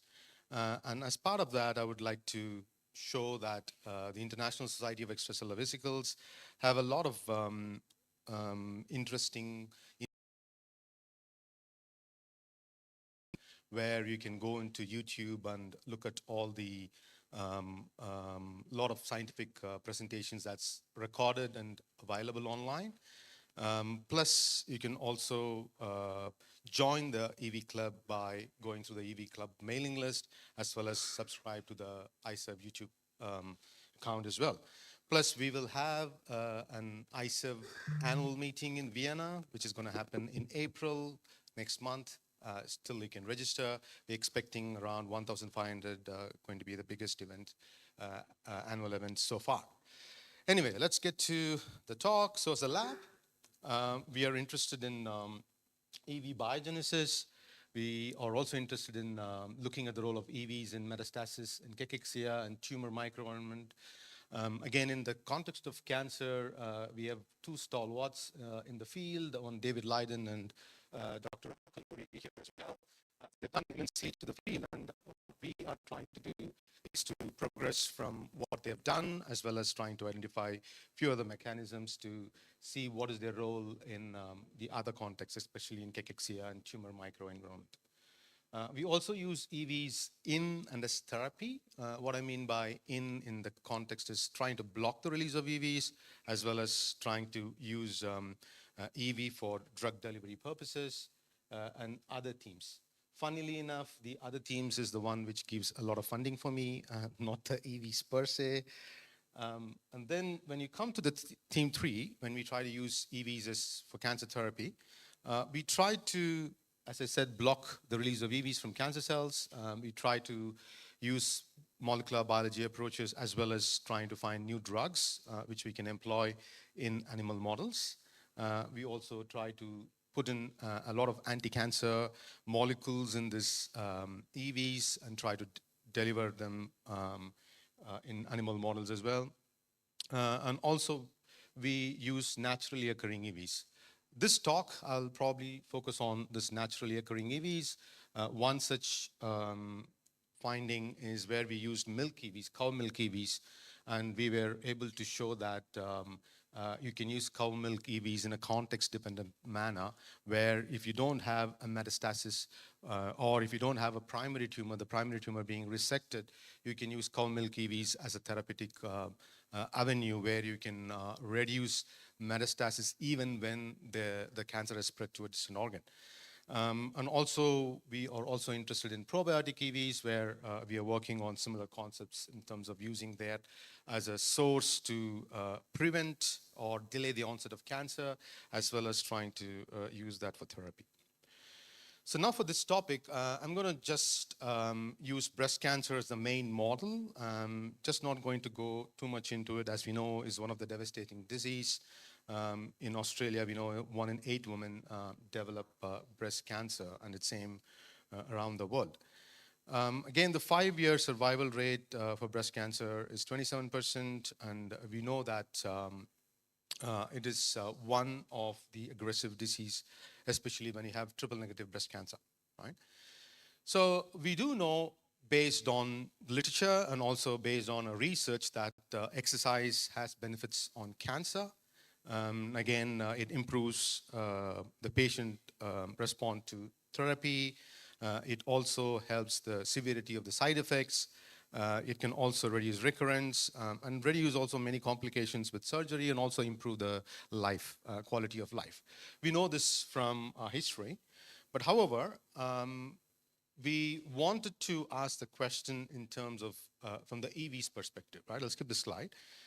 From the EV's perspective, again, we do know that blood plasma, blood serum, contains a lot of EVs, and when you do exercise, there's a lot of EVs which are being circulated in the individual, and we wanted to ask the question in terms of, do these EV have protective effect, and if so, if they can have any beneficial role against breast cancer tumor growth and metastasis. So the concept developed maybe 15 years ago when I was watching some series online, and where I was seeing in ancient times there were emperors and kings who were drinking blood from young people so that they can reverse engineer the age. Pretty much, and then I was thinking, okay, maybe this may be true, and so is the thought of that was stuck in my head for quite long. But at that time, I was thinking of doing a parabiosis-based model where we can supplement a resistant cell on one side and then a sensitive cancer cell on one side and see how that affected. But that failed terribly because of ethical issues, because these are easy to look, but they are very cruel models to work with because the mice cannot move at all, the parabiosis in a way. But however, one of the reasons why the people in ancient times used to drink milk, not milk, blood, was because of reverse aging. And that was indeed proven scientifically by Parabice's experiments. When you couple an old mice with a young mice, we can see the beneficial effect being transferred. And again, quite a few crazy things happen nowadays. Also, again, not so I'm suggesting you guys to drink milk, but these things happen. You can see here all these gimmicks, the stupid gimmicks that we can see, how they say the guy drinks son's blood, and they were reducing the age, right? So, so the transfusion can be true, but in terms of blood being drunk may not be scientifically true. I'm not too sure about that. But however, to put that into perspective, I'm mainly interested in exercise and then wanted to see whether they have any beneficial effect, right? So what we did took the mice, we did HIIT training where we make the mice run in a treadmill. And again, then you collect blood from these mice where they are resting one, the sedentary one, and those which are subjected to exercise were also isolated. We did centrifugation followed by the size exclusion chromatography, and then isolated EVs and non-EV fractions from these mice. This was done in collaboration with Professor Mark Vibario from Monash University in Melbourne. Again, when we isolated EVs from the sedentary and the exercise EVs from both human and mice, we can see upon exercise, you can get a twofold increase in the amount of EVs that is circulating in the blood. And that is not new because it has been already shown in the literature, including from my collaborator, Mark Vibario, where he published in Cell Metabolism a few years back, where you can see the increase in the amount of circulating EVs upon exercise. So we further characterize the presence of EVs by TEM, transmission electron microscopy, where you can see small vesicles in there, but not in the non-EV fractions. And also did some Western blotting for EV-enriched proteins, where you can see the sedentary EV fraction and the exercise EV fraction had some EV-enriched proteins, but not the EV-depleted fraction, right? So we took these EVs, the EVs from the sedentary and the exercise and the non-EV fraction as well, put that onto breast cancer cells, and then looked at the proliferation. As you can see, these EVs, especially the exercise plasma EVs, were able to reduce the proliferation of breast cancer cells, so as the migration of this 41.2 triple negative breast cancer cells with both mouse and human plasma EVs, right? And this is sedentary EVs, which is like 10 and 30 microgram, but this is exercise EVs, which are reducing the migration of the cells. As you can see, it's not black and white. It's just a minor decrease in the migration, but still statistically significant. And then we wanted to pursue this further. So the next question is, when you're isolating EVs from plasma, you have a lot of lipoproteins which can confound your isolation protocols, right? So just to rule that out, we then took the EVs and subjected them to OptiPrep-based density gradient centrifugation. And then we characterized that by Western blotting to show that these EVs are coming in the fractions between 4 to 7, and then took those fractions and then incubated that with the 41 breast cancer cells. And as you can see, only those fractions are able to reduce the migration of the cells, but not the non-EV fractions, suggesting that the function is indeed coming from the EV fractions and not from the lipoparticles. Normally the lipoparticles, especially the HDL, which cannot be separated by the size exclusion chromatography, normally comes earlier. So then we took these EVs, subjected them to a 41.2 a syngeneic mice model. So we are giving a mammary fat pad injection of this 41.2 cancer cells. And then after a few days, when we see visible tumors, we're starting to inject EVs, exercise and sedentary EVs into these animal models. And then at the end point, we are looking at the metastatic burden and as well as the primary tumor.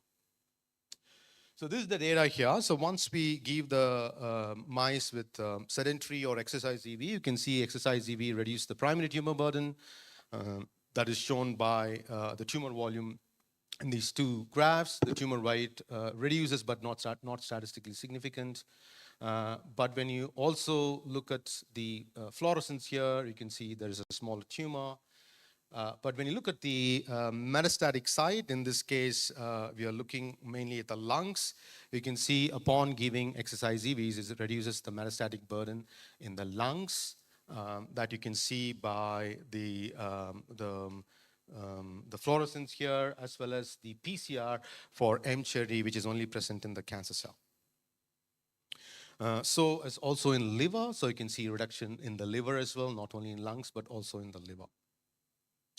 So how does the exercise EV do this, right? So we did many experiments. I'm going to cut the long story short. One of the things that we did here is trying to do understand the proteomic cargo of this plasma-derived EVs. So in this case, we are comparing exercise EVs and sedentary EVs. Then we are also looking at comparing with Exocarvesicalpedia, as well as comparing this with a lot of databases in terms of tumor suppressor gene database, metastatic database as well, and human cancer database, and trying to find candidates which are highly abundant in the exercise EVs, and then also can have anti-cancer effects, right? And we kind of zeroed in on two candidates, MTSS1 and NME2. And then when we looked at these databases, you can see these two were highly abundant and also lit up from our analysis as well. And when you look at the Western blotting analysis of the human plasma EV as well as the mouse, you can see MTSS1 as well as NME2 is enriched in this EVs. And this is the mass spec data as well, looking at their abundance. And when we took this proteomic data and then tried to incorporate this into a new tool that we developed, an AI-based tool called EV Barcode, what this tool does is you feed them RNA or protein list. It is going to predict the source of the EVs, the likely source of the EVs for the cargo that you're presenting, right? And this one, you can see this is exercise EVs and this is sedentary EVs. And you can, I would like to point your attention to these two marks where you have the myocytes and the smooth muscle cells, where the EVs are coming from only upon exercise and not on the sedentary EVs, right? So based on this, we do know, based on literature as well, when you do exercise, EVs may come from adipocytes, may come from muscles as well. But however, there's also other sources, but we wanted to test this further in our experiments.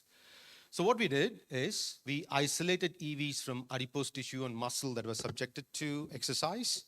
So we harvested the tissue, we collected the EVs from this tissue by a protocol that we established by seeing other groups, especially Andy Hill's group, where they established a method on isolating EVs from brain tissue. We adopted that method and used our collagenase treatment as well, and to isolate these small EVs from these tissues. So once we isolated the EVs, you can see the adipose tissue-derived EVs from the sedentary mice did not reduce the migration, but only the muscle and the adipose tissue-derived EVs from the exercised mice were able to reduce the migration, similar to a small, maybe 1.5% difference in terms of the migration. So then what we did was also look at whether these are enriched in adipose tissue and muscle tissue EVs. You can see MTSS1 and NME2 are enriched, so as in the muscle and the adipose tissue as well, as you can see from these data. And to validate this data further, what we did is we took these NME2 and MTSS1 and wanted to confirm whether these guys are really anti-metastatic proteins, right? So we overexpressed these on HEC293 cells and then isolated EVs from these cells, especially NME2 and MTSS1. And as you can see, when we put the the vector control EVs, there's no difference. But when you put EVs with NME2 and MTSS1 containing EVs, there is reduction in the migration potential, right? However, there is also a possibility of change in cargo when you overexpress this protein. Whether these account for this difference, we are not too sure. But however, there's a possibility that they can as well. We also looked at these HEC293 EVs, and you can see when you incubated that onto the 41 to breast cancer cells. In this case, you're looking at the NME1, NME2, and MTSS1. NME1 is also a tumor suppressor, but when we put that in EVs as a control, it did not reduce the migration, but however, or the levels of this EMT markers, So, but however, only last 2 minutes. got you. Yeah, thanks. Only NME2 and MTSS1 were able to reduce the levels of EMT transcription regulators like snail, twist, and as well as reduce the migration of the cells. We also took the overexpress these candidates in adipose cells as well as muscle cells, the 3T-L1 and C2C12 cells for muscle, and then we incubated that on breast cancer cells, and we see same results where we can see reduction in this EMT regulators like snail and twist. When you take human plasma EVs and also incubate that on 41.2 cancer cells, we can reduce the snail and twist, and that is quantified here in this plot. So what is the clinical benefit of this, right? So yes, we did inject these EVs. How physiologically they are, we do not know about that. But if you're using EV from exercise person as a therapy, then it may be useful. But however, in a physiological setting, how useful is this? So what we did is we mimic an experiment where we kind of created this 41 syngenic model again and made these mice do either voluntary exercise or sedentary, and then wanted to see what happens, right? And in this data, you can see when we subjected these cancer mice for exercise and sedentary, you can see only the exercise mice, you can see the primary tumor and the metastasis is reducing, similar to what we saw in our data. And as well, when you look at the EMT regulators, you can see reduction in snail and twist in these models as well, suggesting that these could be of clinical benefit. So summarize the story again. Here you have the sedentary EVs. They're not doing much, but in some cases, we have seen the opposite where, for example, you're putting plasma EVs into mice, they help in proliferation and migration. That's what we see in some mice, but not always consistent. But when you use exercise-induced EVs, what we think is happening is exercise-induced the release of MTSS1 and NME2. We do not know where it is coming from. We hope it is coming from some of the immune cells which are resident in adipose tissue, but we're not 100% sure. We're trying to do some experiments to prove that.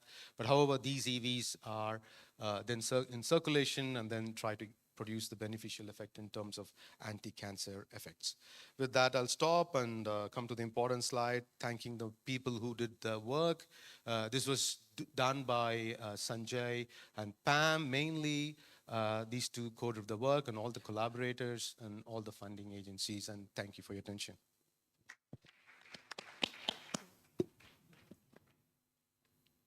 Okay, so questions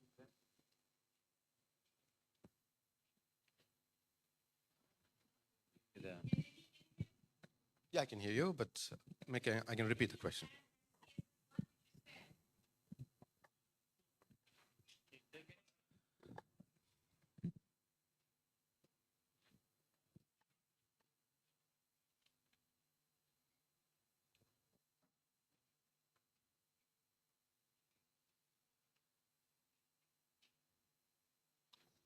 You can ask the question, I can repeat it.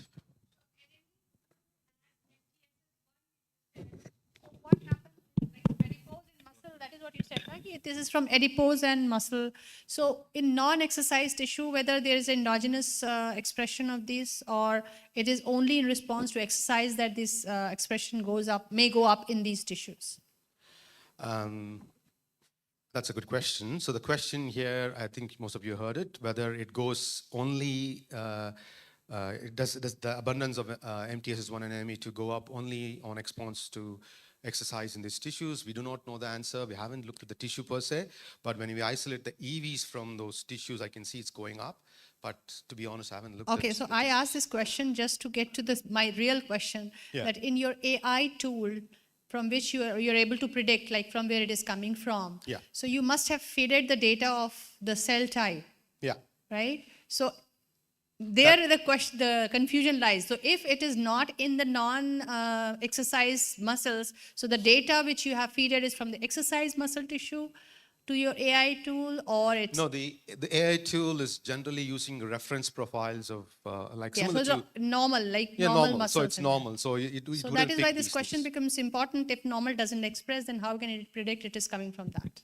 Yeah, that is a flaw with the tool and any of the RNA-seq analysis. Anyway.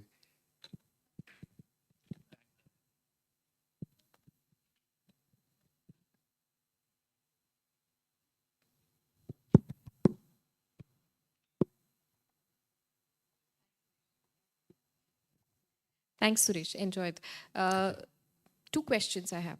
One is, these exercise EVs that you take are from normal mice. How do you know the same exercise if the patient does? Would you have the same effect?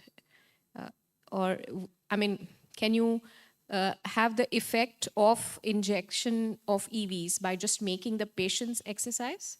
Would that be a way of resolving this? Second, instead of EVs, can you use these proteins per se injected or given in some ways as, I don't know, whichever way delivery, and would that be as effective? That's right. So that is the second part of the question, is what the review has asked. This is in revision right now. The HEC293 cells, we overexpress these proteins, and the reviewers want us to put that into mice as well and see whether we can reduce the tumor burden and metastasis, and that's what we're trying to do. You're exactly right. So we can use this in any of the delivery vehicles, but however, as I showed you, the potency is not that much. Like you can see, it's a reduction in metastasis, but it's not a significant one. How much of that is a clinical benefit, I'm not too sure. But for the first part of the question, what was that? Yeah, so the problem with cancer patients, as you know, like they're weak to do the exercise. And when I started this project, my collaborator was asking me, let's do the last slide, the clinical benefit in terms of making the patients run. But I was thinking about myself because I'm lazy, so probably I can inject the EVs onto myself. So that's probably the EV mimetics in a way, where the exercise mimetics, where you can try to harvest that and put it in a way, or try to capsulate some of the important parts of those EVs and supplement that to like many of the drug delivery systems that people are developing, including the HEC293 EVs that Raghu Kaluri's lab showed by using KRAS siRNA. That's right. So if you were to add them all together, would you get a cumulative effect? No, we didn't. So we did all the three molecules into one EVs. There was no synergistic effect. It was almost plateaued the same effect this way, similar to what we do with the exercise EVs as well. So that's why we thought one doesn't have a thing, because all of them work in the same way of reducing snail and twist, both of them, like MTSS1 and NME2.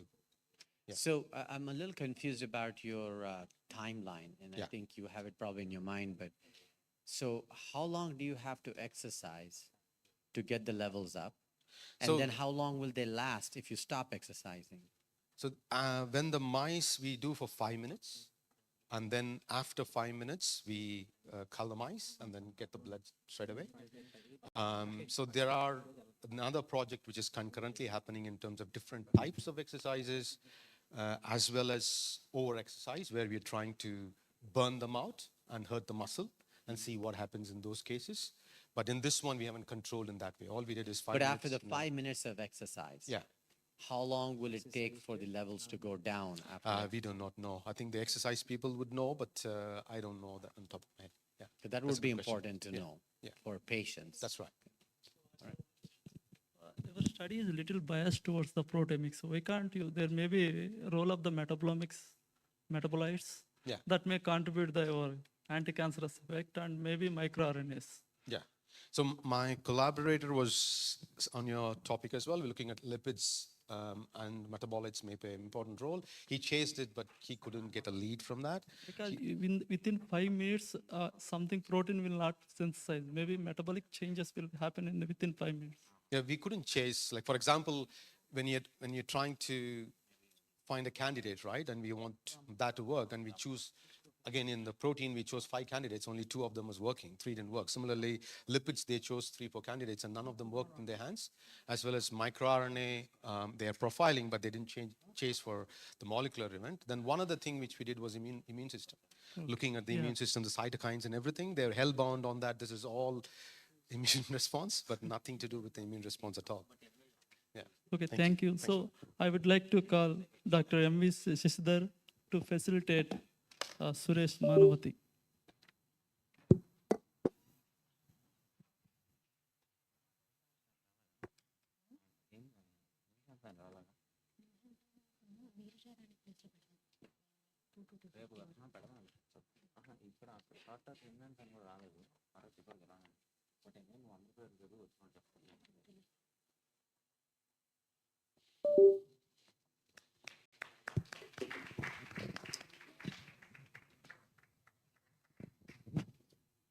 Thank you, sir. We thank Professor Raghu Kalluri, sir, and Dr. Vengalaravu, sir, for chairing this session. And thank all the speakers who are presented. Now we're moving into 2 important sessions. First session is panel discussion, which is going to happen here. And also there is a parallel session left to this room. There we have short talks, 10 minutes talks. I think who are in the today list, they can go. Also, according to your interest also, you can go and listen the talks. It's your choice. So both the places going to happen panel discussion as well as short talks.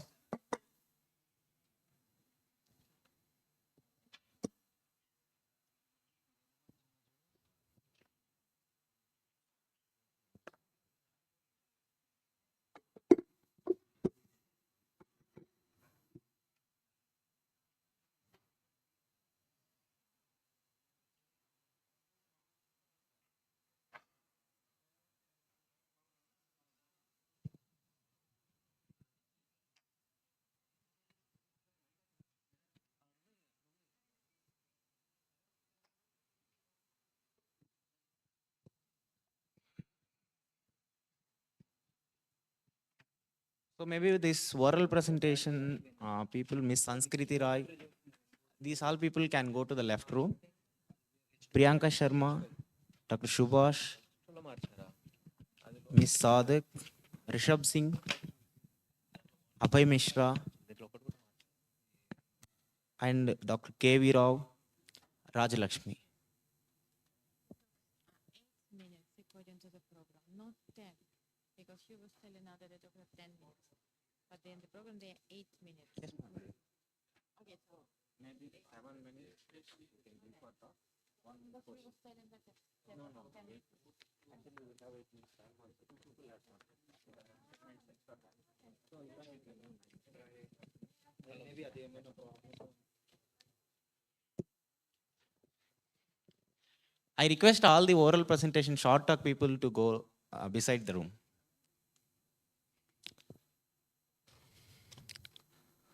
So now we will move into the panel discussion. I request our moderator, Professor Saraj Kumar, Additional Professor, AIIMS New Delhi, and panelists, Dr. Neha Vyas. So good afternoon. Now we are already late, so we will actually finish the panel discussion in hurry, okay?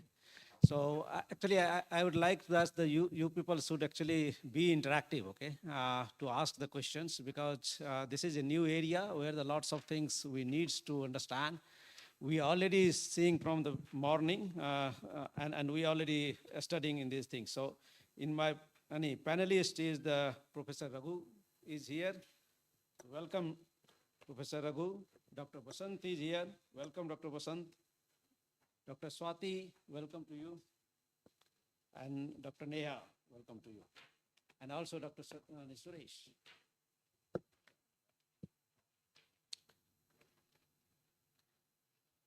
So I'd like to the all participants to come and come front, okay? So as we know that this tiny particles, which we actually telling in is the small extracellular vesicle is rewriting the rules of how we diagnose, how we treat, and how we understand the disease. So now we have the good panel here. So we're going to ask some of those questions. There is 4 areas which we need to understand in the extracellular vesicles. One is the EV biogenesis, okay? The question is here that I can ask maybe the Professor Raghu, in case of the EV biogenesis, because the span is from the 30 to 150 nanometer, okay? So in this 30 to 150 nanometer, and then we're seeing that as the question Basant is saying that, and we're also seeing the chromatin, DNA, and all those things. So is that the EV, which we're saying the extracellular vesicles, is only secreted from the endosomal pathway, or we don't know yet? I guess it depends on people who've done these experiments in the last 20 years. A bulk of the field with exosomes and early studies on EVs were by people who were endosomal cell biologists. So they noticed that these endosomal pathways create vesicles internally in the cell. And then they showed that some of these things have capacity to be excreted out of the cell. So I think that, in my opinion, a conceptual understanding began there, but also created somewhat of a bias that all exosomes must come through endosomal pathway. And I think that that's become a very accepted thing. So now when you accept it as a fact, then you work hard to prove the fact. So you don't generally keep the open mind. So I think that if you take away the name for a second and everything, I think that extracellular vesicles have a range of maybe 40 nanometers to 1,000 nanometers. That's the range. They can come from various sources. They can come through endosomal pathway. They can maybe come through even, lysosomes and things that may be shedding them and that can come out of the cell, or they can be budding off the plasma membrane. So I think that there are many sources of how they're made. But to believe that the particle that we like to call exosomes based on some surface markers that people think should exist only come through endosomal pathway, I don't think has been proven in a very rigorous way. So I would say that much more of cell organelle labeling, old school experiments like Randy Sheckman and others done for Golgi secretion and things, and endosomal pathway labeling, and all of these experiments should be done. They're very tedious, but I think they're important to do. So one has to revisit that. So I would say my bias is that it's a dogma that all exosomes must have endosomal pathway origin.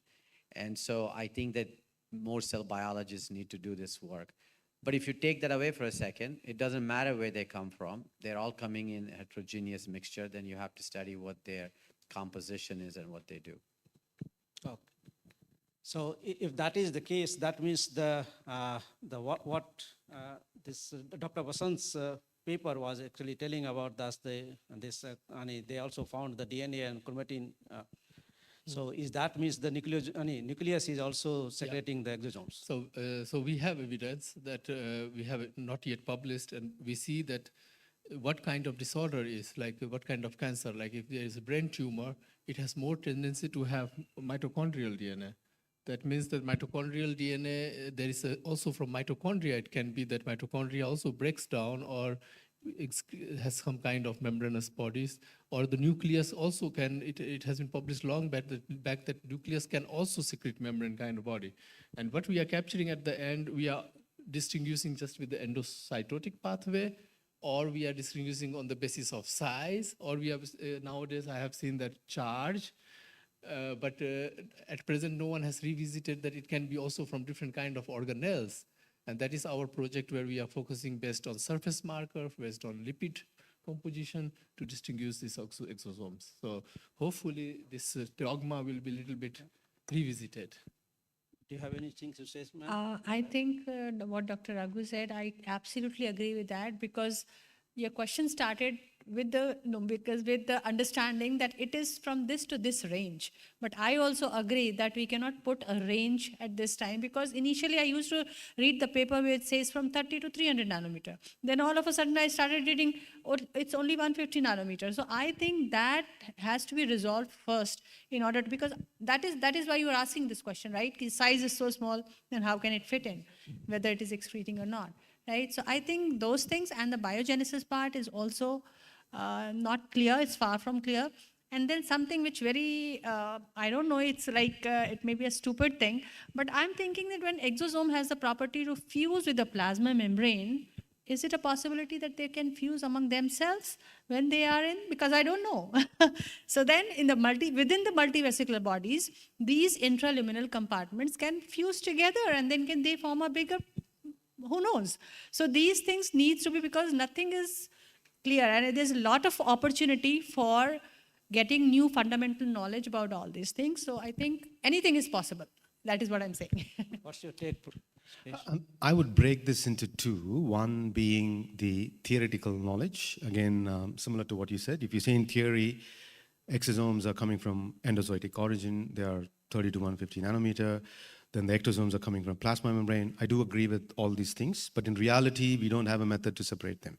So if you're using ultracentrifugation and getting them from 100K, and you can call them in an operational terms like small extracellular vesicles or large extracellular vesicles or exosome or EV particles or EV-like particles. But when you are getting the small extracellular vesicles, based on our work as well as Steve Gould's work in Hopkins as well as Clotilde's work, you can see there are smaller EVs which are budding off from plasma membrane as well, which are in the same size as what you theoretically quote for the endocytic origin vesicles. So these are also getting isolated when you're isolating your endocytic origin vesicles. It depends on the cell type, which one is going to be the dominant one, which one is going to be the less. So we cannot predict that, but as it's probably better to stick with operational terms rather than calling them exosomes or ectosomes. Just call them extracellular vesicles, say that they're bigger. So that's why I didn't comment on to any of those things. If I add it here, what you have already mentioned here, that in case of the exercise, did you see the population of the size of your exosomes? I mean, that has changed? They are up to 300 nanometers in a way, so I wouldn't call them exosomes. Sedentary versus the exercise. There's no change in size per se, but only on the cargo, on the amount of vesicles that's been secreted, right? So, and also, so because in a way, this must be the something regulatory mechanism inside the endosomes, okay, which actually telling us the which size is going to come, okay? Maybe the tethering complex in terms of your escort and everything, that is probably how much the decision happens within that range. But have we seen bigger than that? We haven't. Personally, I haven't. I do a lot of cell biology as well, and we haven't come across anything. But recently, Edith Busas's lab published in Cell Reports, if I'm right, on the release of these multivesicular endosomes, including them also outside the cell, right? So she called it tethering bodies as well. Mitochondria is there, everything is there. So people are discovering new and new vesicle types every day, right?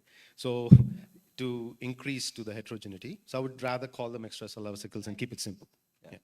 So now, if we come for the isolation point of view, actually there are lots of, when people actually start publishing, there's a lots of questions comes, especially the blood and all, okay?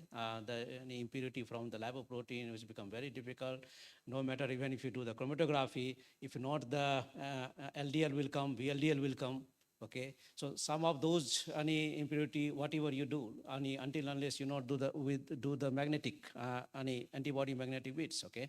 Otherwise, always there will be those type of things will be there. So now the question is, does the MICB already has some of those guidelines, okay? But still people are doing all those antibody to knowing that these are the exosomes, okay? They're proving. Still the question is arising, okay? In the our any society, our vicinity. So how we actually deal those things, this impurity. Doesn't matter because in the body, those are anyway there, okay? So if we actually proving by the antibody, we working on it, they are there in a large population, and we actually proving by in a liquid environment, okay, with the antibody, why there still questions is arising? Probably and what will be the good way to isolation method if you say I would probably agree with what Raghu said in the morning as well. So my serve is good, but you shouldn't be too restrictive with that, right? So you should feel free to do what you want to do. Again, these are guidelines for people to follow it, but in some cases you cannot follow it. For example, when I'm working with cow's milk, I cannot show a lot of Western blots, right? And that's what I can show.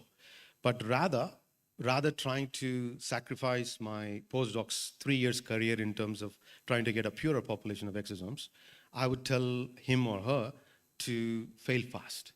Isolate the EVs, see if it's have a functional effect, and then probably troubleshoot back what population you're working with, rather than trying to isolate a purer population of exosomes. So for me, the context, the question that you're asking is important, rather than the material that you're handling, right? Then you can troubleshoot backwards. That's what I do in the lab. And I need you, you have the two types of isolation method you're doing, 150 and 450. And however, you're getting the same size. Yes. I don't know which physics is working here. It so is it's physics like of density and not size. And so to me, I'm a very function-oriented person. So to me, size and separating based on size does not appeal, I must say. But what appeals is how I can fractionate the way I'm doing. I can refine the fractionation without including the size, because I think density also has a role to play. And what my work kind of demonstrates is that partners are very important. It is the companions for the signaling proteins on the EVs that seem to change its ability. And I think that is something that is very puzzling to me and drives me to do and ask more, because I don't know who's that partner that is changing the ability of the morphogen that I'm interested in. And if it is true for one of the protein that I'm working on, how many proteins have such effects? And I think that remains unresolved. I can actually support her two different spin and same size exosomes, because there is a paper, I don't remember from which group, they did ultracentrifugation 100,000 G and saw that you don't get by 100,000 G and normal 1 hour, 2 hour spin all the exosomes like EVs of this size range. Only 20% you pull down, 20% you still have in the supernatant. So maybe at high speed, she is getting this remaining from some of the, so this will be my speculation in your direction that why it is happening. But unfortunately, some of them are showing that at that speed you get the special kind of particles. That's why maybe Saroj is exomeres, for example, or supermeres. No, because we have to wrap up. That's why I will ask to take the questions from those Jan. So I'm just doing this 4 area. So if I ask from Professor Raghu, that's in characterization point of view, what are the limitations of the current EV characterization tools, and how can multimodal approaches address this gap? I don't think that there are any limitations right now. I think that there are many different ways to identify what you're working with our vesicles. There are imaging tools, there are molecular tools, and there are biophysical tools and etc. So I think in any field in biology, you will be developing more and more tools as time goes by. So I think that the problem with the EV field is that everybody compares them to cells. And people have been studying cells for over 100 years now in the context of how deeply cells are studied in culture systems. So they've developed many techniques, and there are various ways to understand them. Cells divide in culture systems, and you can do many, real-time assays there. So people have taken that experience, and they want everything to be translated to EVs. So I look at it from this perspective. For any biological experiment, you can aspire to have 100% perfection of how you will characterize it. And as field grows, it'll start with 5% of it, it'll go to 10%, it'll go to 20%, 30%.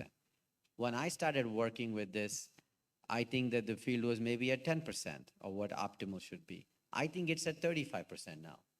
One day it'll be at 50%. So I think that we should not call it as a limitation. We should think of it as what else can we be adding on? The minute we say limitations, this has been the problem with some of the pioneers in the EV field who I immensely respect because they built the field, they did some pioneering work, but they are so negative about things sometimes. And the problem comes is when he will one day, Suresh will go to the regulatory bodies and say he wants to develop his 293 EV with his 3 genes in it. And then the FDA person will say, I heard this presentation the other day that there are many limitations in your isolation, there are limitations in your characterization, so we're very concerned about your product. Yep. You see how you shot yourself in the foot. You should never talk about limitation in your field. You should talk about where the field is and where it'll go tomorrow. And so for me, characterization is at a wonderful stage that it is today. Will it be better in 5 years from now? Of course it will be. So I think that we should think in a very positive manner like that. I personally think that we do a very good job with characterization. I've seen lots of presentations today. You are doing molecular work, you're doing imaging work, and all of these things. So I think that we should think about it as what we have today. For example, we are struggling for last 1 year to do a sorting of exosomes by size, because Cytech is a company that has developed sorters now, okay? So we are now finally able to sort 80 nanometers from 100 nanometers. But we have to do it at enough numbers and see what the differences are. By the way, we're doing this as a mental exercise, but at the end I'm asking, what is the value going to be anyway? Am I ever going to make only 100 nanometer EVs for any therapeutic purpose? They'll kill my bank and no biotech investor will invest in this company. So ultimately you have to think about that as a biological experiment of importance, but I think that where we are in the field is good. We should be quite positive. And then 10 years from now, we'll get some important technique that we'll use. So I think we're in okay shape. Oh, yeah. So if we take the second question, second last question, the validations. There is now the MISCV guideline is there. They already actually talk about this tetraspin, okay? That must be there. So the question is, does whichever the exosomes we're taking 30 nanometer to 150, and we don't know, these are the extracellular vesicles, so there is something else in that, okay? So this, all these validations, the 4 antibody, which they actually MICV is saying, so how is reliable? Does we can actually trust in? Sorry, what did you say last part? So for the validation point of view, you're using the tetraspin, yeah, isn't it? So this tetraspin is actually, if we're saying this small extracellular vesicle, still we don't know. All the vesicles we're saying that small extracellular vesicle of that size range, okay? And we don't know that each has those, this tetraspin. Okay. So the tetraspannins, right? So they talk about the 3 tetraspannins, CD63, CD9, CD81. Yeah, CD63 is mostly present in endosomes in majority of the cells.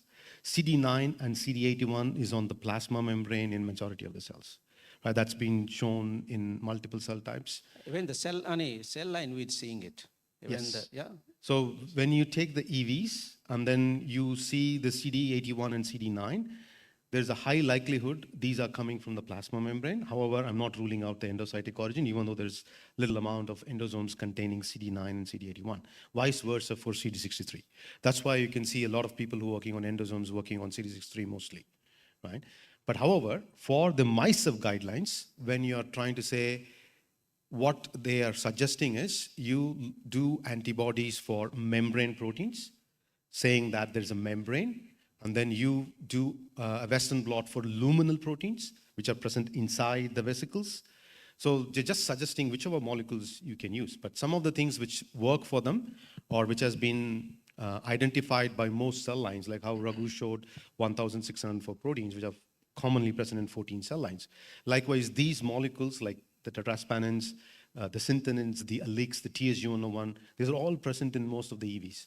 That's why they're asking you to go and show that, just to show there's a membrane, there is a luminal cargo, as well as these are integrated. And that's the reason for it. But however, I don't do that for all the studies. As I told you, the cow milk EVs, we cannot get antibodies for those. I've done few studies on fungal EVs as well. We do not have any antibodies for those. So you can ignore those for those, and even probiotic EVs, I can't find anything, antibodies for those as well. So it depends on your context and where do you want to show. And as long as you are confident with what you're saying, that's okay. And you can just call it extracellular vesicles. No need to call it exosomes or ectosomes in a way. You have anything to say, Vasan? No, thank you. There was a question for, I think, best question for Suresh. So as we're wrapping those things, I need the questions from the audience. Do you have any question?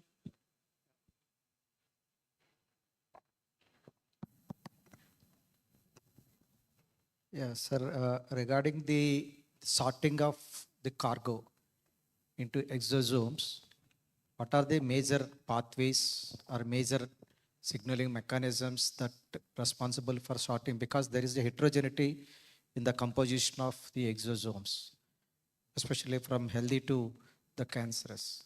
Is there any key mechanism apart from the SCOT 0, 1, 2, 3, 4 as identified so far? You want? Yeah. I mean, there are a few papers coming of what type of molecules might be, guiding cargo into the EVs. But I again would take the position that I don't think we have any good consensus of how this is happening. If I were a PhD student and want to study EVs, I would do very, good thesis on the biogenesis at the level of what are the regulatory proteins and mediators that are taking cargo into the cells, and then what goes wrong in the context of cancer cells, in the sense that there must be some deregulation there. So I don't think that, again, this has been done very carefully. I know escarts and other things have been studied. I think they're important, but I would say that that's a very open area.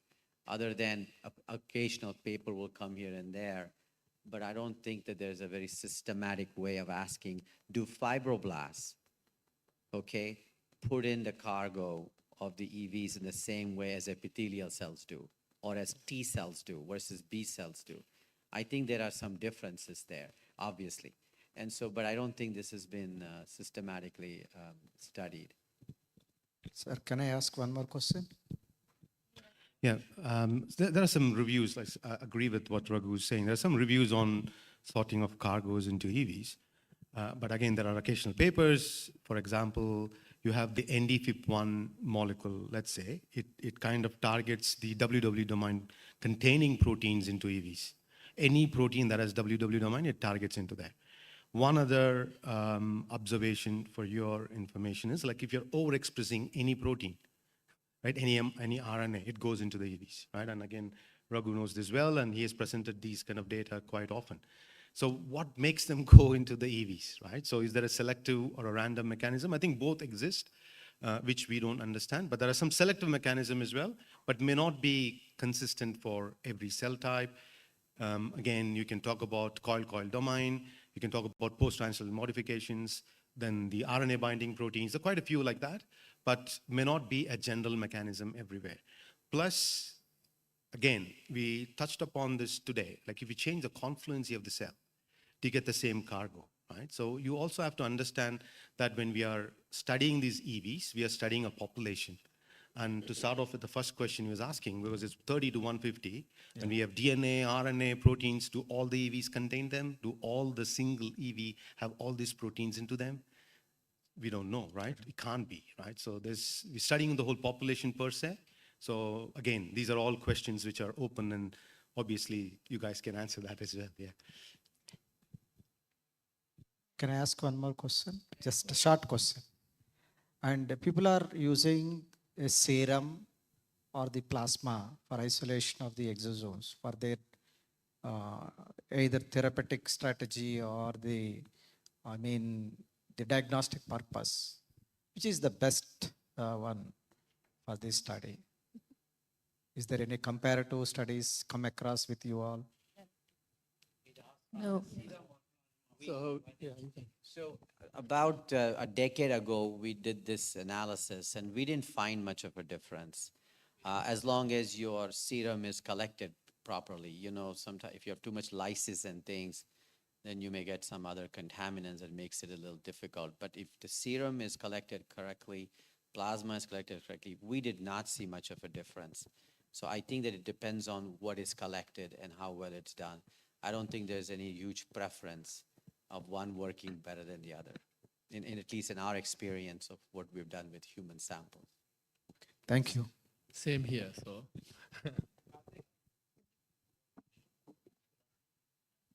So while Mike is going there, I have one question actually. Can I ask one question? Because everybody's talking about, and I sort of agree to it, that people should be free, like how they want to characterize, what they want to call, because it's an open field. But when it comes to reproducibility and you are looking at some diagnostic marker and you want what you are finding, some other lab also shows that too, and then there comes the problem. That is why these guidelines, because you said now we should be free, like what, as a scientist, we should be free of doing what we want. But if we are coming up to some diagnostics, I think some guidelines must be followed. Because otherwise, how can we reproduce and how can we take that diagnostic marker to clinical? Because I'm using a different protocol. If I can add and there, somebody else has I think you are correct, but I think somewhere we have forgotten that you are your guideline. You know, we're scientists. We are supposed to provide information on what we've done. You heard lectures today about things that people have done. If I publish a paper and I provide a thorough, well-developed protocol of what all I did, and in a reproducible way, I was able to show that every time I did it, I got the result. And if you were to repeat that and get it, that's reproducible. And if you were to repeat that, didn't get it, then it's a problem of what I published. Right. I don't need to follow guidelines for that. What it is that scientists have published protocols of what they did and other scientists followed. So it depends on how rigorous you are. I think it depends on your own personal rigorousness. I think So you're right. let me finish one thought, because if I don't do this, it's going to go in the wrong direction. I think things like MySev and what ISEV does are very important, because I think they're field building. They're providing guidelines of what type of research you should do. So if you're a new person getting into the field, you want to get an idea of how to do research, they're doing a fantastic job. I think these are very valuable.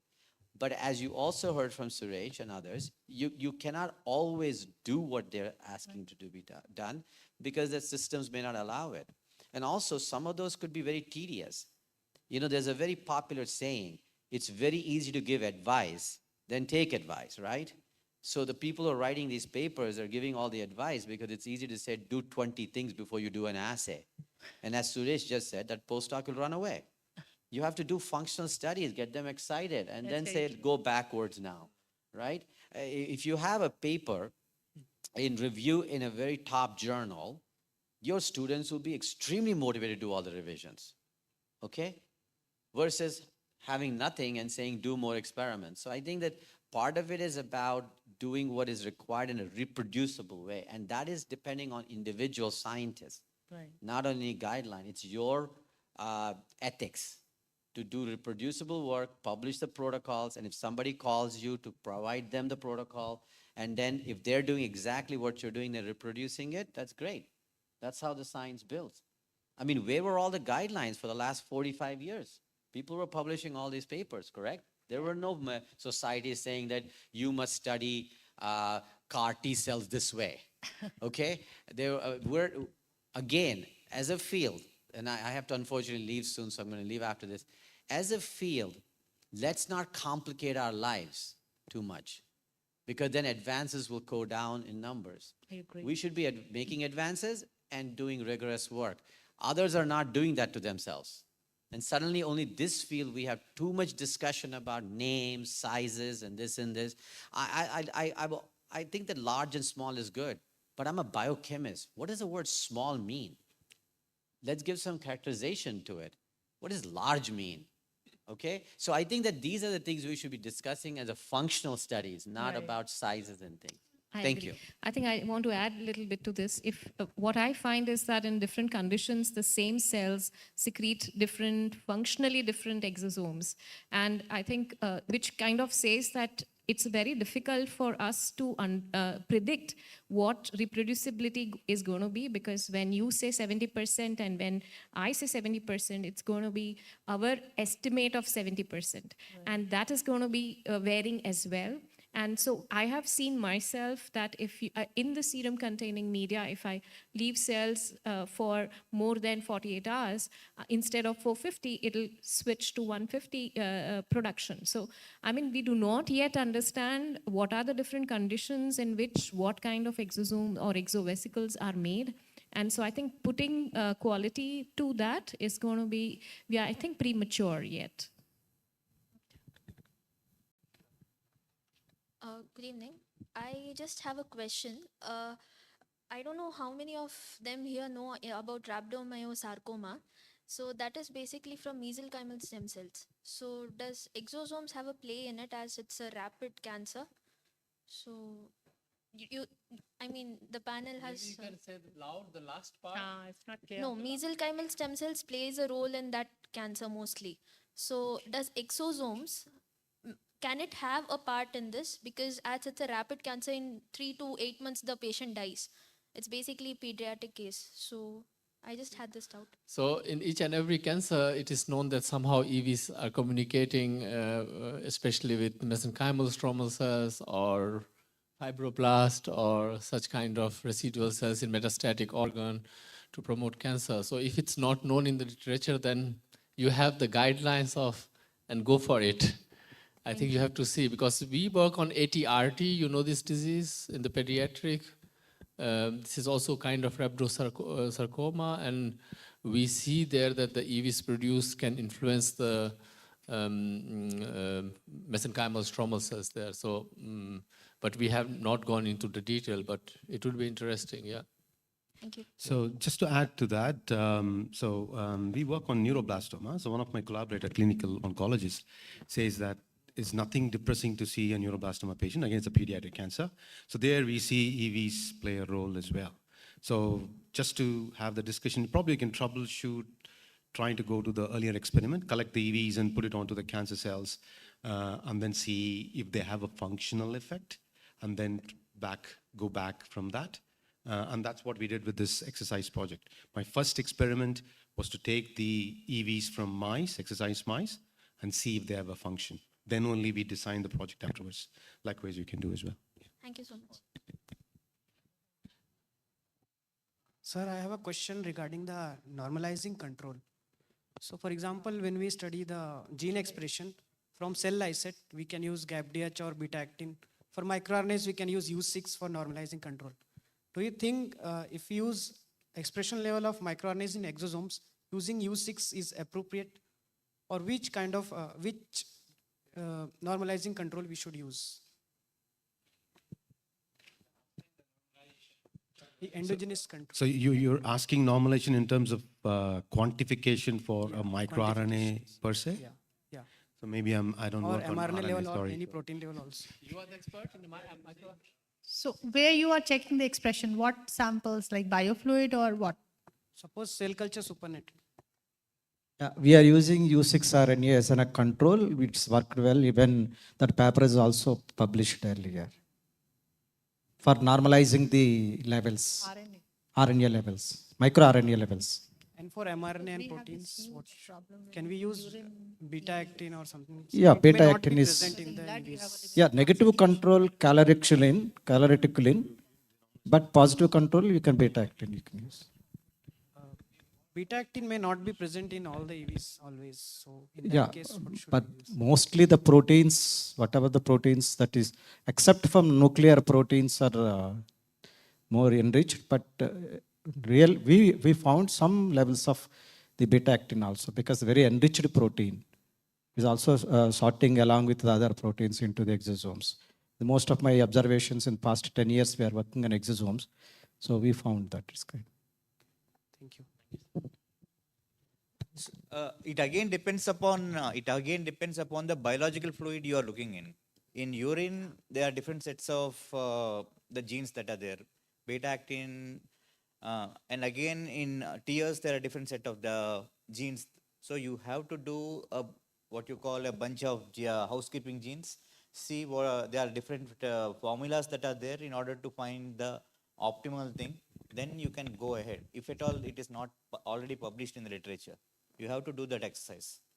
Yeah, I think I agree with Dr. Shashidhar. There is no standard like the cells that you use, GAPDH or actin or EVs is a little tricky, and you'll have to figure out your comparison conditions and figure out in your comparison condition what would be the right normalization. So I have a question. Like after metastasis, the extracellular vesicle derived from the secondary tumor sites also have altered molecular signatures. So like, is it possible to identify the primary tumor site from the molecular status of the exosomes? Or I think it'll be very tricky. I don't think, I don't think that should be an ambiguous thing to need exosome-based detection. because in Because secondary is secondary. So I don't think that will be so ambiguous that you do not know what was primary and what was secondary. There are barcoding approaches which has been shown in different kind of cancer that you don't need exosomes then you can barcode the tumor and then you can check in the metastatic that if it's coming from this tumor or that tumor. And in the exosomes, I don't know if anyone has tried something like that. No. because so it is very hard to detect the primary side after Exactly, metastasis. exactly. And therefore, the barcoding approach is turning out to be very hot, that you can barcode either cells and then you have in exosomes the barcode and you can follow it and you can say that which exosomes are coming from primary metastatic, but it has not been done. But for the normal tumor, it's known. Yeah? Experimentally, maybe you can design something of that sort, but in normal condition, I don't think you will be able to clearly differentiate this. It's very difficult. So there is something, probably you are aware of this organotropic exosomes, Yes, the sir. property of exosomes to reach a particular organ. So I think that's a nice concept there. Every exosomes which is found in a particular type of organ, it has the chemokines and the cytokines which it would be attracted. So that property probably you can use. So Thank you, sir. organotropic. The David Leiden paper, if you can see, that's a fantastic paper. They are saying that different kind of integrins can be marked and different kind of integrins decide where the tumor goes. So if a breast cancer goes to the bone, it has a different integrin. And if it goes to the brain, it has different integrin. So, or pancreatic cancer to liver. So I think you should follow this paper and design something in that direction for your setup. Yeah. Thank you, sir.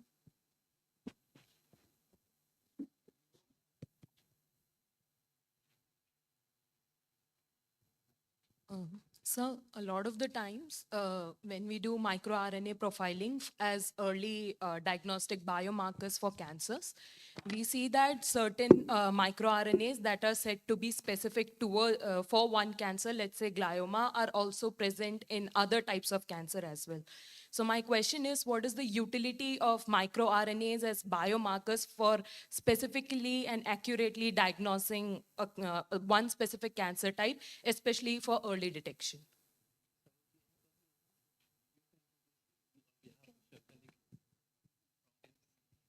I don't know.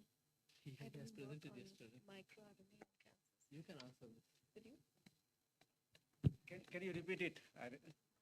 Sir, what I'm asking is, a lot of the times, like when we do microRNA profiling for early detection of a specific cancer type, and let's say we found out certain microRNAs that can be utilized as biomarkers in one specific cancer, are also enriched in other types of cancer as well, like certain microRNAs, let's say microRNA 21. No, that's very true. Like what, I'll give you an example, like microRNA 21. It has been found for various diseases. So she's asking what is the utility. So we cannot call it specific for that particular disease, but because microRNA, as you know, are early gene regulators, so they can be early diagnostic. Now, if we are looking for, because we get some indication that the patient may be having this disease, then we are looking, it's not for differential diagnosis. Are you getting my point?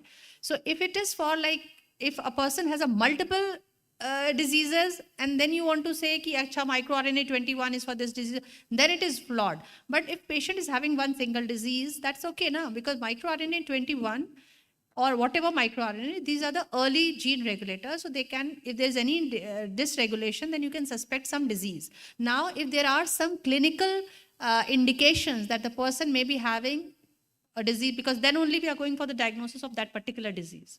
So you are right in a way that there is not specific, one microRNA not specific for one particular disease, but they are still useful because you are anticipating one disease or one tumor or whatever, right? So that way, I think he can be more clear. You can also see that the microRNA do not have actually, if you see that the one microRNA is in the several disease, okay? They're regulating the several disease. So there is the lots of, in a microRNA field, lots of, that's the, right now discrepancy is still there, okay? So which microRNA you can choose it. We're seeing is the, one type of like not the processing, even the, So I agree with her and Saroj as well. So to add to that, I would also add these microRNAs can be useful in prognosis. Let's say you have a primary tumor, you resected it, there's no metastasis, but the patient is having a recurring disease. And then you can use this microRNA to see if they have a recurrence, or in terms of when you're trying to give a neoadjuvant therapy or some kind of a therapy, then you can see how the patients are responding to that therapy using these microRNAs as well, or a profile of some certain microRNAs or even proteins. So these are still useful. In some of the diseases, they still use a protein, for example, that is common to multiple cancers, right? So it's still usable. Single microRNA regulate the different proteins, okay? Yeah, one microRNA can regulate many different proteins. So your saying will be true only, like suppose if some healthy person is standing and you found some dysregulation of one microRNA, now you have to predict which kind of disease is going to happen. Then it is not useful. But if you have to predict a response to disease or something, because these microRNA regulation may tells you which pathways are being regulated. If that is related to cancer and you are suspecting some particular cancer, then it is useful. Thank you.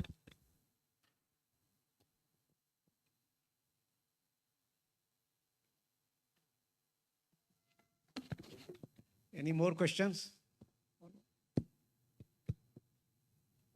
No, now he's gone, so you can let them to ask all the questions. Sir, this is in continuity with the question regarding the normalizing control for microRNAs.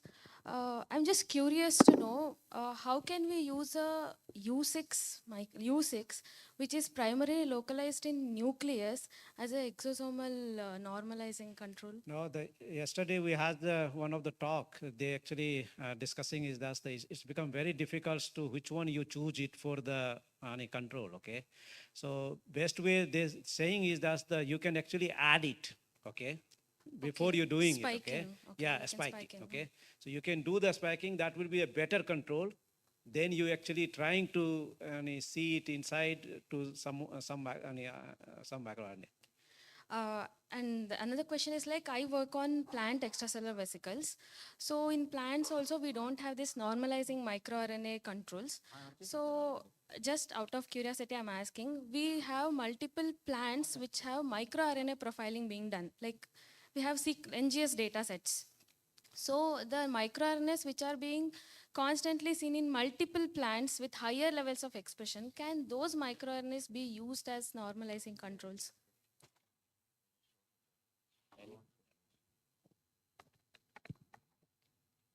I think, Sorry.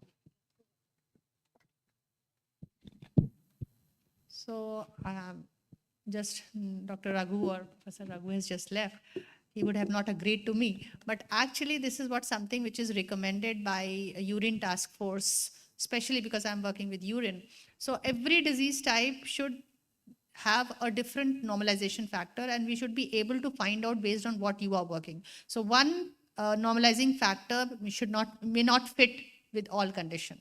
So the best would be if you are working with, suppose you are working with particular cell type, then you should take several cell types or multiple cell types or with different conditions and try to find what are the constitutively expressing microRNAs. That would be the best, but it is a tedious thing to do.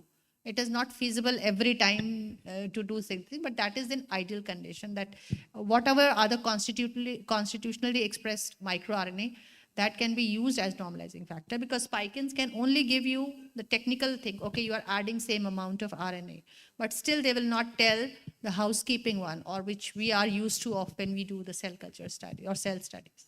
Thank you.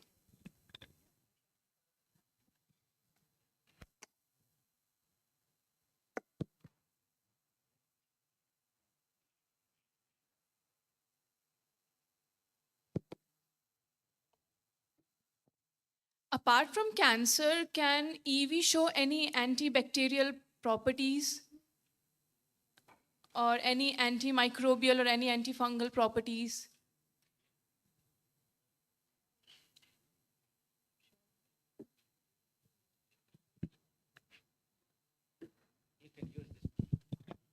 Yeah, I think they do.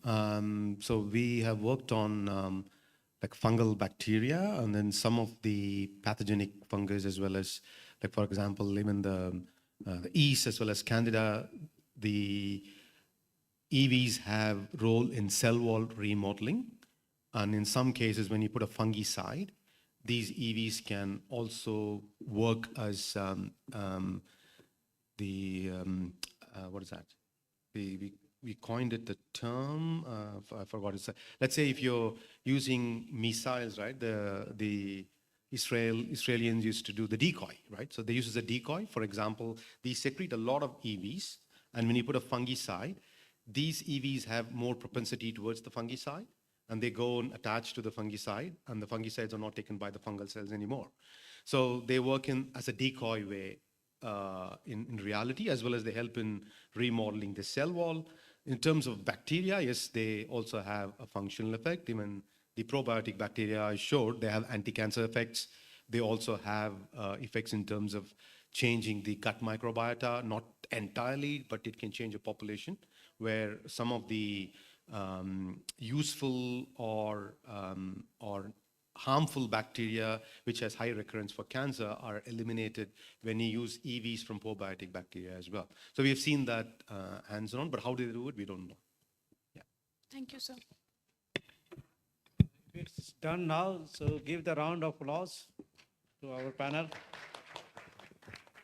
And we'll going to have the musical nights, okay, from after, but still we have the 30 minutes outside, you can meet with the mentors, okay? And then we can gather again for the musical nights.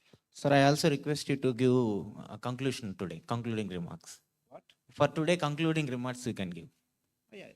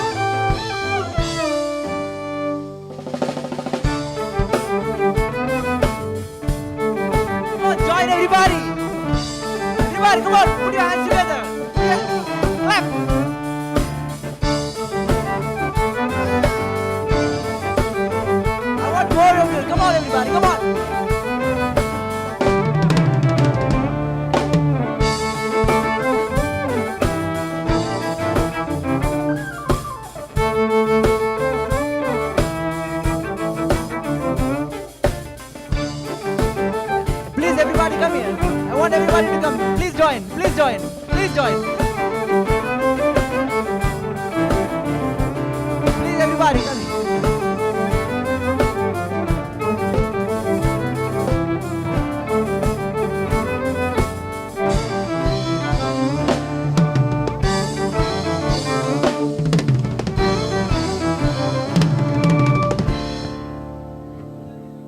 I want everybody, please join us and let's have a musical and fun evening. Please join, and here we go with a banger.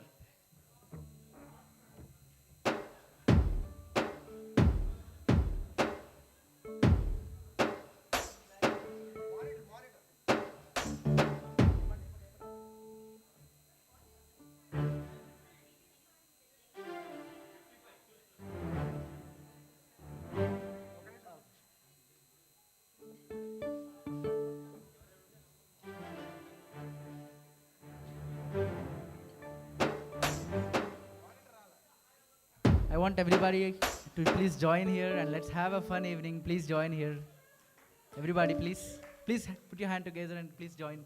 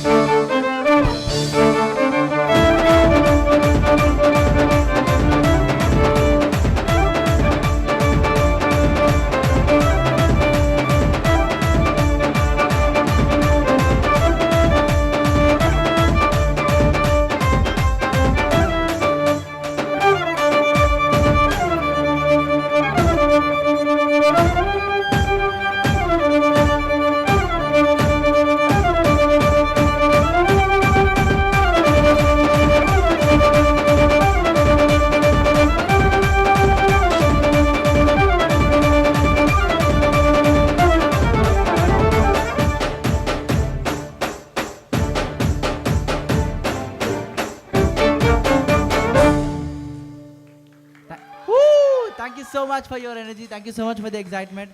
Thank you so much. Here we go with another.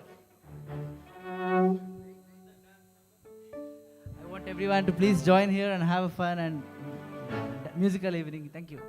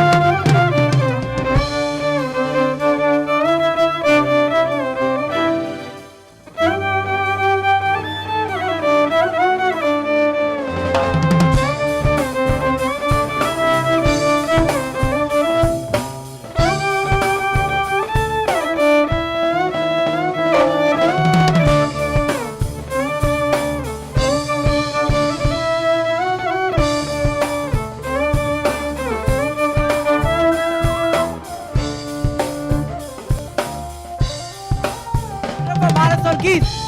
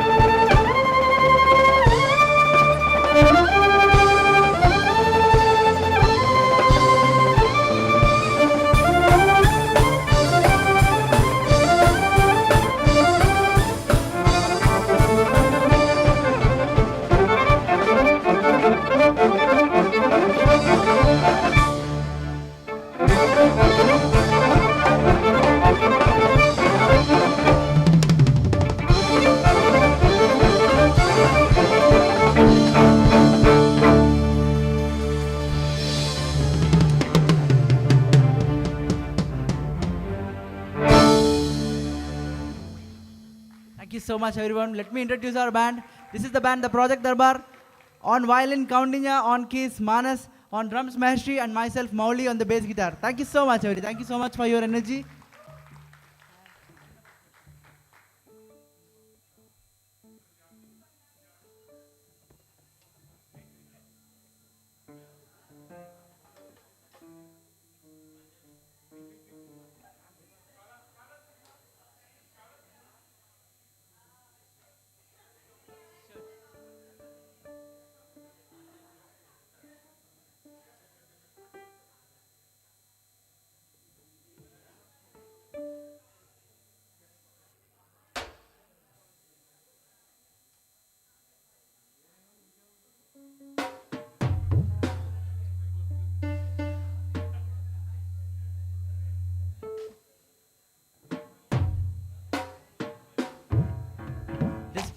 The next one is a Punjabi folk rhythms, just for the dedication. This is for you.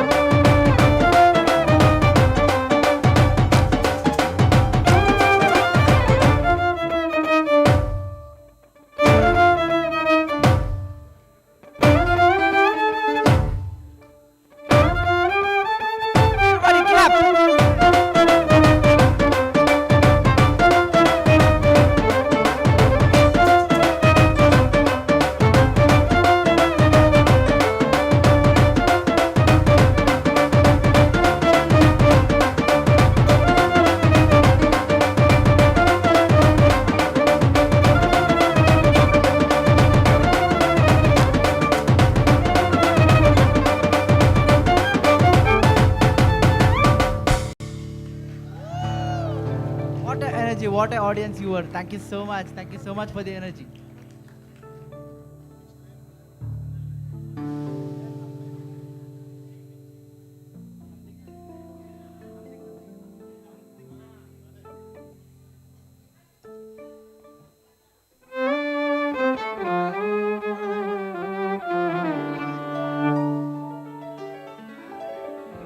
This one's a jazz piece.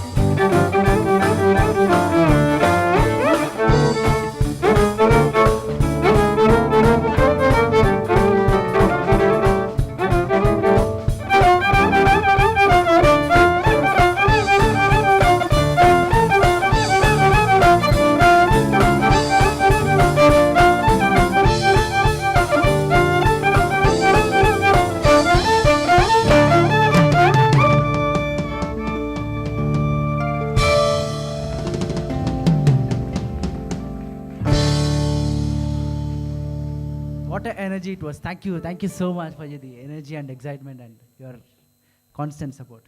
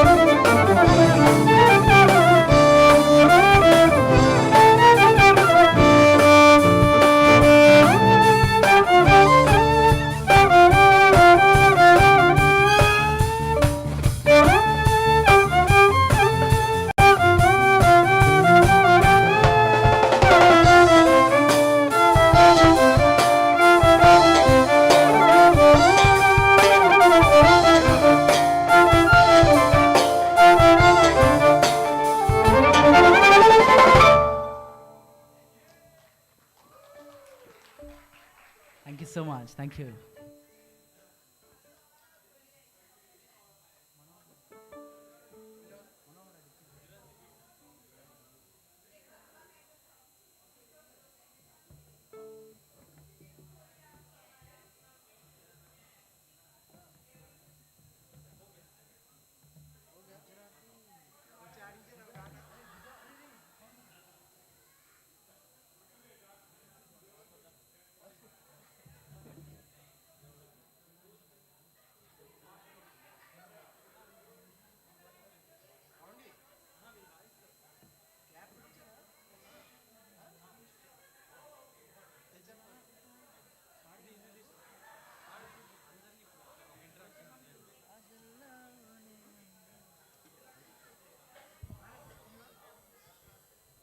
There's a small interaction from our side. Our drummer, our percussionist and everything. He'll be playing a small folk rhythm and I want you all to vibe and clap for him. Clap for Maheshri, everybody.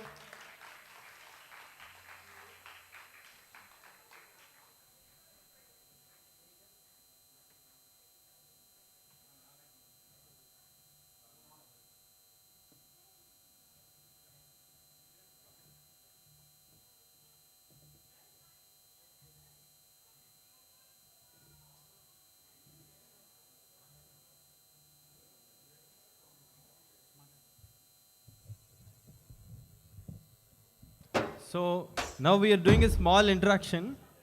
So our drummer will be playing few beats and you will reply with the claps. Is it okay? Deal, right? I'm repeating it. So my drummer will be playing few beats, very small beats. So you will be replying with claps. Okay, let's try. Go Maharshri here.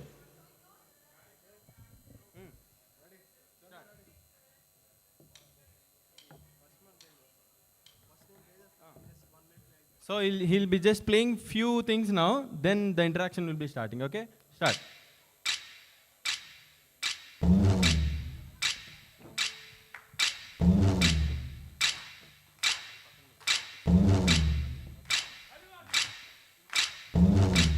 Everybody clap.